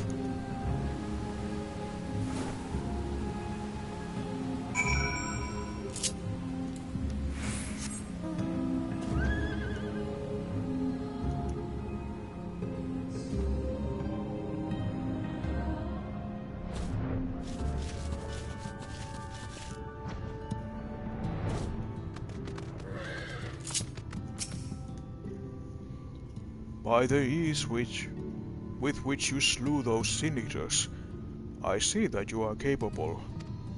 However, I still require time to think. And if you should be willing, there is a favor I would ask of you. Alright. What is it that you wish me? This is not a test of your strength, but a personal request. Please hear my tale. A while ago, I fought Sin Eaters who had wandered into Ilmeg. In the heat of battle, I dropped a prized possession, a medallion. Of all the places that it should fall, it was a long mirror lake. We Amaro are not fond of water. We certainly cannot dive very deep. I briefly entertained the thought into turning to the Fuath, but they are more likely to keep my medallion out of mischief than return it to me.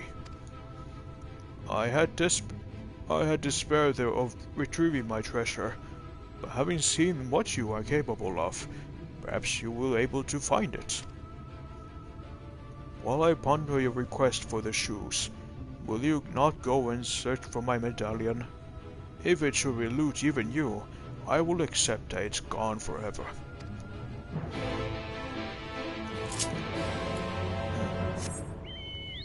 Sounds reasonable enough.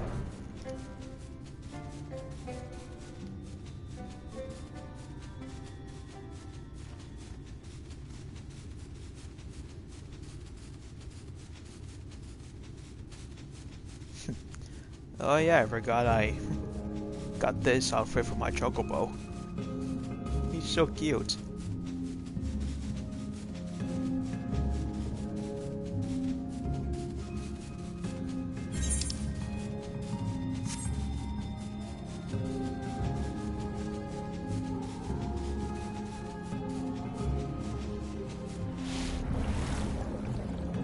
Now let's dive, bird.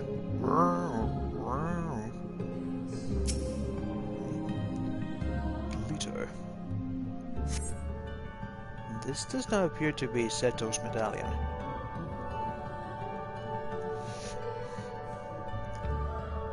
God dang it. I cannot think about Seto. When I hear the name Seto, I cannot think about Kaiba. Seto Kaiba.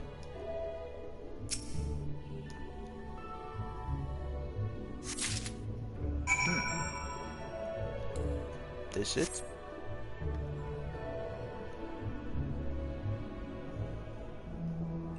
Going up.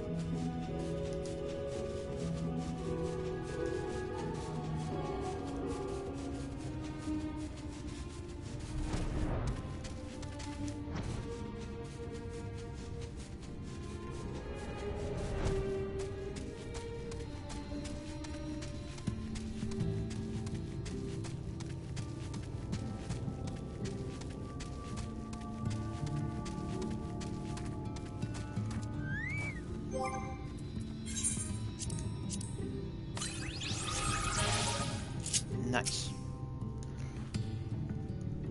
I heard a fearsome roar. Is everything alright? Whatever Seto hath in store for thee, I wish thee Godspeed.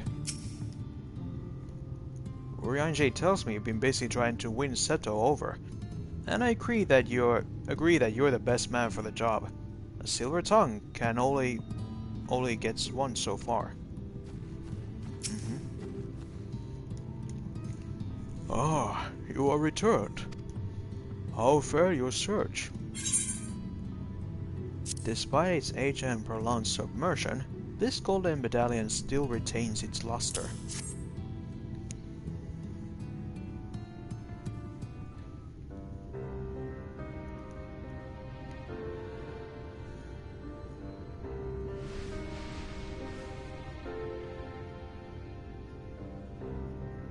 Ah!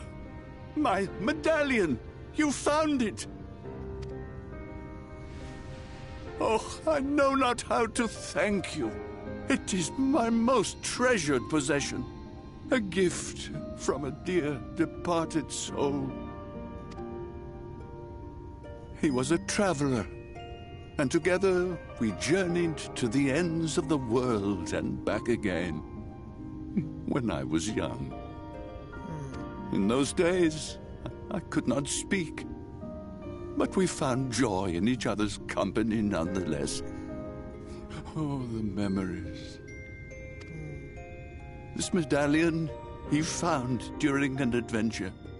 Fashioned it into a necklace for me, his partner in crime. I had not the words to tell him then, but it filled my heart with pride.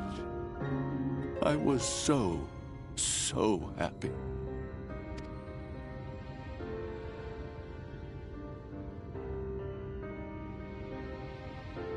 His name was Artbert, and he was my friend. Ardbert, thou sayest? Everyone blamed him for the flood. Him and his comrades. Some few who spoke up for them, of the many whose lives they had touched. But as the years went by, their voices were drowned out by those who only uttered the adventurers' names as a curse. It was too much to bear. And so I left behind men and their lies, and came to this place. Ardbert was a trusting soul, constantly being drawn into the troubles of others. Yet in spite of this, he never thought twice when he saw someone in need. He always tried to help. It was no different then. The world needed heroes. It needed him. And yet... he was a good man. He deserved to be happy. I wish I could have told him that, at least.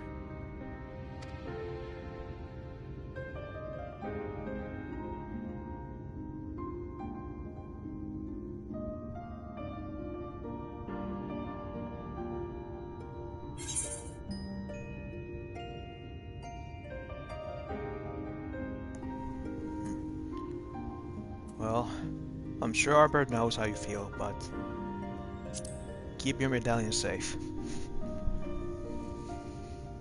You remind me of him. Your kindness. When we Amaro were created, we were granted the ability to perceive souls. Thus did we recognize our masters.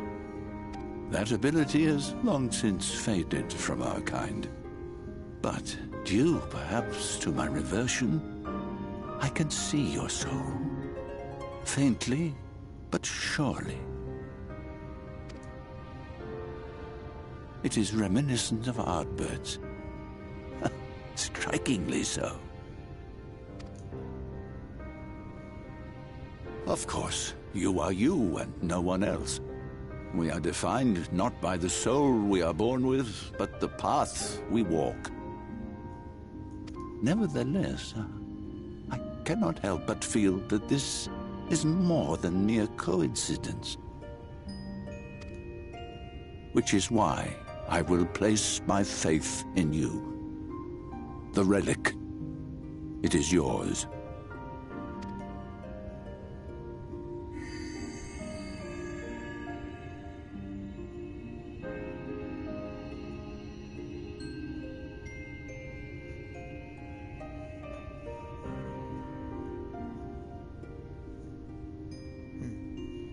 Thank you, Seto. There's trouble! Terrible trouble! Uh-oh. Has something happened at Lida Loran? Together with the twins, we were playing tricks on some nasty mortals to stop them from setting foot in Ilmeg. At first they ran off screaming, which was lots of fun. But then a scary, bony, wrinkly old mortal came along and spoiled everything. None of our tricks seem to work on him, which is no fun at all. And now they're getting closer and closer. Oh no. Ranjit. If he manages to find his way in, all our efforts will have been for naught. As thou sayest. Should we be discovered ere our mission here is complete, and the Light Warden yet liveth, our task will be rendered nigh impossible. If we are to prevail, we must needs divide our forces. Thus do I propose the following. Whilst thou salliest forth to meet with the Light Warden, we shall join in the effort to obstruct the trespassers. Should we succeed in staying their advance, all the better. Yet even should we fail, if we can but delay our enemy's arrival long enough for thee to secure victory, our plan may still be deemed a success. So the moment the lights go out, we all beat a hasty retreat, yes? Let me come with you. I have the blessing too. No, Minfelia. You'll only get underfoot. Now come.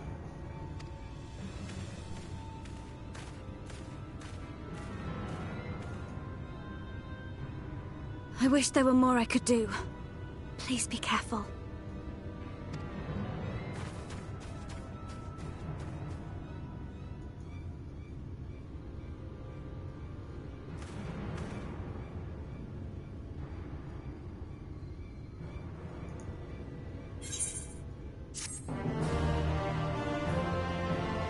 Alright. So now we must face the King of the Fairies.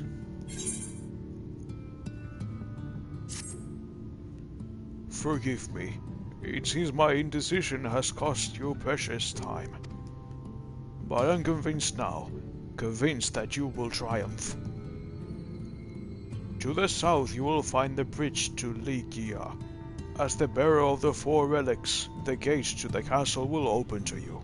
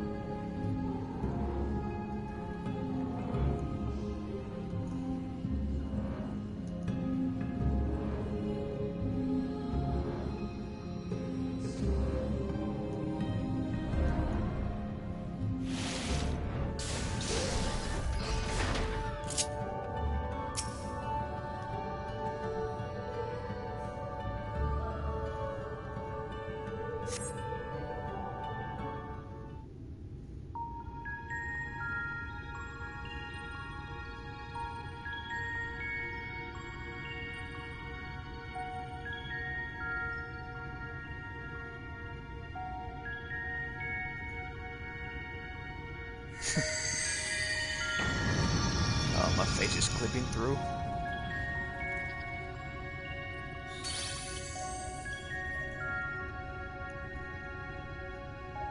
The gates has recognized that you bear all 4 relics. The seal is broken.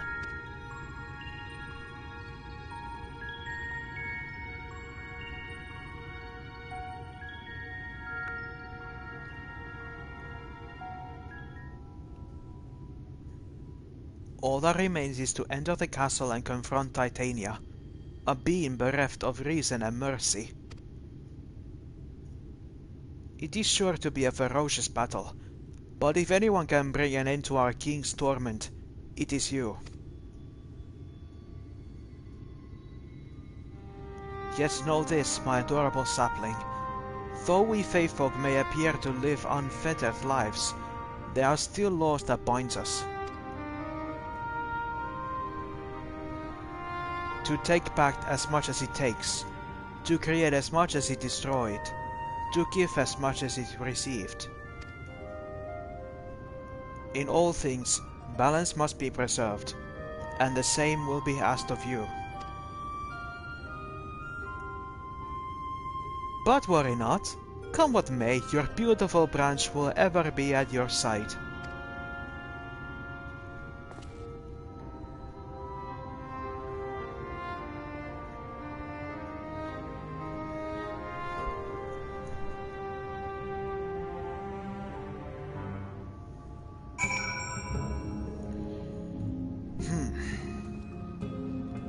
Alrighty then.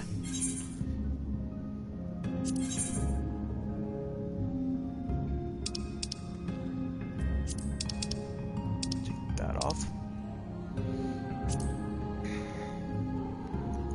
The white dress, the shell crown, the stone scepter, the crystal shoes. Having acquired the 4 Fey relics, through considerable effort, you now stand ready to break the seal over Ligia and confront the Lightborn of Ilmeg, the fallen Fairy King Titania. Yet even as you hunt the Sin Eater, you are in their turn hunted by the forces of Yulmore. You have thrown all caution to the wind, and march resolutely to the Fairy Kingdom. And as it seems that I have now been forced to wait. And unfortunately that might take a while.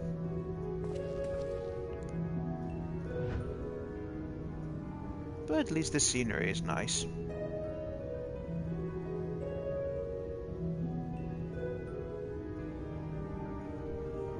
I'll be back.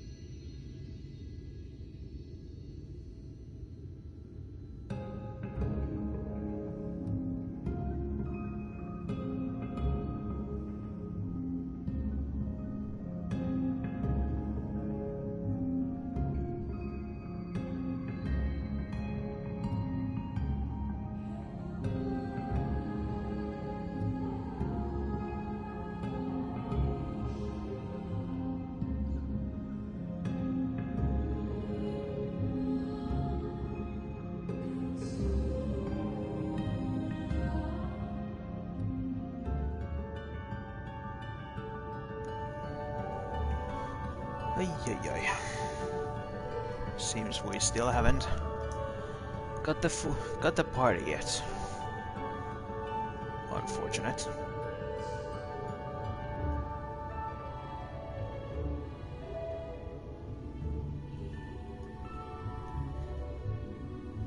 Uh-huh. Alright, we got 2 tanks. Oh. Holy crap. Just when I opened my mouth, something happened.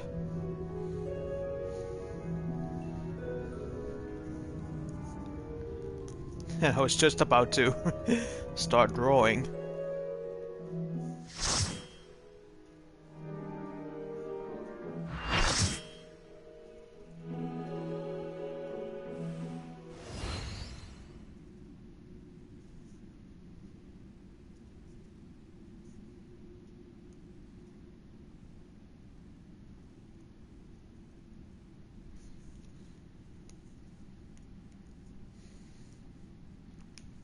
What's up?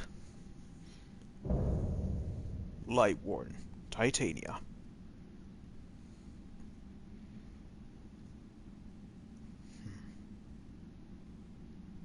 Ah, so much time lost, so much frolicking and feasting left undone.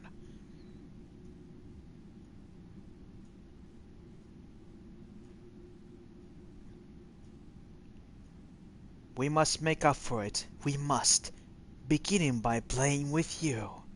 Come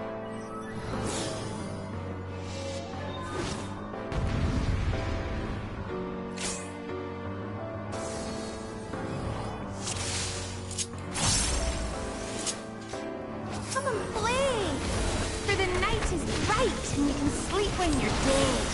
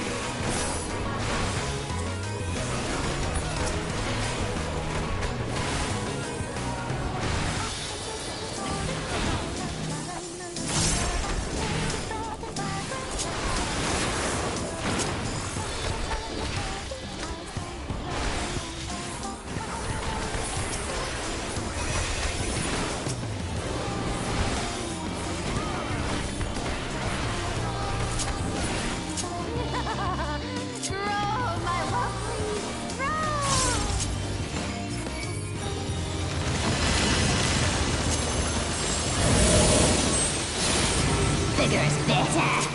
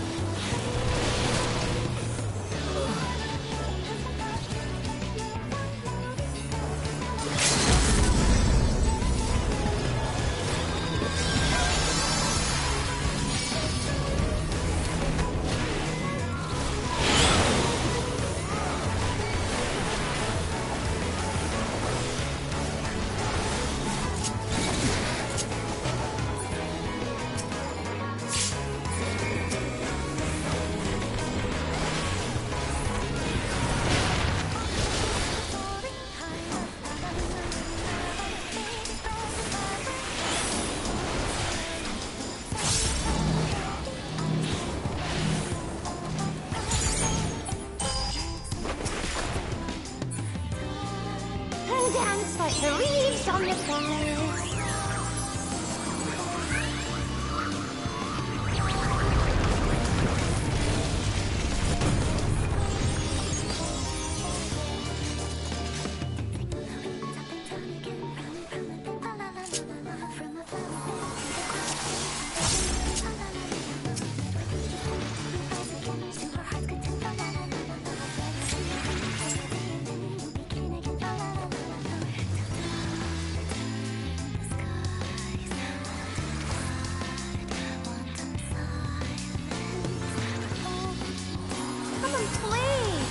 For the night is bright and you can sleep when you're dead.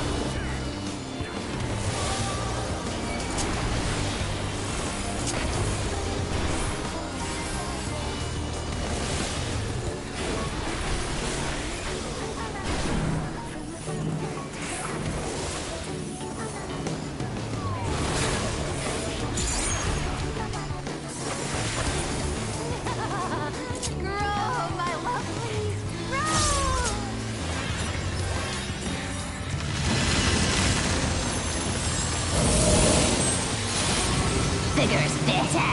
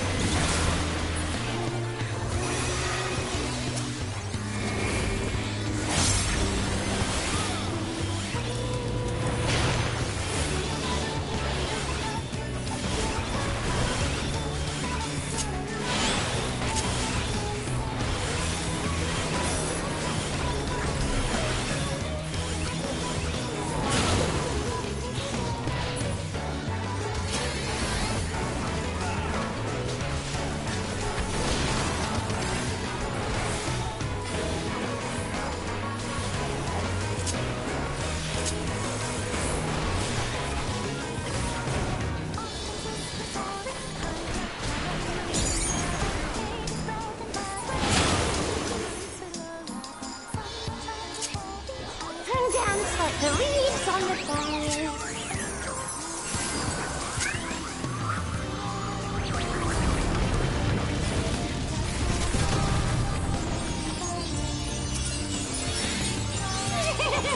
This is so much fun. Let's play some more.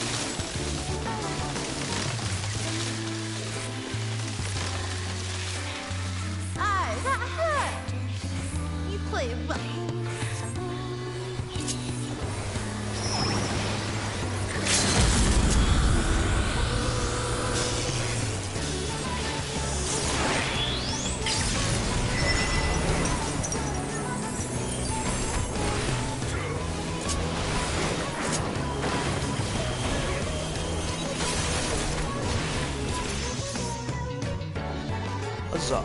We can play no more.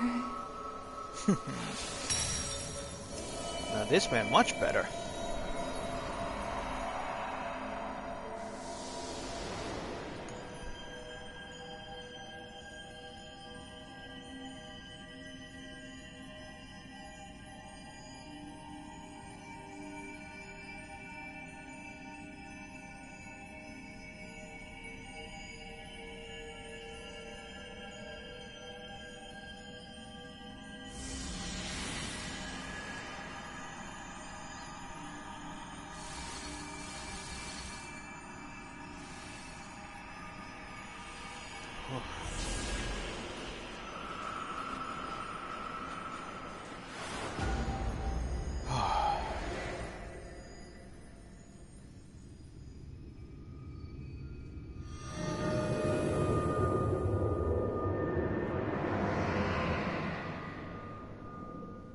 The darkness returns.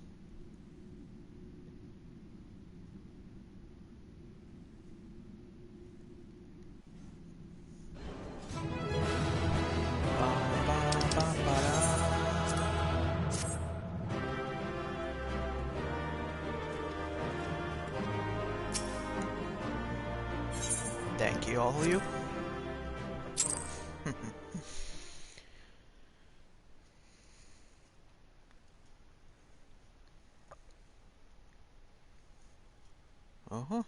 We went out for 5 hours.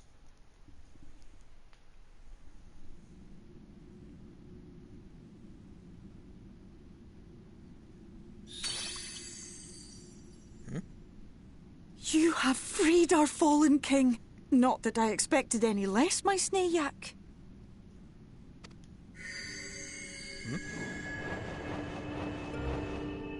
The relics. The dress, the crown, the scepter, the shoes. The time has come for these relics to serve their true purpose. For they are not only keys to the castle, they are also blessings to be bestowed upon the new king. Really? The way into the castle is opened when it is time to relieve the reigning monarch of the throne. And the brave soul who does the deed has the honor of taking their place. However, should you ascend the throne, you will become one of us, never again to live as men do.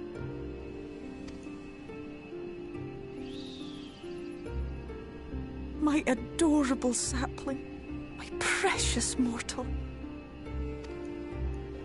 We Fae folk live forever, but such is not your virtue. To strive for a dream you will never see, to sow seeds that others might one day taste the fruits of your garden, that is the beauty of your kind. Burn bright and shine as only you can. These blessings, your lovely branch will accept in your stead.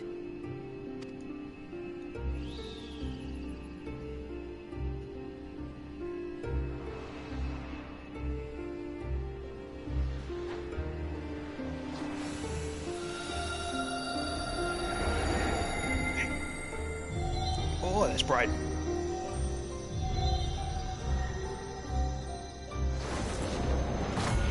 Whoa.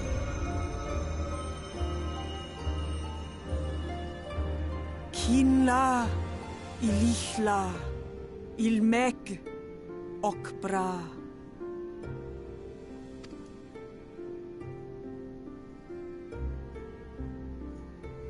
Now, shall we attend to those unwise enough to trespass in our realm? Let's, Your Majesty.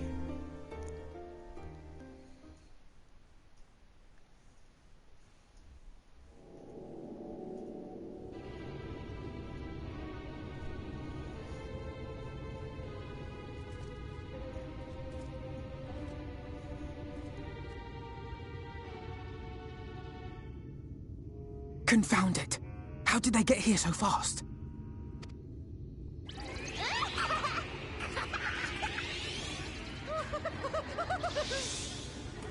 Damn these pixies and their tricks!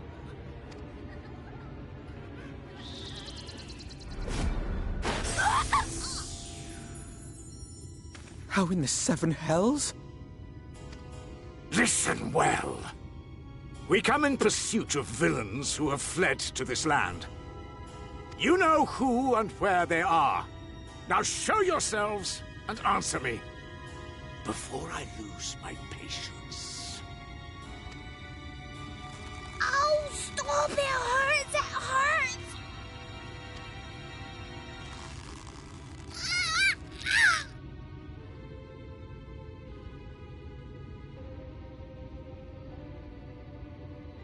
Enough!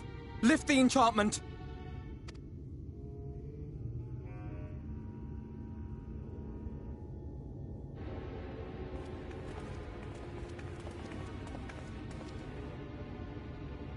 Minfilia, willful child, how many times must I come to collect you? I won't return to Yulmore. And I won't let you hurt my friends.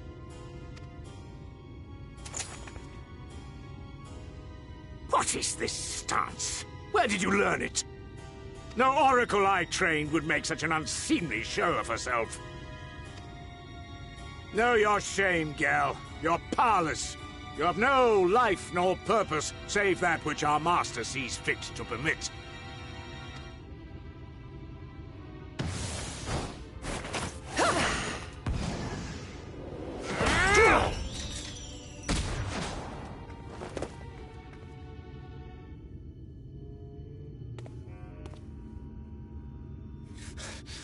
Who are you to dictate her purpose? To lock her away and deny her a life? If she was powerless, it's because of you, you sanctimonious swine. But no longer. Fool! Defiance only begets more suffering. It is through acceptance alone that one may find solace in this god's-forsaken world.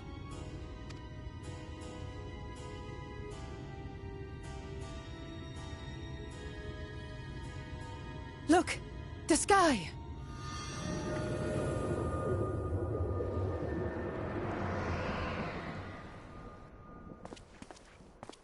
He's done it. The Warrior of Darkness has triumphed. General? What are our orders? What do we do? We do what we came to do. Subdue this rabble and find the Warrior of Darkness. Forward, men! Take the villains captive! Are you deaf?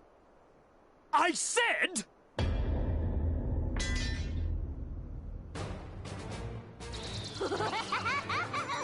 Terranis! Axla Orwain! Axla Orwain! What? What's happening?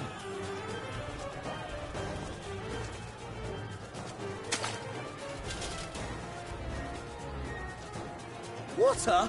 That wasn't there before. Ah!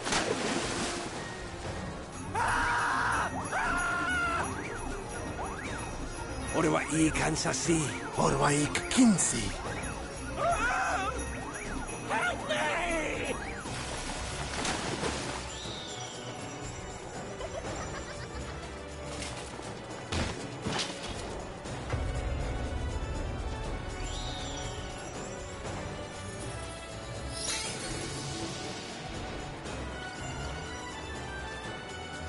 What's the matter with you? Get a hold of yourselves, damn it!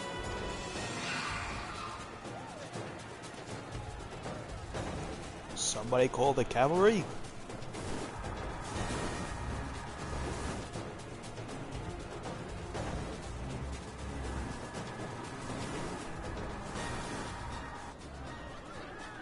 General, they come in greater numbers. We must retreat. All who stand with the Warrior of Darkness shall face justice. My master demands it.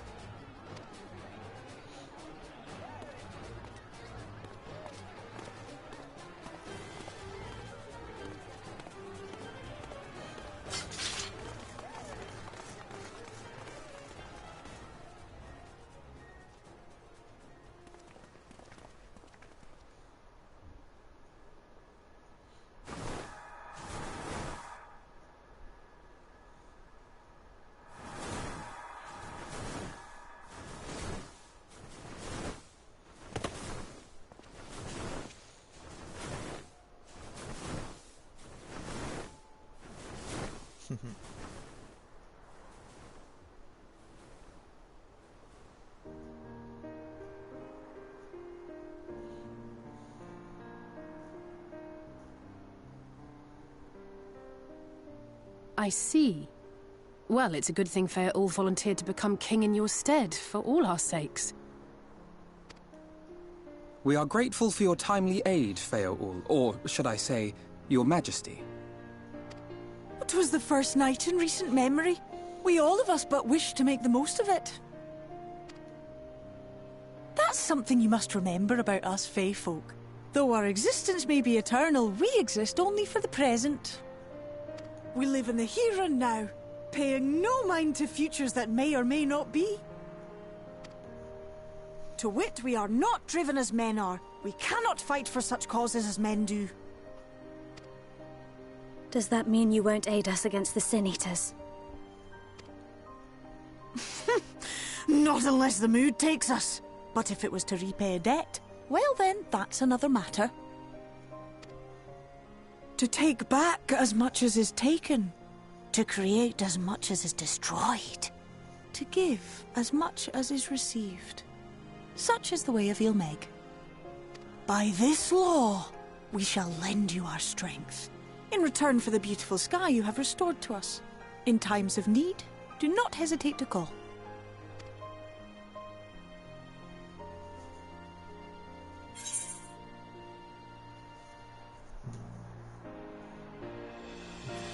What about a pact?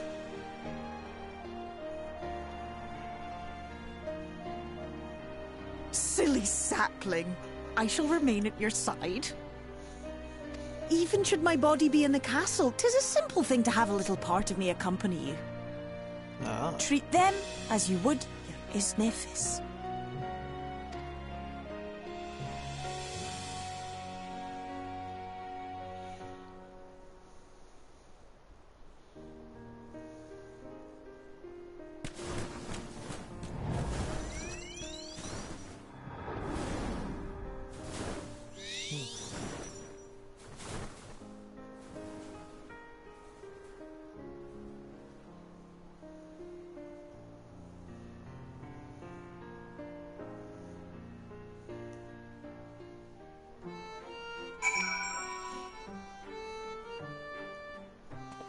Very nice. I'm going to train harder. Having seen what you have achieved, is the least I can do. Well done, my friend. You put me to shame, laying low a light warden, while I struggle to land a blow on on a man old enough to be my great-grandsire. It seems I was wrong about your friend. Had Feul not stepped in, he'll be frolicking with the fairies by now. Yeah, I don't think a dress is good for me, for my figure. Make me look fat. It was pure luck that we managed to hold the Umorans at bay long enough for you to succeed. Well, we have earned some good fortune. And while it is plain we not see the last of the General Ranjit, I for one am glad to delay our reckoning with him a while longer. Not for a moment did I doubt that thou wouldst triumph over thy foe, yet the majesty of thine achievement delighteth me none the less. Night hath returned to Ilmeg, and we stand one step closer to delivering the first from its doom, and averting the 8th umbral calamity. 'Tis but a pity thou wert not present to see the Fey folk put the Ilmorans to flight. 'Twas a sight to praise the spirits, I do assure thee. Ah, but what valuable allies they might prove, were the mood only to take them. Yeah. We'll see if they can help us in the future. I knew you could do it. And not only because of your blessing, you have a strength all of your own, and it has seen us through many trials. With the warden defeated, I believe our work here is done. It is time that we were going together, needless to say, to the bitter end. The fate of our two worlds being at stake and all that. Now then, I suggest we hurry back to Crystarium. Much and more may have happened while we were frolicking with the Fey folk. The Ranji elected to pursue us makes me hopeful the city was spared Yulmor's attentions, but I would sooner see for myself. Besides, I believe I speak for us all when I say that I had a bellyful of Ilmeg. Let us away before the fairies think to play with us again.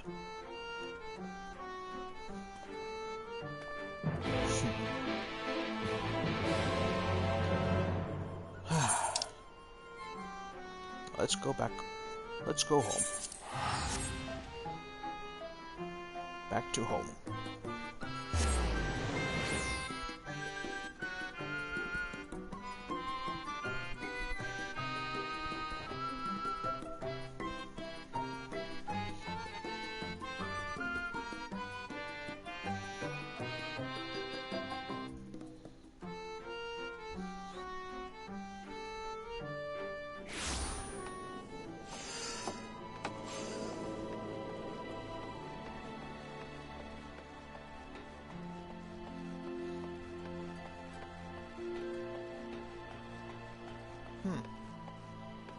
Seems everything's okay. All seems well, thank goodness. Though we spend most of our time on the road, Minfilia and I actually have apartments here. Perhaps now we may finally make use of them. I see nothing out of the ordinary. The city appeareth unchanged from when last I visited. There's the self-same comforting hum of activity in the air.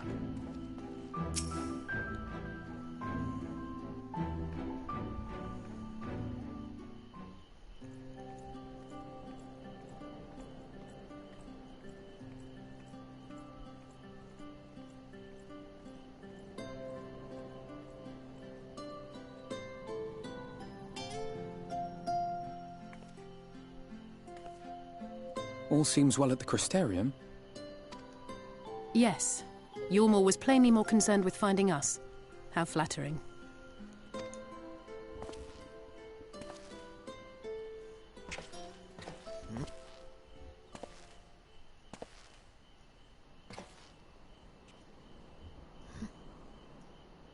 You certainly took your time. I had half resolved to complete the task myself.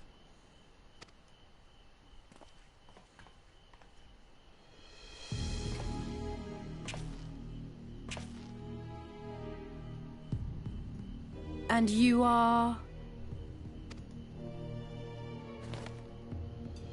Were one to study the annals of Garlean history, one would find yonder visage on many a page.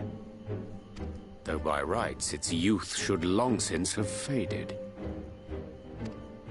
Well, well, we have a historian in our midst. That spares me a lengthy explanation. I am Solus Sos Galvus, founding father of the Garlean Empire, and under various guises, the architect of myriad other imperially inclined nations. As for my true identity...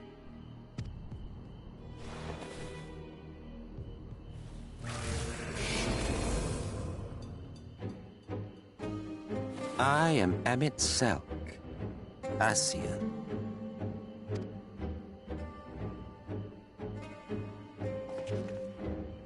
Gaius spoke of you, a native of the Source. Equal in rank to La Habrea. And you came all this way just to introduce yourself to us? Behold the sky, restored to its former glory. Have you ever seen a more affecting spectacle? Oh, it is truly, deeply... infuriating. Do you have any idea how much you have delayed the rejoining?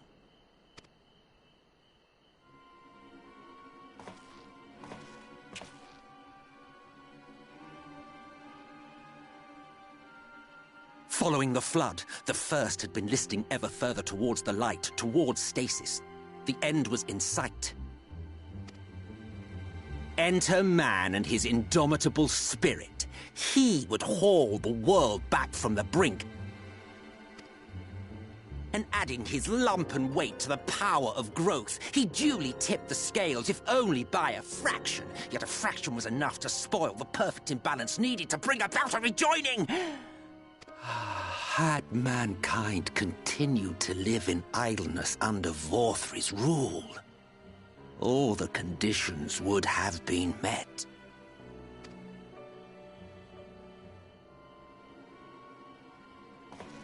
But you had to come and ruin it all. You're welcome. Thanks to your meddling, light supremacy is in doubt, and our painstakingly laid plans are in tatters! Well, I should begin by thanking you for confirming Urianger's theories on the inner workings of the Calamity. He will be most pleased. As for what happens next, might I suggest you admit defeat and walk away? Happy to let me go, are you? Because the murderous glint in your eye suggests otherwise. Indeed, it is enough to make me think better of confronting you alone. Look, it did cross my mind to simply side with Vorthri and kill you all. But that's no different from what La Habre did. And we all know how well that ended for him. Mm-hmm. And so, while it is liable to be troublesome, I have settled upon a different approach.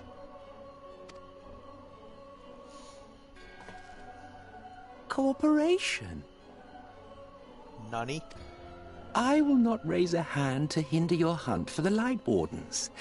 If you desire it, I will even lend you my knowledge and strength.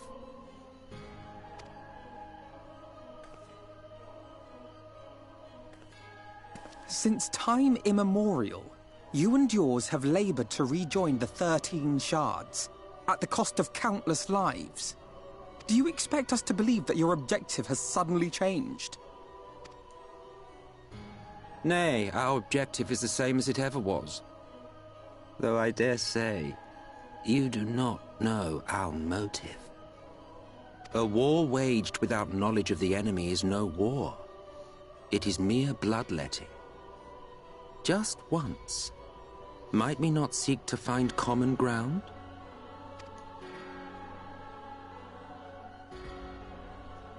For good or ill, I am immortal. Provided I have the inclination, I can always begin anew, scheme and conspire to my heart's content. But this time I thought that I might instead try to see eye to eye, to understand what drives the hero of the Source, to determine if our goals are truly incompatible. So come, shed your preconceptions. See beyond the unscrupulous villains you take us for. When all is said and done, we may find ourselves pleasantly surprised. The proud discoverers of a path of cooperation rather than opposition. Think of it.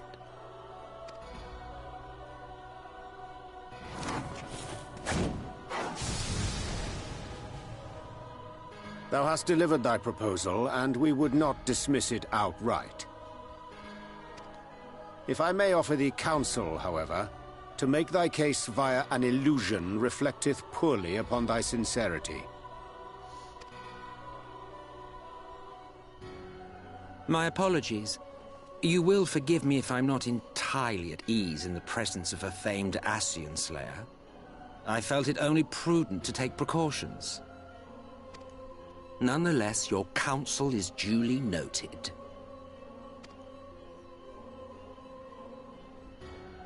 I take my leave, friends. Rest assured, we shall meet again soon.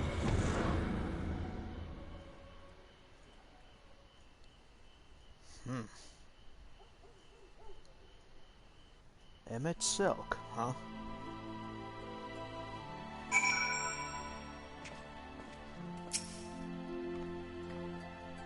So that was an Ascian. Thangrid told me about them. He appears to be gone, but I won't be lowering my guard just yet. Finding common ground with an Ascian. My entire being rebels at the very notion. That an Ascian of Emmett Selk's standing should willingly reveal himself unto us, and at this of all junctures, is most interesting. Cooperation? He can't be serious. Can he? Well, we've certainly been given much to ponder, but first things first, we should report to the Exarch. You can roll along, Leo. We're perfectly capable of handling this little task. In light of your recent excursions, I'd say you earned a rest. Go on, take yourself off to bed. We'll see you later, refreshed and ready for more.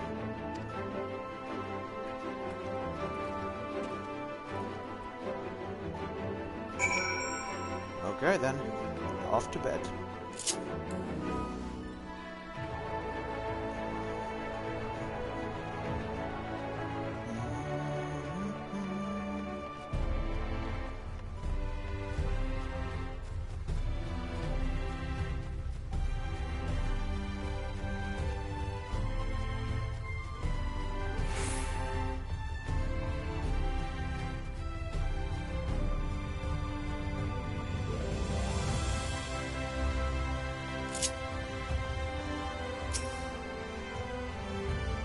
Ah, welcome back, sir. We've been expecting you. You will find refreshments laid out in your quarters. We hope they are to your liking. Will you be retiring now? Yes, please. Very good, sir. I bid you a pleasant evening.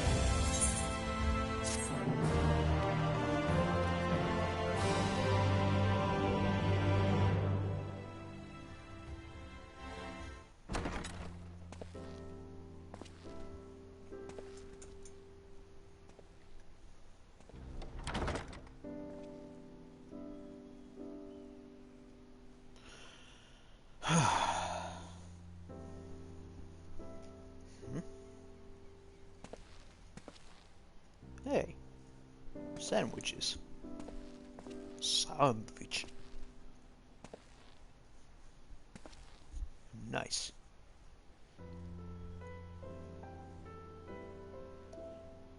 I hope the past few days have not been overly taxing.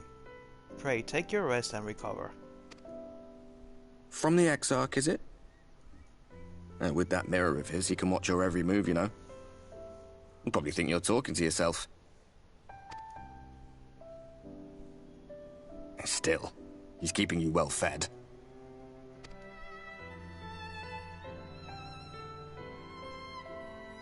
Judging by his people's faith in him, he seems to be a decent sort. But so much about him remains shrouded in mystery. Like, what was he doing back in my day? There was no such person when I was around. A lot's happened since the flood, though. Since I was set adrift. I know little more than you do of this city's history in the Exarch's past. Not that it matters. It's Emmett Selk we should be concerned about. When our world was about to be consumed by light, the Ascian in white appeared before us. He said that the only way for us to live on was to bring about the rejoining.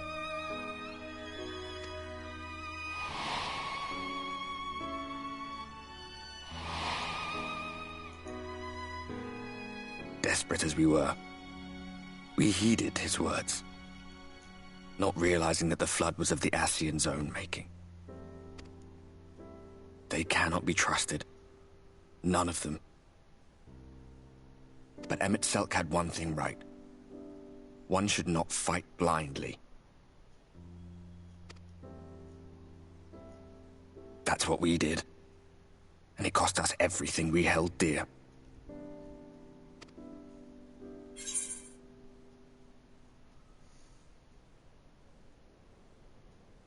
Not everything.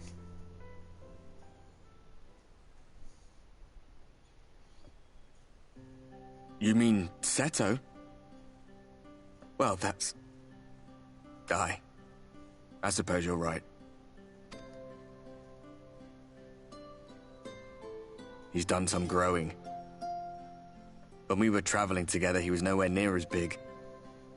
And he obviously couldn't speak. I had no idea how much that medallion meant to him.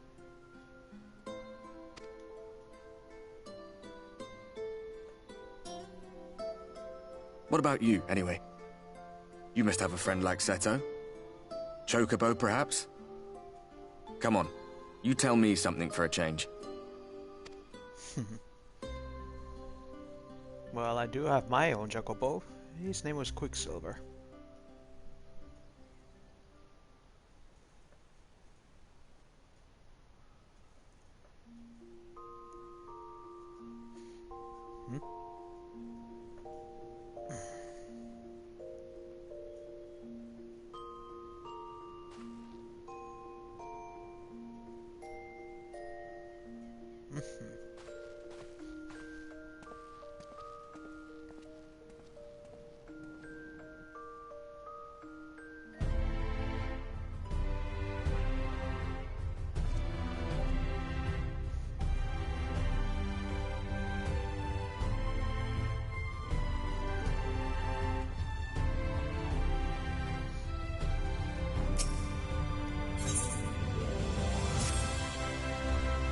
Good morning to you, sir.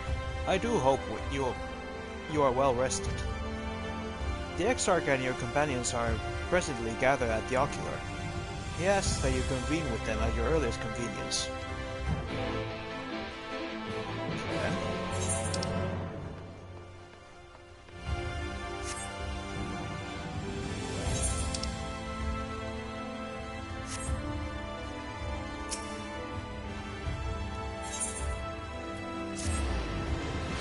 Let's go there.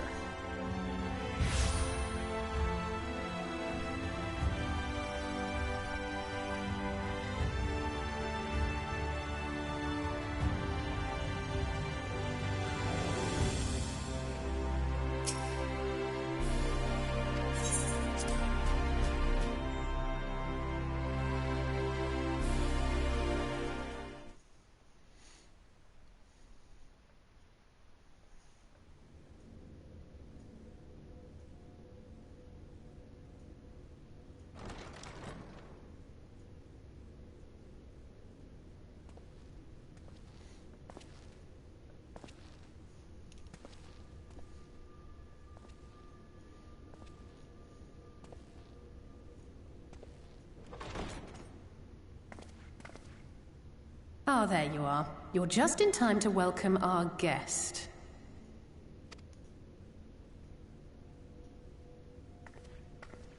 Ah, Emmett Silk.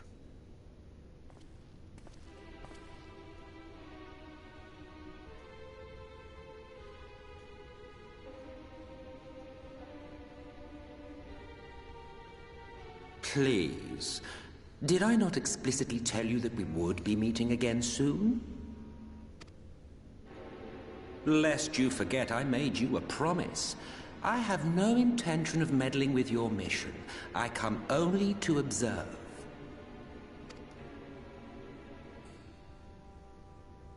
Your Exarch friend in particular has piqued my curiosity. Summoning you all like that. Most impressive.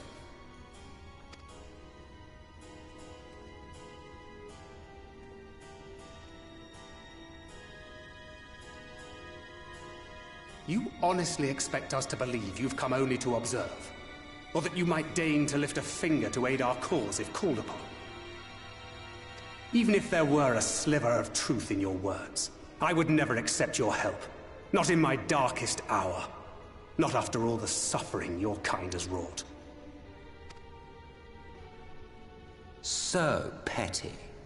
I meant what I said, and I said what I meant. Wage your war against the Sin Eaters, put each and every Light Warden to the sword. Prove yourselves heroes, brave and true, and I will be glad to embrace you as allies. Allies worthy of bearing the burden of truth. Surely such a partnership would be preferable to yet another round of fisticuffs.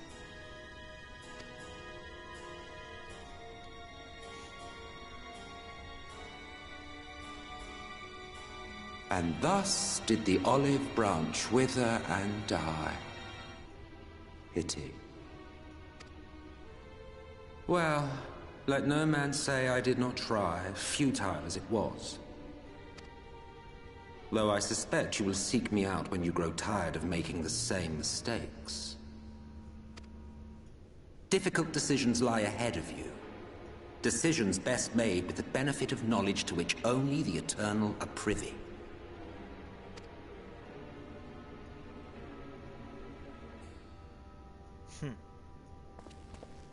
For now, I shall resume my shadowy vigil. Whatever you choose to do, make sure it's worth watching, would you?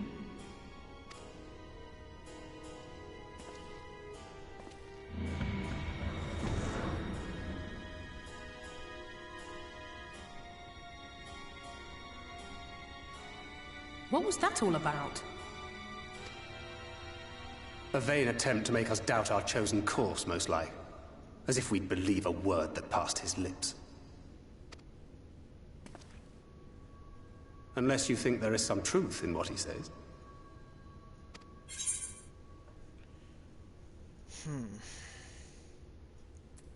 I don't know. But if he crosses us, I'll make him wish he hasn't.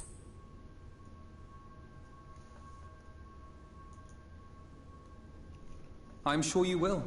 But consider for a moment. If he meant simply to lead us astray, he could have done so without revealing himself. At least, not in the manner he did. It goes without saying that an alliance with the Ascians is out of the question. But since we have no way of knowing where they might be hiding, it seems only logical to press on with our mission, even if our enemy seems content for it to succeed.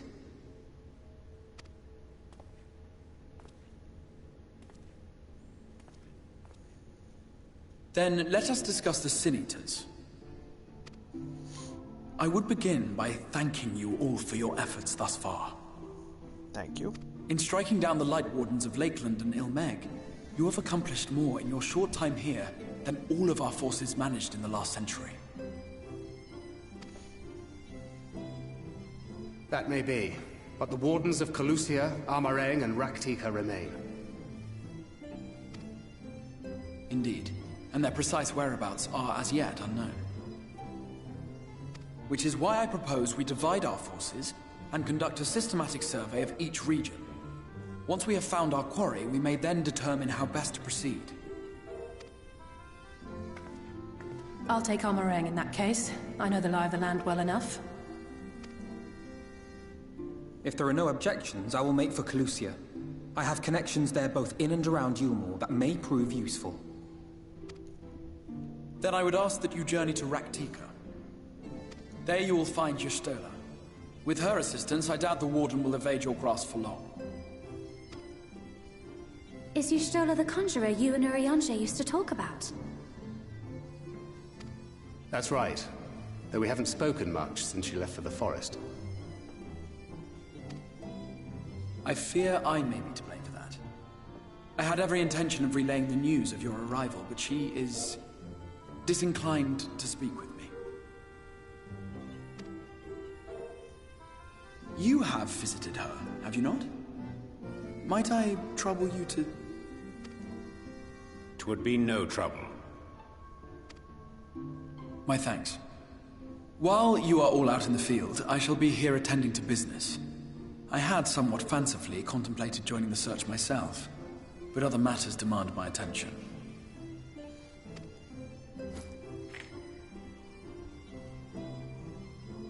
What's that? A missive from Lord Vorthry. He invites me to join him in Yulmore to discuss the recent conflict at Lida Luran.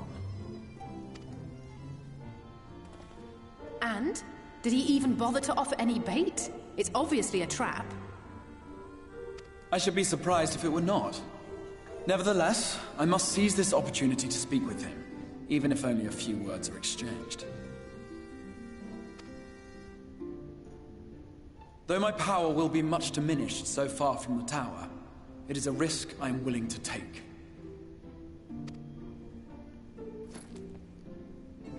Master Alphinaud, might I impose upon you to accompany me to Yulmore prior to beginning your reconnaissance? Of course.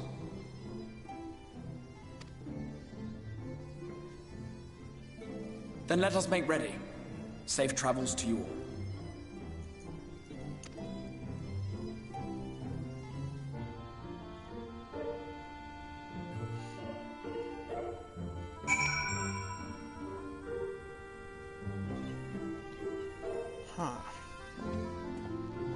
Okay then.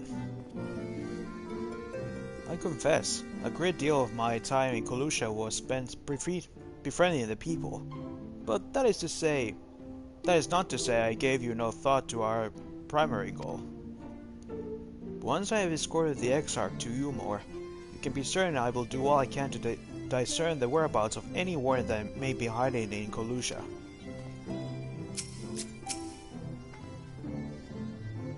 There's so many ruins scattered throughout Amareng, I'm honestly not even sure where to start. At last I can finally meet Y'shtola. Thanker has told me so much about her.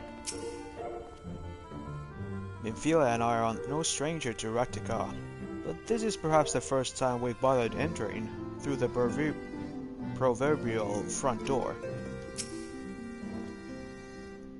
I should be glad to apprise thee of Y'shtola's recent endeavors during our journey to Ratika. Before you leave, I would make a request of you.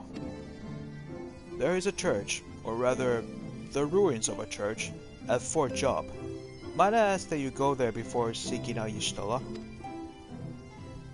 It was a place where people once gathered to worship the light. Alas, it has long since fallen into disuse.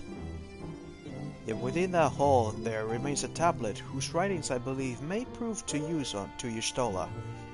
At the very least, such a relic would make a suitable gift for your reunion. Most considerate proposal. Very well. Ere we depart to Ratika, we shall journey on to Fort Job, that we might secure this relic.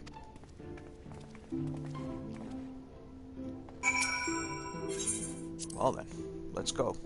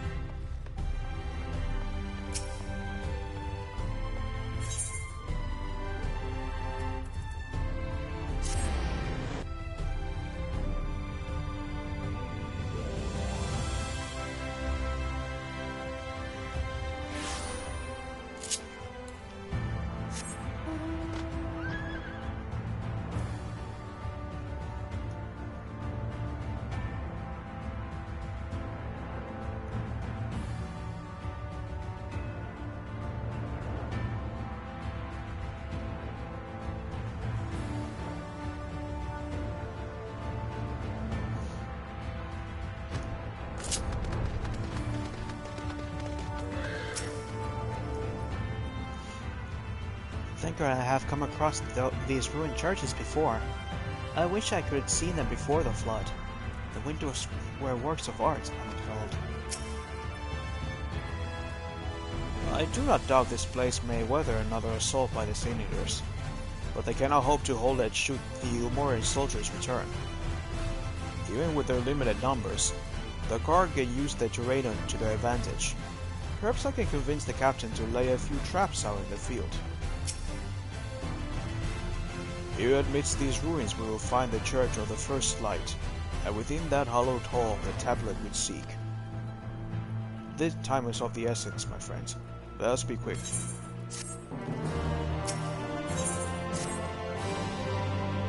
At the height of Lakeland's prosperity, these sites served not as man's final bastion, but as a testament to his ingenuity and architectural prowess.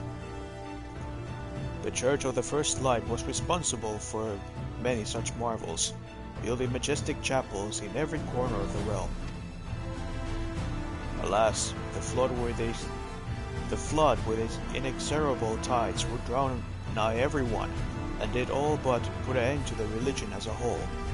For the creatures which then did rise from the Flugen deluge were seen as agents of divine punishment, sent to devour sin and sinners both, whence came the name of Sin Eater. The people were lost, seemingly forsaken by their god. Yet when there is light, there hath ever been shade, and 'twas in the dark they sought solace. The most devout of these worshippers of shadow did then migrate to the Ratika Greatwood, but that is a tale for another time. For now, let us find what remaineth of the chapel here.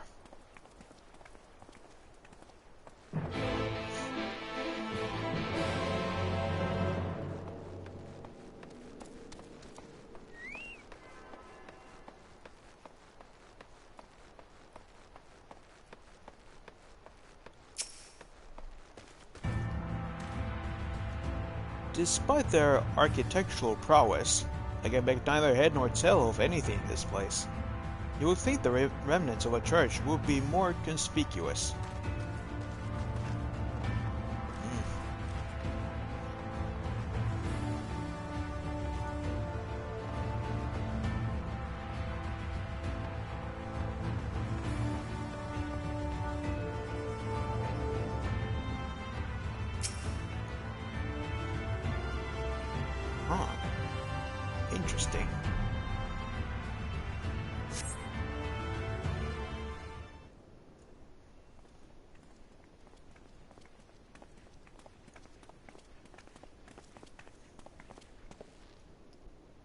Aye, this is indeed the church we seek. It's surprisingly intact. What little is left of the churches I've seen until now has always borne the scars of decades of disuse. Its subterranean construction hath done much to protect the whole from the ravages of time. Yet the reason of its remarkable preservation may be deducted from its decoration. As faith in light did wane, so rose revenants for the dark. And its followers did want for a place to worship. To be plain, the standards which do adorn these walls belong not to those who build them, but to worshippers of the dark, the Knights Blessed. Who subsequently migrated to Ratica, yes? Indeed, 'twas beneath the shaded boughs of the Ratica Greatwood that they finally found sanctuary. Oft and many times did Eulmore make surprise overtures of friendship unto them, but they are no fools. The Exarch knoweth full well that Y'shtola, in her seclusion, doth labor to learn all she may of the blessed and their past. 'Tis why he sent us here, I now see.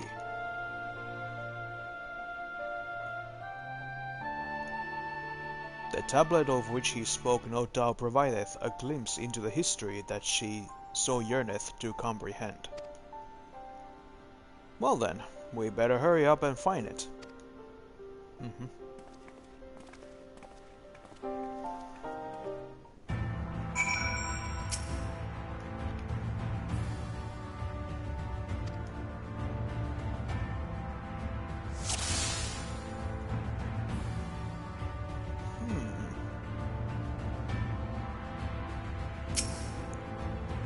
Were the tablet a fragment of Holy Scripture, it would most assuredly rest here on this altar. Yet this would, I presume, also have been where the Blessed placed the font of seeing used in the practice of their faith. Whither then would they have set the tablet?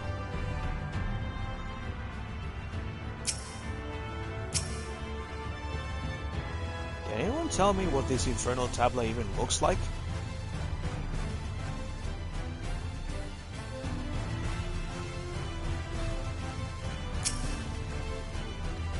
I can barely see my hand in front of my face. If only that torch were a little closer.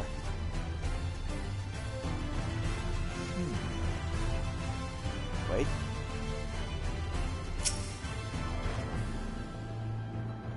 You've looked at the time-worn tablet.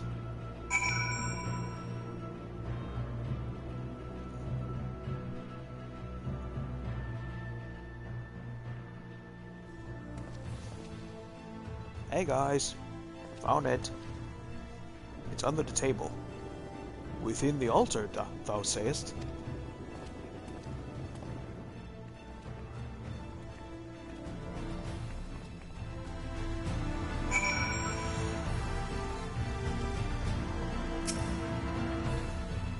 Naught escapeth thine eye, 'twould seem.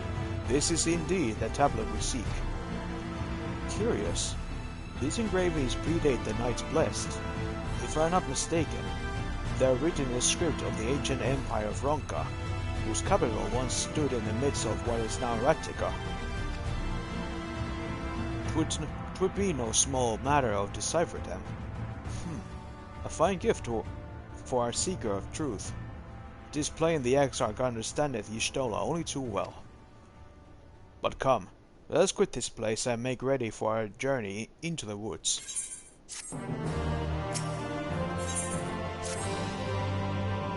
Here we depart.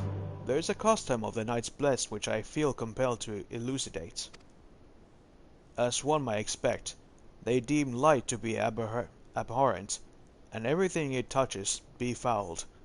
Thus do they take the utmost pains to protect all they can from its taint, including their very names. To speak plain, it is the belief of the blessed that one's own name must ne'er be uttered in the light of everlasting day. Yet this commandment precludeth not the use of another's. Thus do parents protect their children, and in rare cases, masters their disciples. So it is that Y'shtola hath taken the name of Master Matoya. Lest we offend them, I bid you speak not her true name in the blessed presence. With that in mind, let us speak and with the guard who keepeth vigil at the Great Wood's border.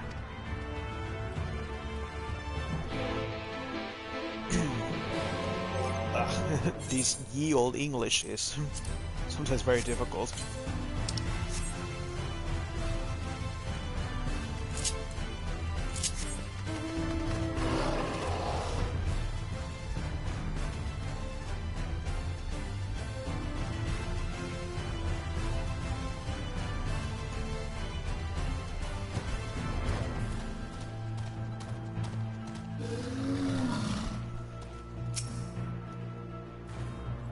I know I've no reason to, but I can't help feeling nervous about meeting Y'shtola. It would be good to see Y'shtola again. Yep. I pray thee heed mine explanation to the blessed costumes. 'Twould be ill-advised to provoke their ire. I will keep it in mind. Well met, traveler. What business brings you here? Yes, of course. Right this way.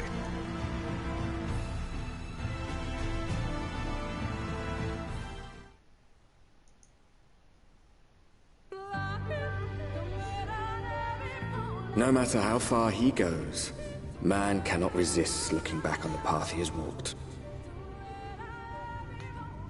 The untold stories and secrets of the past can be more alluring than the promise of tomorrow.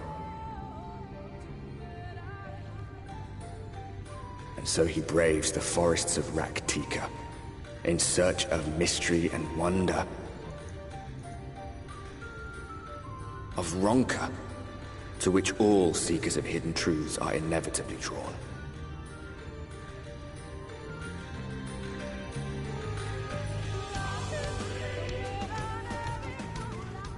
We have arrived. Vast though these woods may be, they are, by and large, uninhabitable. Not so the swamps of Sidia, however, whose sparse foliage permitted man a foothold.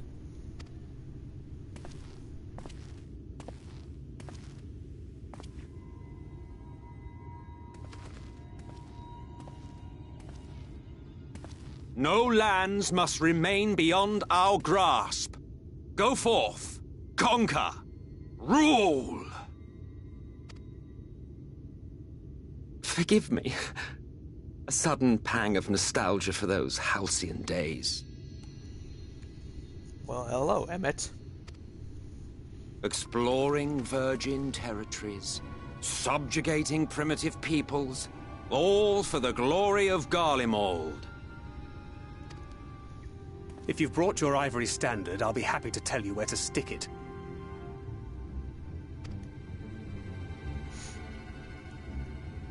Can we not simply take a moment to enjoy the view together? Or would you rather I spied on you from the shadows? Much more of this, and I may very well begin to regret my show of good faith.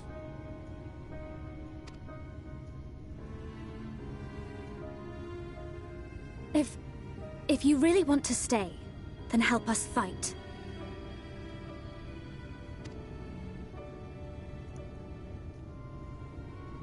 No, I think not. I am an observer, nothing more. Even shielded by the shadows of these boughs, I feel the light's presence most keenly. To accompany you is taxing enough. To fight is out of the question. I will suffer your company if I must, but not your commentary.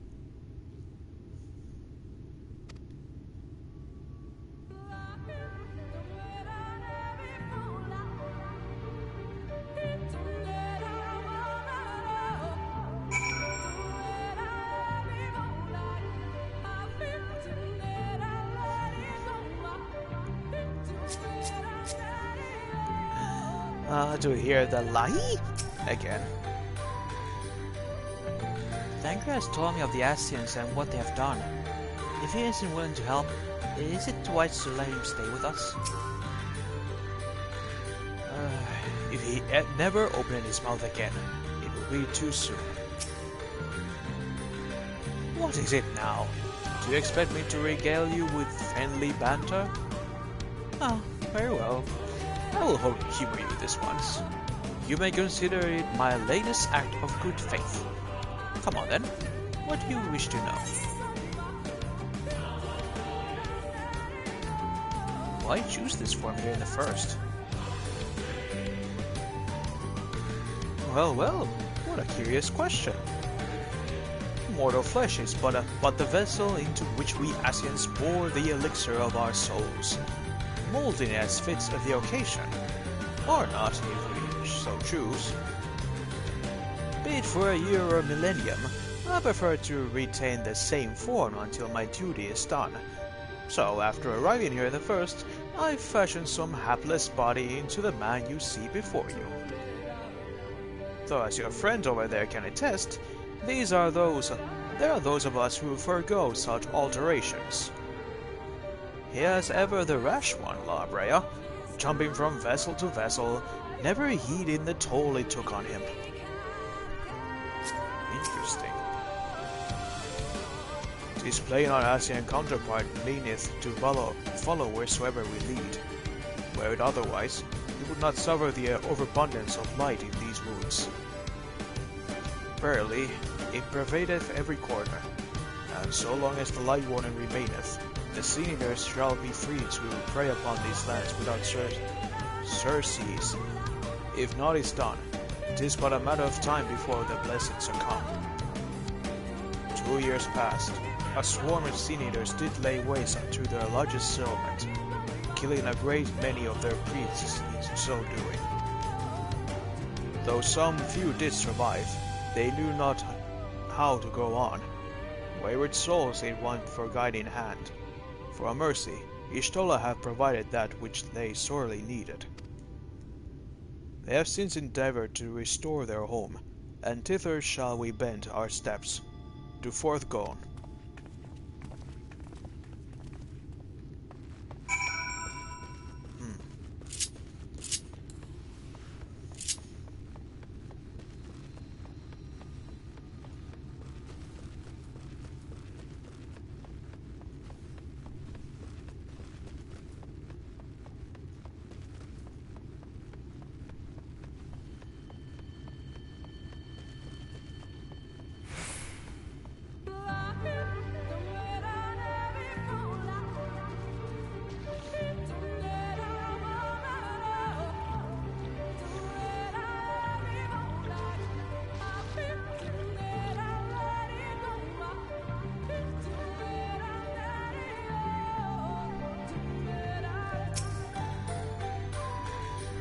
Orianshi said they were rebuilding, but there's no one here. We both know how Orianshi enjoys painting pictures in his words, but he did not exaggerate about this place.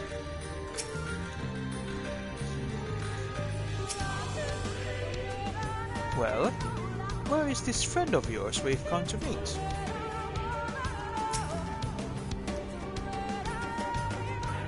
I mean, Master Matoya.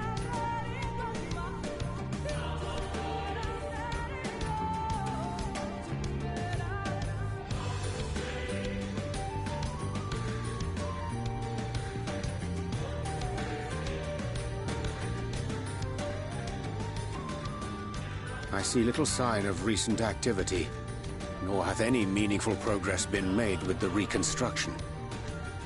Mayhap Y'shtola sought shelter elsewhere. Come, let us quit this place.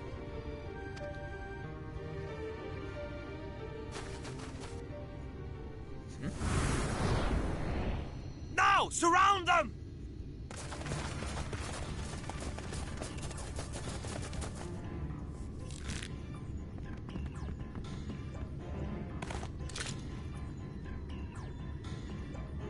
Whoa.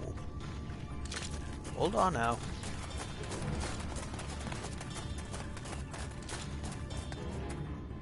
These senators, they're not like the others. Excuse me? There's a reason for that. Lower your weapons, please. We mean you no harm. How is it they can speak? It's a sin-eater trick. They mean to kill us all.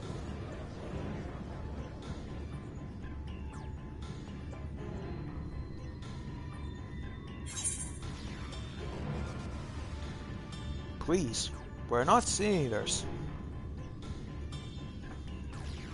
Perhaps they speak the truth.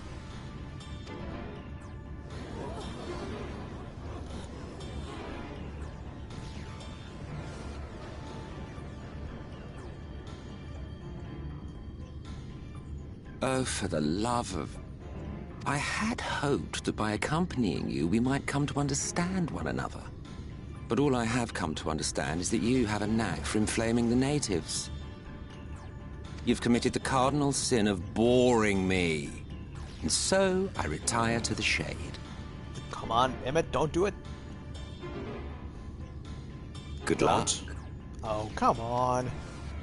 Now you've made it worse. There! Did you see that one disappear? I think I preferred La Habrea.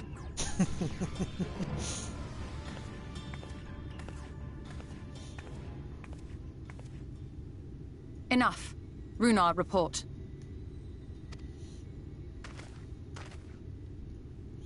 Master Matoya! Huh?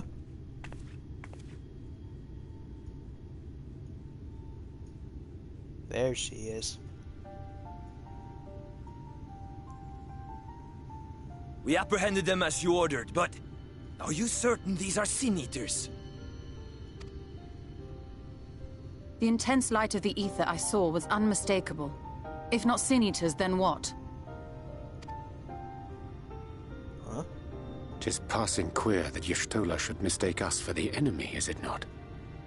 Mayhap it hath been too long since last she beheld the radiance of thine ether.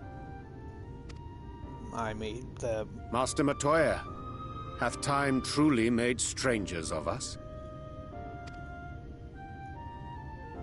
Nay, I recognize you, Urianger, Thancred.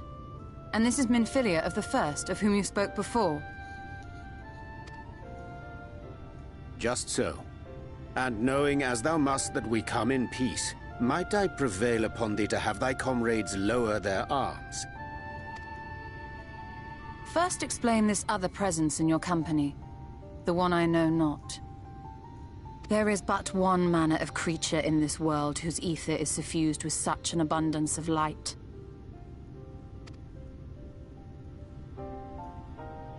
Mine apologies, Master Matoya, but thou art mistaken. Before thee standeth our dearest comrade, the truest hero among us. Though he is but recently arrived here in the First, not one but 2 Light Wardens have already perished by his most puissant hand.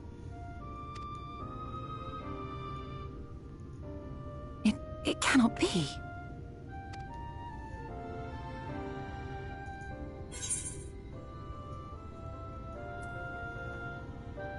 Nice to see you too, Master Matoya.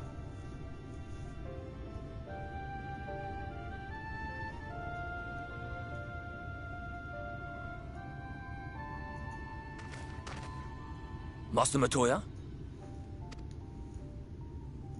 Lower your weapons.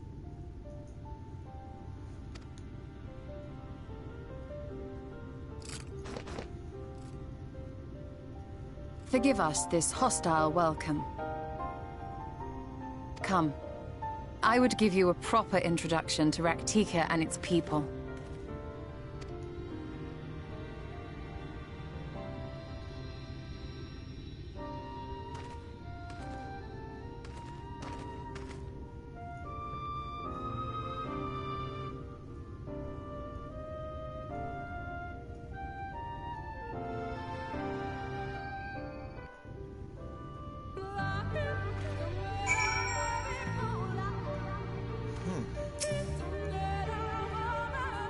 I didn't expect her to be so imposing in person. Yeah.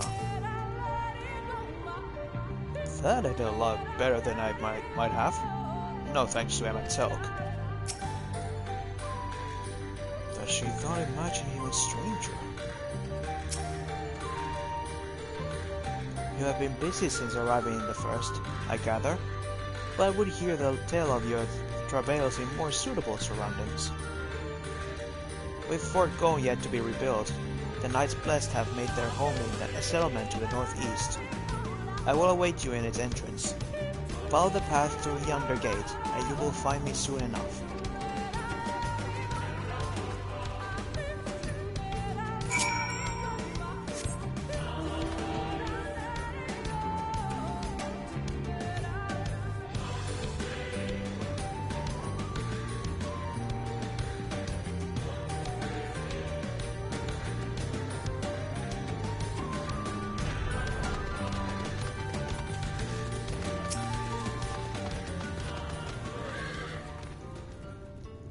There you are.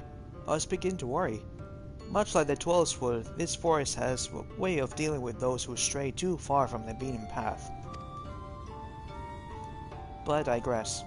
Let me show you the home of the Knights Blessed.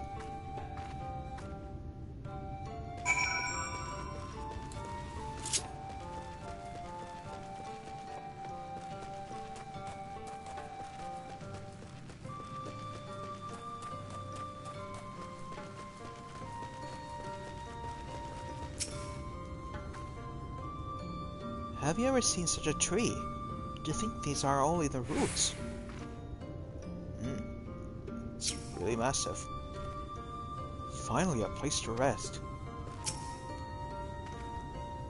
To make their home here, and so swiftly, would surely have required no small amount of ingenuity. A most impressive feat, wouldst thou not agree? Yep. Very impressive.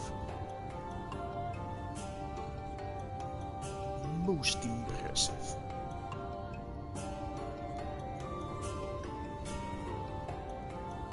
Slitherbough is the largest of the blessed settlements. They worship no gods, instead revering darkness itself. It is a curious kind of faith, but one which has granted them the strength to persevere in the wake of the flood.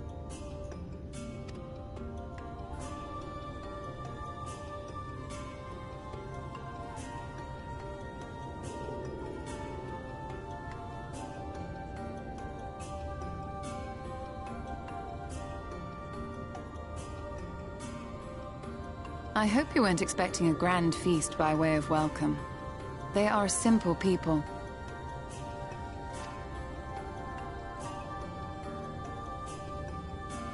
Now, I would hear of your travels away from prying ears. Come.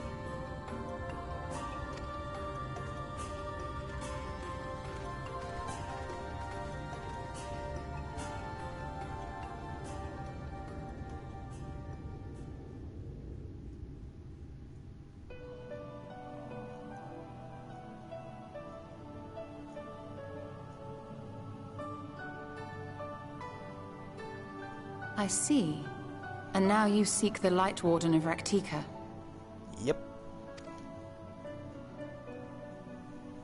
In the days after I arrived in the First, I too relied upon the Crystal Exarch for guidance. But his penchant for secrecy and the telling of half-truths soon lost him my trust. And thus did I strike out on my own. My work eventually led me here to the forest, which I've come to know like the back of my hand. I cannot say with certainty where your quarry is hiding, but I am confident I can narrow the search. Well, go on then. Some few thousand years ago, this forest stood at the heart of the Empire of Ronka.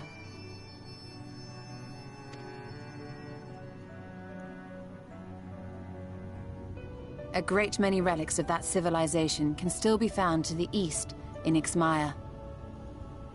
Or rather, could be found, were the area not fiercely guarded. Ixmaya, you see, is home to a tribe of warriors whose lineage is said to date back to the time of the Empire. any attempt to enter their territory is met with lethal force. They offer no warnings, and suffer no trespasser to escape. Needless to say, my every attempt to survey the area has been thwarted. Mayhap the Warden hideth there, full knowing none may approach it for fear of these protectors.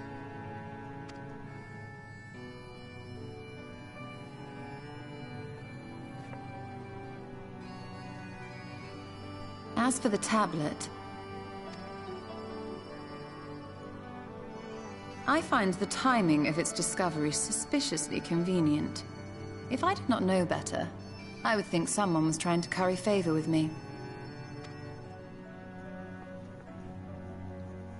Regardless, it will take time to decipher these writings. Yet I would not be at all surprised if they somehow held the key to entering Ixmaya unmolested. The Exarch has a nose for serendipity. If there is aught I can do to assist thee in unraveling their secrets, thou needst only ask.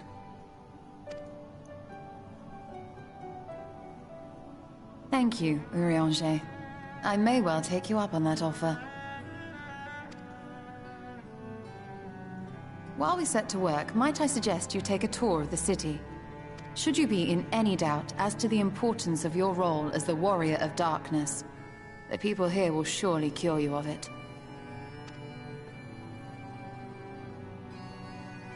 I must say, Ishtola, while most of us have struggled to come to terms with our altered circumstances, you seem to have adapted rather well. Lest you forget, Master Matoya and I dedicated our lives to uncovering the truth which hides at the heart of our world. Though separate, the fate of this reflection is nevertheless bound to that of our home. That I would be daunted by such an invaluable opportunity is absurd. But what of you, Thancred? Could it be that you are still struggling to come to terms with the nature of your young companion? Ooh, striking directly. My struggles are none of your concern. Quite why you would speak thus and in this company, I do not know. Perhaps you left more of yourself back in the source than I assumed. If you'll excuse me.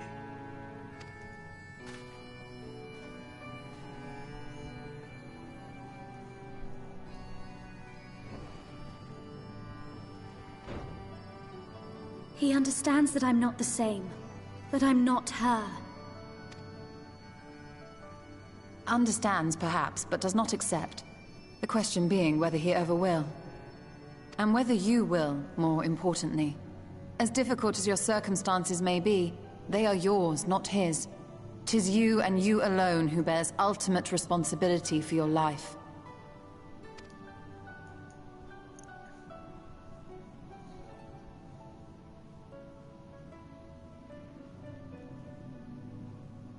But you need not make any hard choices now.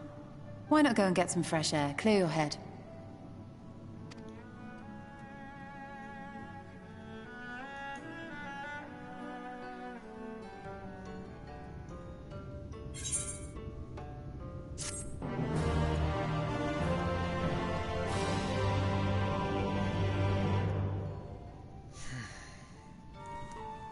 Well then. Now that I look at the time, I think time for me to end this broadcast for today. But now that I have more free time in my hands, I will be able to now continue this, able to finish this my little project of mine in much more fast-paced. So, next time we meet, we will now visit this world of the Knights Blessed, along with our friends Minfilia, Urianger, Ishtola, and Thancred, wherever he is now, right now. So, see you all next time in the replaying the story of Final Fantasy XIV Shadowbringers Part 4. See you soon.